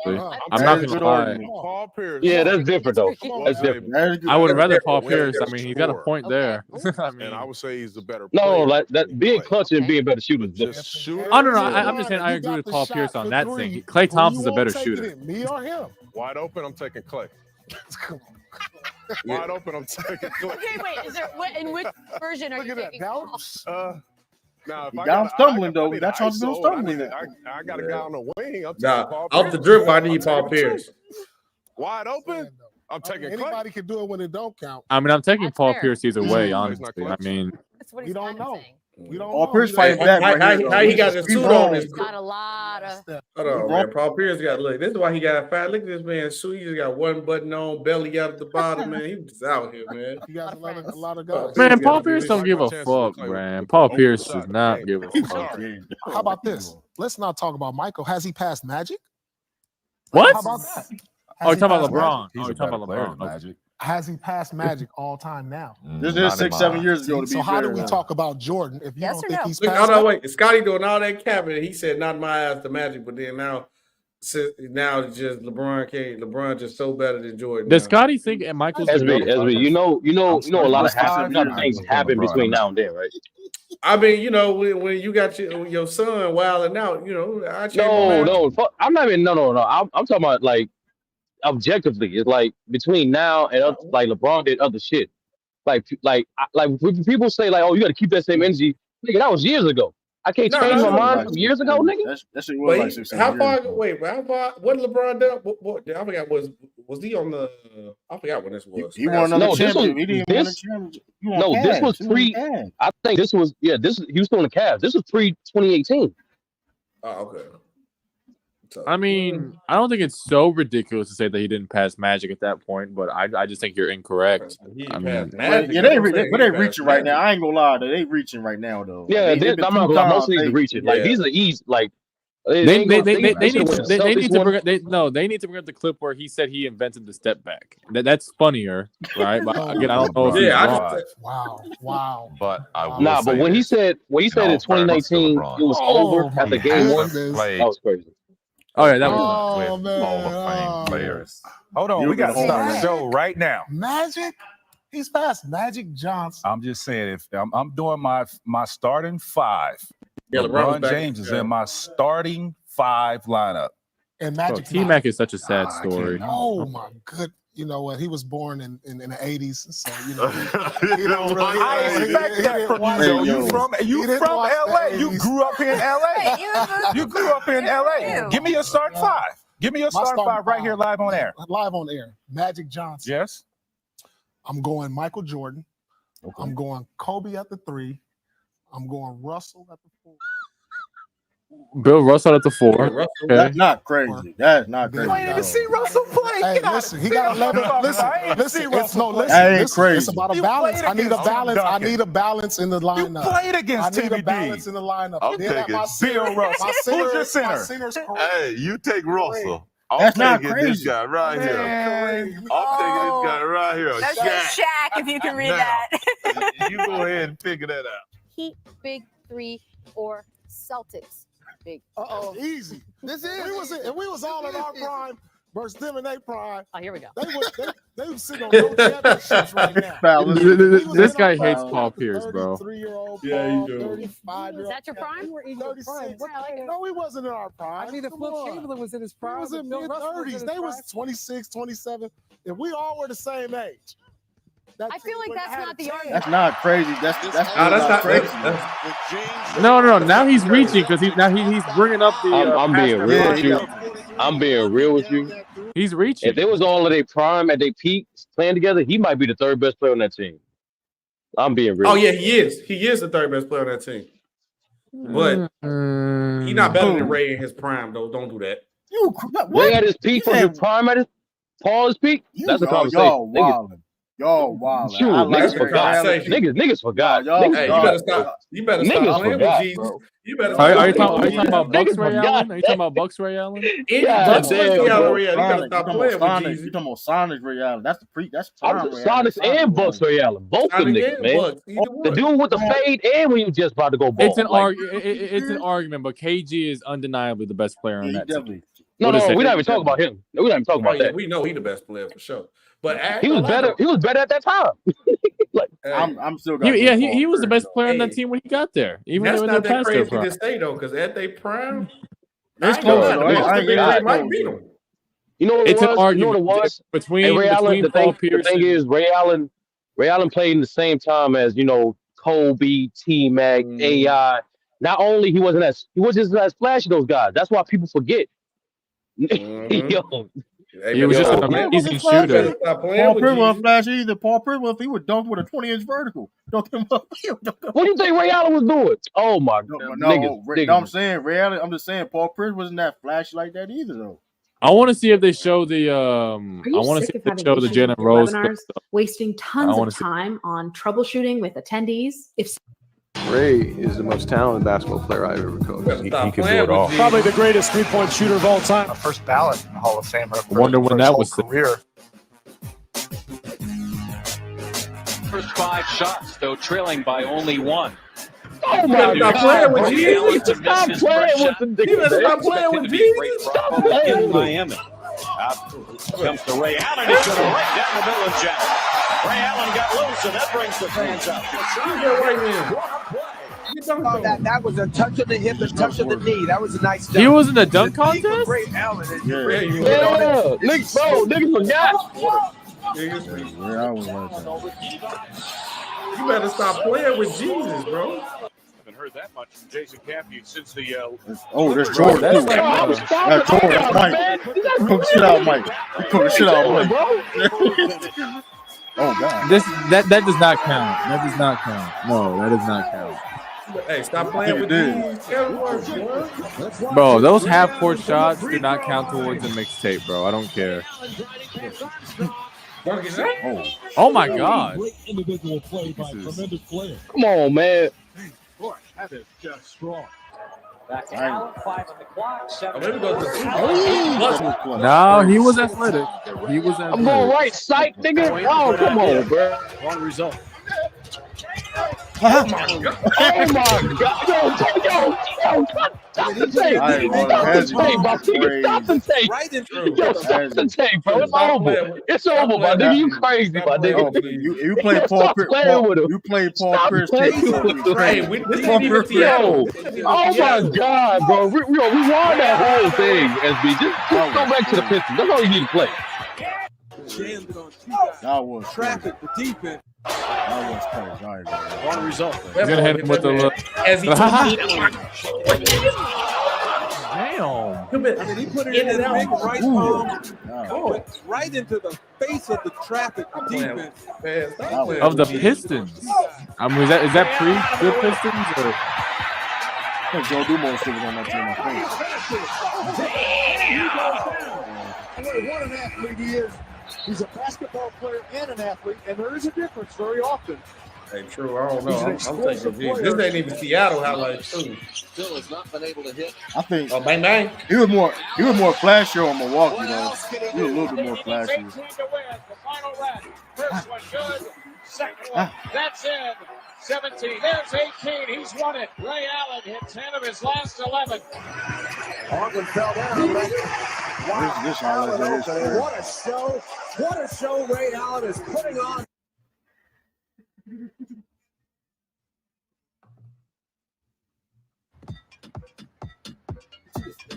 I ain't gonna lie. Paul Pierce is nice though, but I'm taking Ray.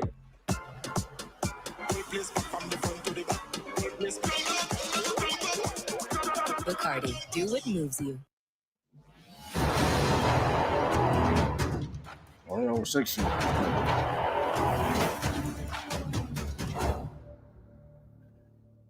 This is a documentary? Pierce left wide open, and that's not something you want to do. 1:45 to go in the half. Pierce is tried to sneak in there to their 6th. Pierce going all the way and lays it in. Nah, true. This ain't hit like 2 to shoot. Oh, that was good.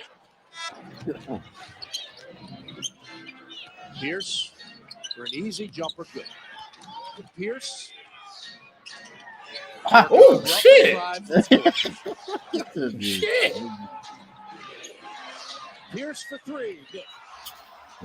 And Eddie Jordan. He was busting their ass. Guarded by Arenas for Pierce. He pulled up. He said about Clay, we want him to clutch. Him and Clay, we want Paul Pierce. No. That was crazy. Yeah, that was tough. Has single-handedly beaten the Wizards in Washington. Talking crazy too to the crowd. Paul Pierce. He pulled that bitch too. How did he make that? And you're right. I mean, they shot that bitch on both of them. Yeah. Oh my God! Forced him to take a very difficult shot. Back. You don't want to commit the God, foul. that is crazy. Yeah, Paul up there. Like, Paul Hey, cold. look, who you want to Hey, clutch? Paul cold Pierce and clutch. Clay. I'm taking Paul You can see the Pierce. light Fuck going off once it's I'm left taking the Paul game. Pierce, clutch dude. They've He got got to like count that. he's tied like the most. He got like one of the most buzzer beaters of all time. He got like Nah, 7. he might be top 10. He might be top 10 clutch player of all time. Might be. That joint is crazy. Paul Pierce was different in the clutch. I ain't gonna hold you. Come from out of nowhere. Go ahead, don't Kobe. Ooh. Hit the foul to Parker. Which Pierce checks the clock now. That motherfucker ain't can dribble for shit, boy, but he get buckets. That His game was slow. He was methodical with it. He took his time. Like taking his time, busting your ass. Word. He got Kobe though. That motherfucker. Oh my God. Like Paul Pierce played at his own pace. Like he. Yeah, you can. I'm trying to see that they going by game. Hold on, I want to see like just like highlights like him. I guess this was. They got top 34 plays, offensive highlights. Let me see. I know I didn't play highlights. That prayer he got by Kobe like that. He was like, how do you like, hey, that man is on. He got like a jutsu he be doing. I don't know. Paul Pierce playing his own. Paul Pierce, it's crazy though. You watch like what the heck? Like how he got that all? I know. And I'm just saying we're gonna just off the highlights, bro. Niggas forgot. That's all I'm gonna say. Oh yeah, niggas forgot about Ray and Paul. That's why when he said the big three and when they was younger, when he said that's not crazy. No, I think they the big. No. I think they do win because their game's more compatible. Right. Yeah. They fit like to this day, like it's crazy how the Heat won like that, bro. Like Bosh had to change his game up completely, and there was times. Even in 2013, there was times where like the offense was actually better when Wade was off the floor. Yeah. So it just shout out Chris Bosh too though, because like the fact that he like changed his game like that, and he don't really get a lot of credit for like that too. Like it was he taking like only 10 shots. And you wanted to win. You know what it was true. Like after they missed the playoffs when LeBron left, Chris Bosh started cooking. He started implementing everything like he learned over the years, and then he had heart problems.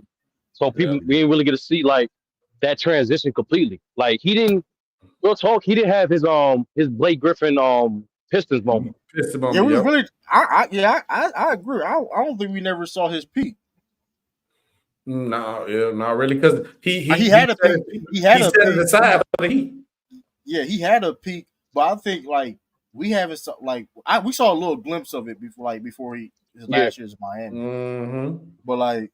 I mean, he was solid defensively. He was he could shoot the 3 ball. He had the post up game. So we seen it a little bit when LeBron and them was out. Bosh was cooking. Y'all niggas ain't playing. Give me the ball. He could have still been in the league now for. He could have been. I think if that didn't happen, he probably be still playing now. Be still be effective. Be like some. How old is he right now? That's good. I think he'd be like. Is he older than LeBron? No. What are you the same age? He's 39, so he probably been retired like at least 2 years ago, maybe. I mean, I don't know. You know how it is. I mean, with his skill set and he being healthy, I don't know. Chris Paul still playing.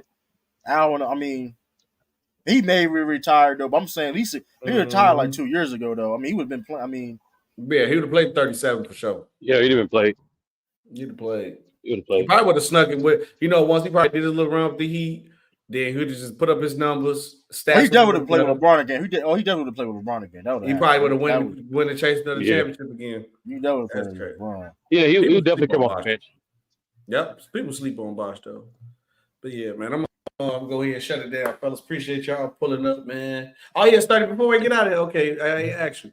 So obviously talking about the Zach LaVine thing, but obviously you've had a lot of smoke with a lot of takes I said. So any take that I have that you had to smoke with, I already know what you're going to say, but what take you got that I said you got smoke with, man?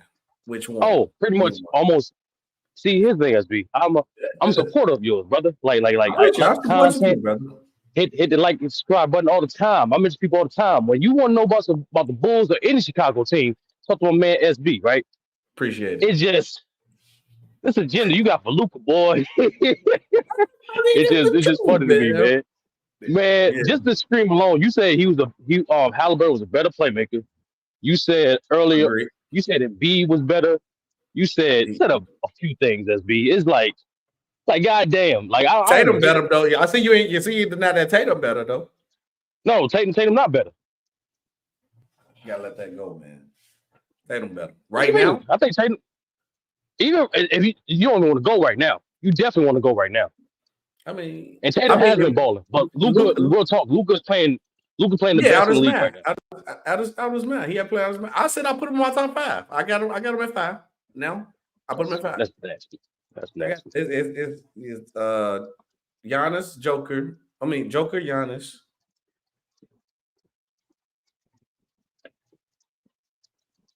Tatum, Luka, and then probably KD. So I got Luka at 4 actually now. I moved him up again. So he had 4. He's right behind Tatum. You think KD playing better in Embiid right now? They're about the same level, but I feel like that's the nasty shit, bro. I just think but the problem with KD is his team ain't been healthy though. So you know why prime KD. This team would have been better if KD was in his prime. I don't want to hear that. KD's the same. Sure. I think people really getting caught up with the name of KD. Like KD is still nice. He's still a top 10 player. I think people get caught up. I think people. He top 7, top 5 potential. I ain't gonna. He's number 7 at the most. Okay. He's number 7 at the most. But like I think people are getting caught up in KD's name, and it's like his. I don't know. It's like even with the injuries and all this with the Suns though, like if prime KD, they'd probably be one of the best teams in the West if KD was in his prime. Oh yeah, but if LeBron was in his prime, talent ain't that great. the Lakers. Exactly. I'm just saying people get too caught. I mean, it's not just KD. I think it's a lot of people. People getting too caught with the names. It's like we get what they've done in their career, but that's not who they is now. Like when people be pushing for LeBron to still be top 10, and but he might actually right now he's still top 10, bro. He might be so far he might be, but it just like this. The thing is, SB is like it's unprecedented. You know what I'm saying? Like in the words of he who remains, we cross the threshold. Like he's not so. We never seen the oldest player in the league be top 10. Hell no. You know what I'm saying? Like that's the shit. So it's weird for people to say. Because Kareem was the oldest player at one point, though, right? When he was top 10. Kareem was he top 10? Was he the oldest player in the league at one time? I gotta look that up. He could be though. He may have been 37, but I don't know. He wasn't the top 10. Was he top 10 though? 37. You top 10 89? 89. You got what? You got Jordan. You got Zeke. No, he wasn't. Magic. You said 89. He wasn't. Bird. But 89, he was 41. He was 41 in 89. I'm trying to think. Dominique. He probably was the oldest. LeBron 38. You said 30. Yeah, because LeBron 38. LeBron 38. He gonna be 39. Kareem was top 10 in 86. Yeah, he was 38. Yeah, he was top 10. No, I'm talking about 89. I said the oldest player in the league. No, 86. He wasn't the oldest player in the league. When he was 38, he was the oldest player. Who was older than Kareem in 86? I'm gonna look it up, but like there was some old niggas back there. You'll be surprised. Yeah, it was some old ass. You probably right though. I'm trying to really think though. They be. I'm about to say who playing? And then 89, Kareem only gave you 10 and 4. He wasn't he was 41. It's crazy. He was 41 then though. It's a combination of everything. It's like the fact that he's the oldest player, the fact he's 39, but also all the goddamn minutes, bro. Like this. That shit gotta stop, bro. Look up, bro. He's top. If you put combined playoff or regular season, he's number 1 all time. You just go by regular season, by the end of this season, he'll be top 5. By games played, he'll be top 5. Real talk, if he played ridiculous. 2.5, bro, he got, last time I tell you, I think he got 1451. He got over 1,400 fucking games played, bro. That shit is ridiculous, bro. I ain't gonna You know what's funny? Mar said this shit. You're like, if you take all the minutes Steph Curry played for his entire career, and LeBron from rookie season to like 2012, just 2012, he still had more career minutes. This man, I'm not shocked about that. Yeah, you ain't see that Draymond Green choked up Rudy Gobert? Gosh, I ain't gonna lie though, man. Yo, that's if we don't get the Warriors versus Timberwolves in the first round, be mad. I ain't gonna hold the Timberwolves by Ed said, Ed said that shit. He was like, I just want to play the Warriors because Draymond talked that shit. That's pretty much it. Hey, and I think the Timberwolves can beat them. The Timberwolves are dangerous. The Timberwolves all that shit people was talking during the all season, bro. That team is dangerous. I don't like their coach, but I like their personnel. Yeah, I like that coach. But this the year Ant-Man gonna take off. And part of him taking off is him taking out the Warriors. The Warriors can still beat them, but I think the Timberwolves can actually get it done, bro. I ain't gonna hold SB, let me ask you this question because you don't like this take. By the end of this season, by the end of the playoffs, will Ant be better than Jaylen Brown? Or your opinion, is he already better than Jaylen Brown? In my opinion, honestly, you're already better than him. That's too soon, man. That's too soon. only thing is like the only thing is because what does Jaylen Brown really do better than him? Defensively, he's better defensively. He's not. I can't even say that. Is he way better than him defensively though? Ain't better rebounding. Ain't better rebounding. Yes. Okay, he better rebounding. He better rebounding. But that defense, you get called. Nah, this year you get called with that. I watched. I told him that documentary. No, hell no. I watched real talk. I watched like 6 games of the Timberwolves. Nah, he playing defense. Nah, he playing defense, but listen. I've seen Jaylen Brown opening night. Man clamped up Jaylen. Like Jaylen Brown got harder assignments defensively. No, I mean, of course, but they got the same assignments, nigga. Don't do that. They got the same assignments. Don't do that. No, I think Jaylen Brown. They do. Hold on. They're not the best. They're not the best perimeter defender. Neither one of them on their team. So they get the second best guy. That's a fact. They got the same assignment. Got the same assignment. Ain't not when the Timberwolves playing Knicks. He ain't guard no Jalen Brunson. What are you talking? Because no, bro. Jalen Brunson is the best perimeter defender. So who takes a McDaniels? But he takes the next best nigga, just like Jaylen Brown. Just like Jaylen Brown. Right, Jaylen Brown's guarding. He was when they Derek White guard the best person.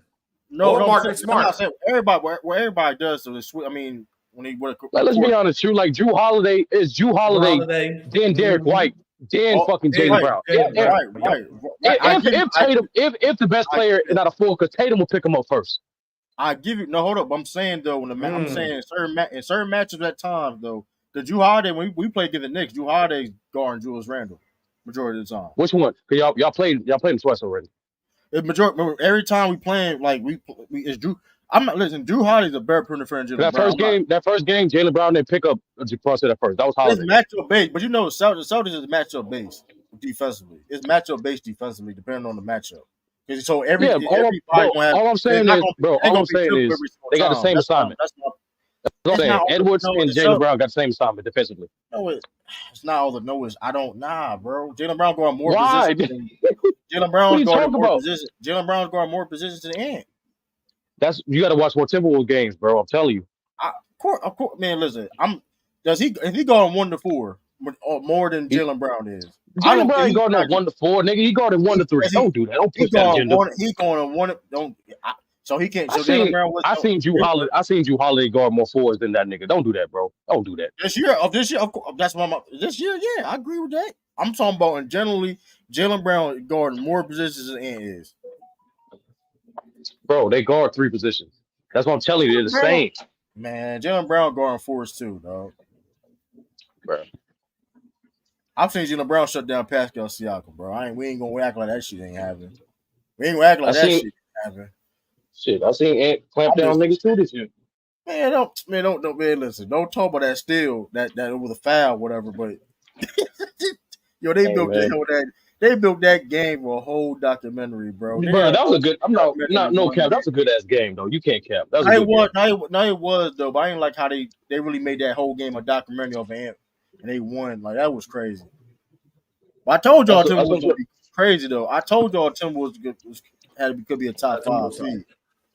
It's possible. No, like, bro, everybody else we knew, like, they was completely disrespecting Timberwolves. Oh, they might not make the playoffs. I'm like, oh, you wasn't disrespecting them. You wasn't disrespecting them though. But it was I still don't like Cat. His coach got better. I just don't like the coach in the playoffs.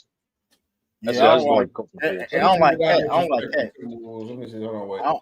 like Cat either though. I don't like Cat can play better. He playing better. Okay, now I put respect on Tim. I had the Timberwolves finish second in their division, but I had them up high. Okay. Yeah, I'm Oklahoma. Yeah, Oklahoma third. Sean want to do about divisions. The Grizzly one was I kind of was like over. I kind of over exact. I thought they still was gonna be good, and then when Ja came, they was just gonna take off. But we still got to wait because they can still take off because of Ja. Will Ja come back? No, that's just too late now. I ain't gonna hold you. It's gonna be a. They gotta go. They got 10 games. They gotta turn up though. Okay, it's the West is stacked.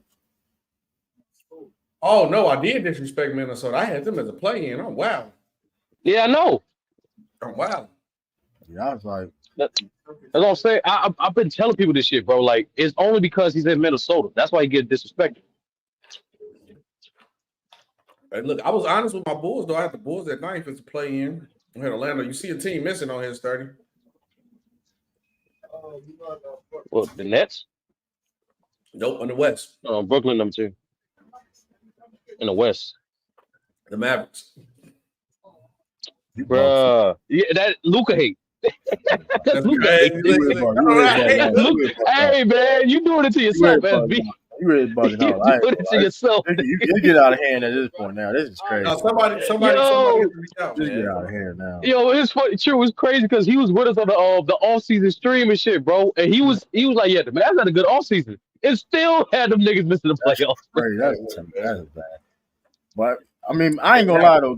If Golden State play Minnesota team, I ain't gonna lie. It may get dark for Golden State. I am not. It might get dark. Kyrie looking. I predicted that though. The Wiggins looking like it. They don't have a. Chris Paul is. I listen. He's doing his job. He's doing the best he can do. But my point was, where Chris Paul is, yes, he playing the role that he needs to be playing, but people were trying to say he was going to do this and that. I told people he was washed up. He's a shell of himself. He's doing his job. He's doing his job, but I mean, he actually helped the Warriors out a lot. Like that second unit, and also most importantly he puts their turnovers down. It was one of the highest turnover teams the last few years. With him now, they're not. Yeah, but they can't shoot for nothing. Listen, Chris Paul ain't the reason why they lose. Oh hell no. I can't listen. I'm not going to. You know what it is? Because remember, outside of Saric, Curry's the only nigga that scored more than 20. Even now, that's the problem. Yeah, they gotta be careful with that too, though. Cause Curry, he can get some injuries, and don't let him miss a significant amount of time. Damn, they can get out the playoff. They could get out the playoff. No, you're right. No, I ain't going that far, True. I ain't going that far. He is. I think he's out for this regular season game though. But I ain't going that far, True. They make playoffs. I'm saying if Curry missed a month,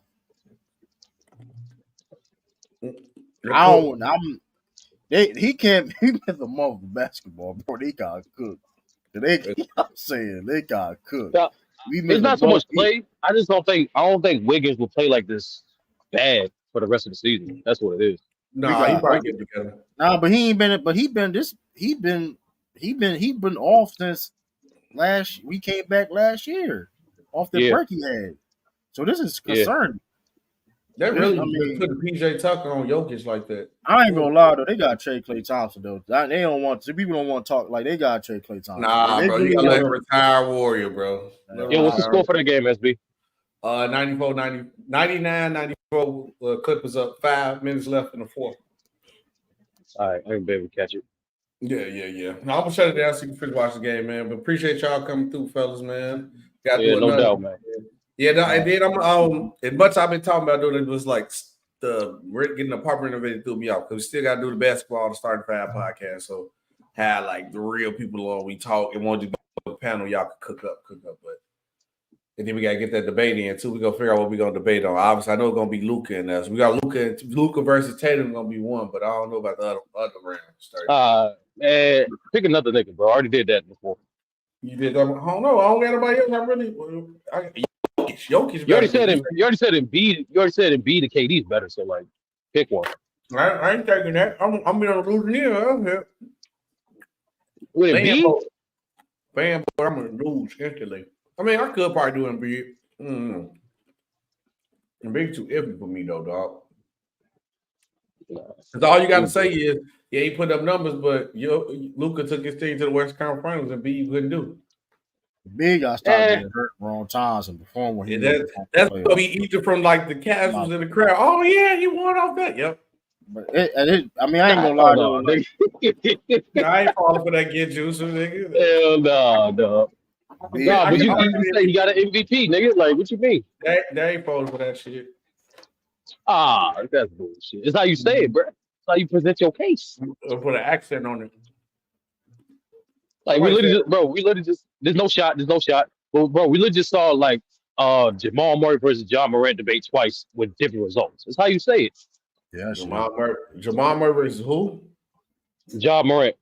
And somebody lost with Ja? I ain't gonna lie, a lot of people that True lost with Ja, and I think what's that dude named Mahari, the Bulls fan? Yeah, Mahari Bulls fan. He won with Ja.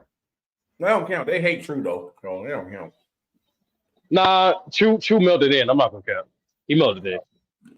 Oh no. Now I ain't gonna let those, but them takes though that was being said though would not fly months later. I'm gonna say this, man. Like a lot of people that was capping for Jamal Murray, they quiet now. I'm just saying. They quiet now. I'm just saying. There was. The most I said about Jamal Murray, I think he was a top 10 PG, like number 10. That's pretty much it. This is trash, though. I ain't Taylor Jenkins gotta go. I ain't gonna hold you though. They shouldn't. Bro, it's not his fault. It may be the GM, bro. This GM, somebody, bro. How are you? I ain't know they dealt with this trash. This is crazy, bro. What'd you expect? Bro? They lost John, they lost Clark, they lost Adams. And they got new pieces. Yeah, a lot of their pieces out, bro. Hey, free Marcus Smart, man. He supposed to be the difference, man. Nigga, you traded them. What the fuck? Hey, look, y'all sit the nigga there. He didn't want to go. I'm just saying. I'm just saying. I thought he was in a great situation. I thought he was great. All I'm saying is this though. Ain't Marcus Smart fault when you the second best offensive player on the team. Technically, I ain't gonna say no names. The person that supposed to be better than John Morant and he supposed to be the block panther and all this other extra. I mean, he ain't showing up. They should have kept Dylan Brooks because Dylan Brooks had hooping in Houston. Right.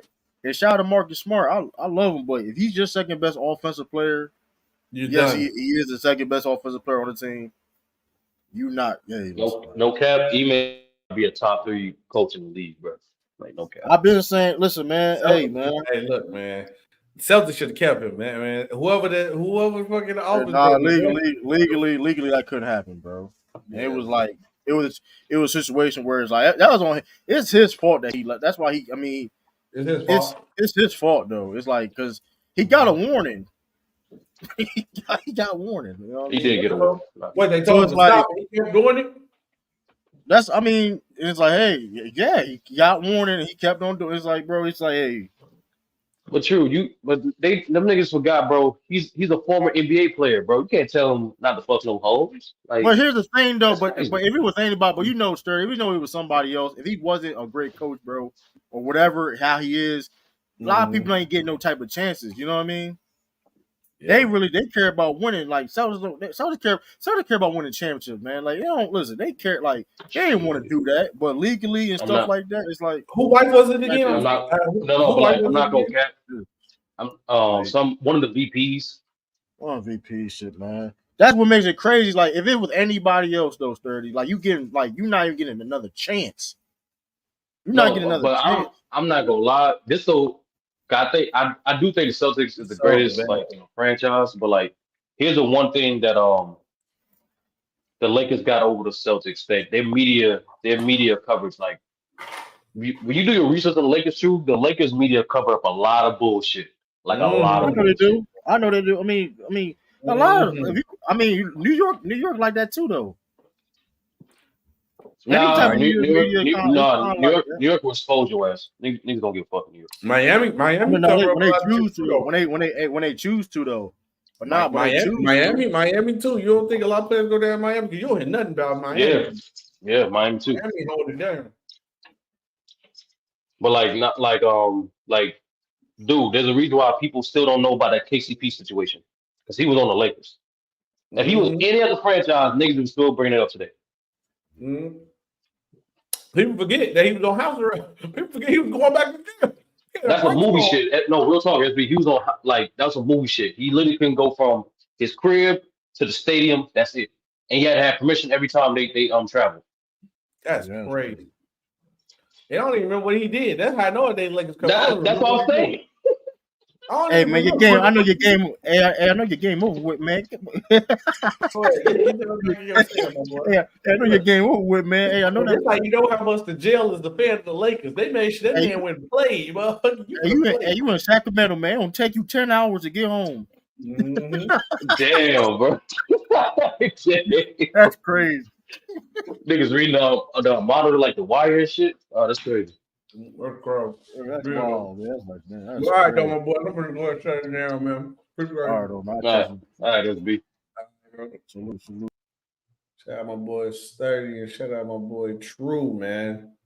W stream, by the way, man. We knocked out damn. I ain't do one of these streams since the Bulls games, bro. One of them long streams, man.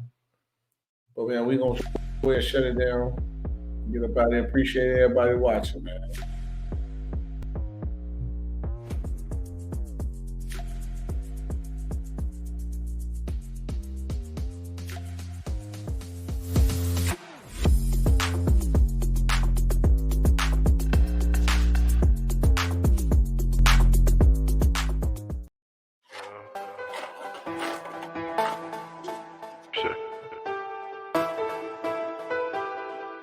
Yes, so nigga, TG. You know I wait for the commas. Money come back like it's karma. Snow bunny thick all the common. God said ain't for no drama. Leave a broke nigga hating. You steady pushing that garbage. Got a slug in me first. She steady showing the cars. Kobe with all of my niggas. Shorty do all of my niggas. Snow bunny dripping with thickness. I tell her to hop in the wheel. She get to grab my phone. I think she giving me digits. She get to grabbing my dick. I think she in love with a nigga. Henny ain't coming for cheap. And VIP with the liquor. My whole crew for the gun flip. Like we fucking with Twister. Big money, all that I know. I bring the show to the show. I bring the hoes to the show. Bitches, money and dro. You know I whip for the commas. Money come back like it's karma. Snow bunny thick all the common. God said ain't for no drama. Leave a broke nigga hating. You steady pushing that garbage. Got a slug in me first. She steady showing the cars. You know I whip for the commas. Money come back like it's karma. Snow bunny thick all the common. God said ain't for no drama. Leave a broke nigga hating. You steady pushing that garbage. Got a slug in me first. She steady showing the cars. I'm Kobe with all of my niggas. Shorty do all of my niggas. Snow bunny dripping with thickness. I tell her to hop in the wheel. She get to grab my phone. I think she giving me digits. She get to grabbing my dick. I think she in love with a nigga. Henny ain't coming for cheap. And VIP with the liquor. My whole crew for the gun flip. Like we fucking with Twister. Big money, all that I know. I bring the show to the show. I bring the hoes to the show. Bitches, money and dro. You know I whip for the commas. Money come back like it's karma. Snow bunny thick all the common. God said ain't for no drama. Leave a broke nigga hating. You steady pushing that garbage. Got a slug in me first. She steady showing the cars. You know I whip for the commas. Money come back like it's karma. Snow bunny thick all the common. God said ain't for no drama. Leave a broke nigga hating. You steady pushing that garbage. Got a slug in me first. She steady showing the cars.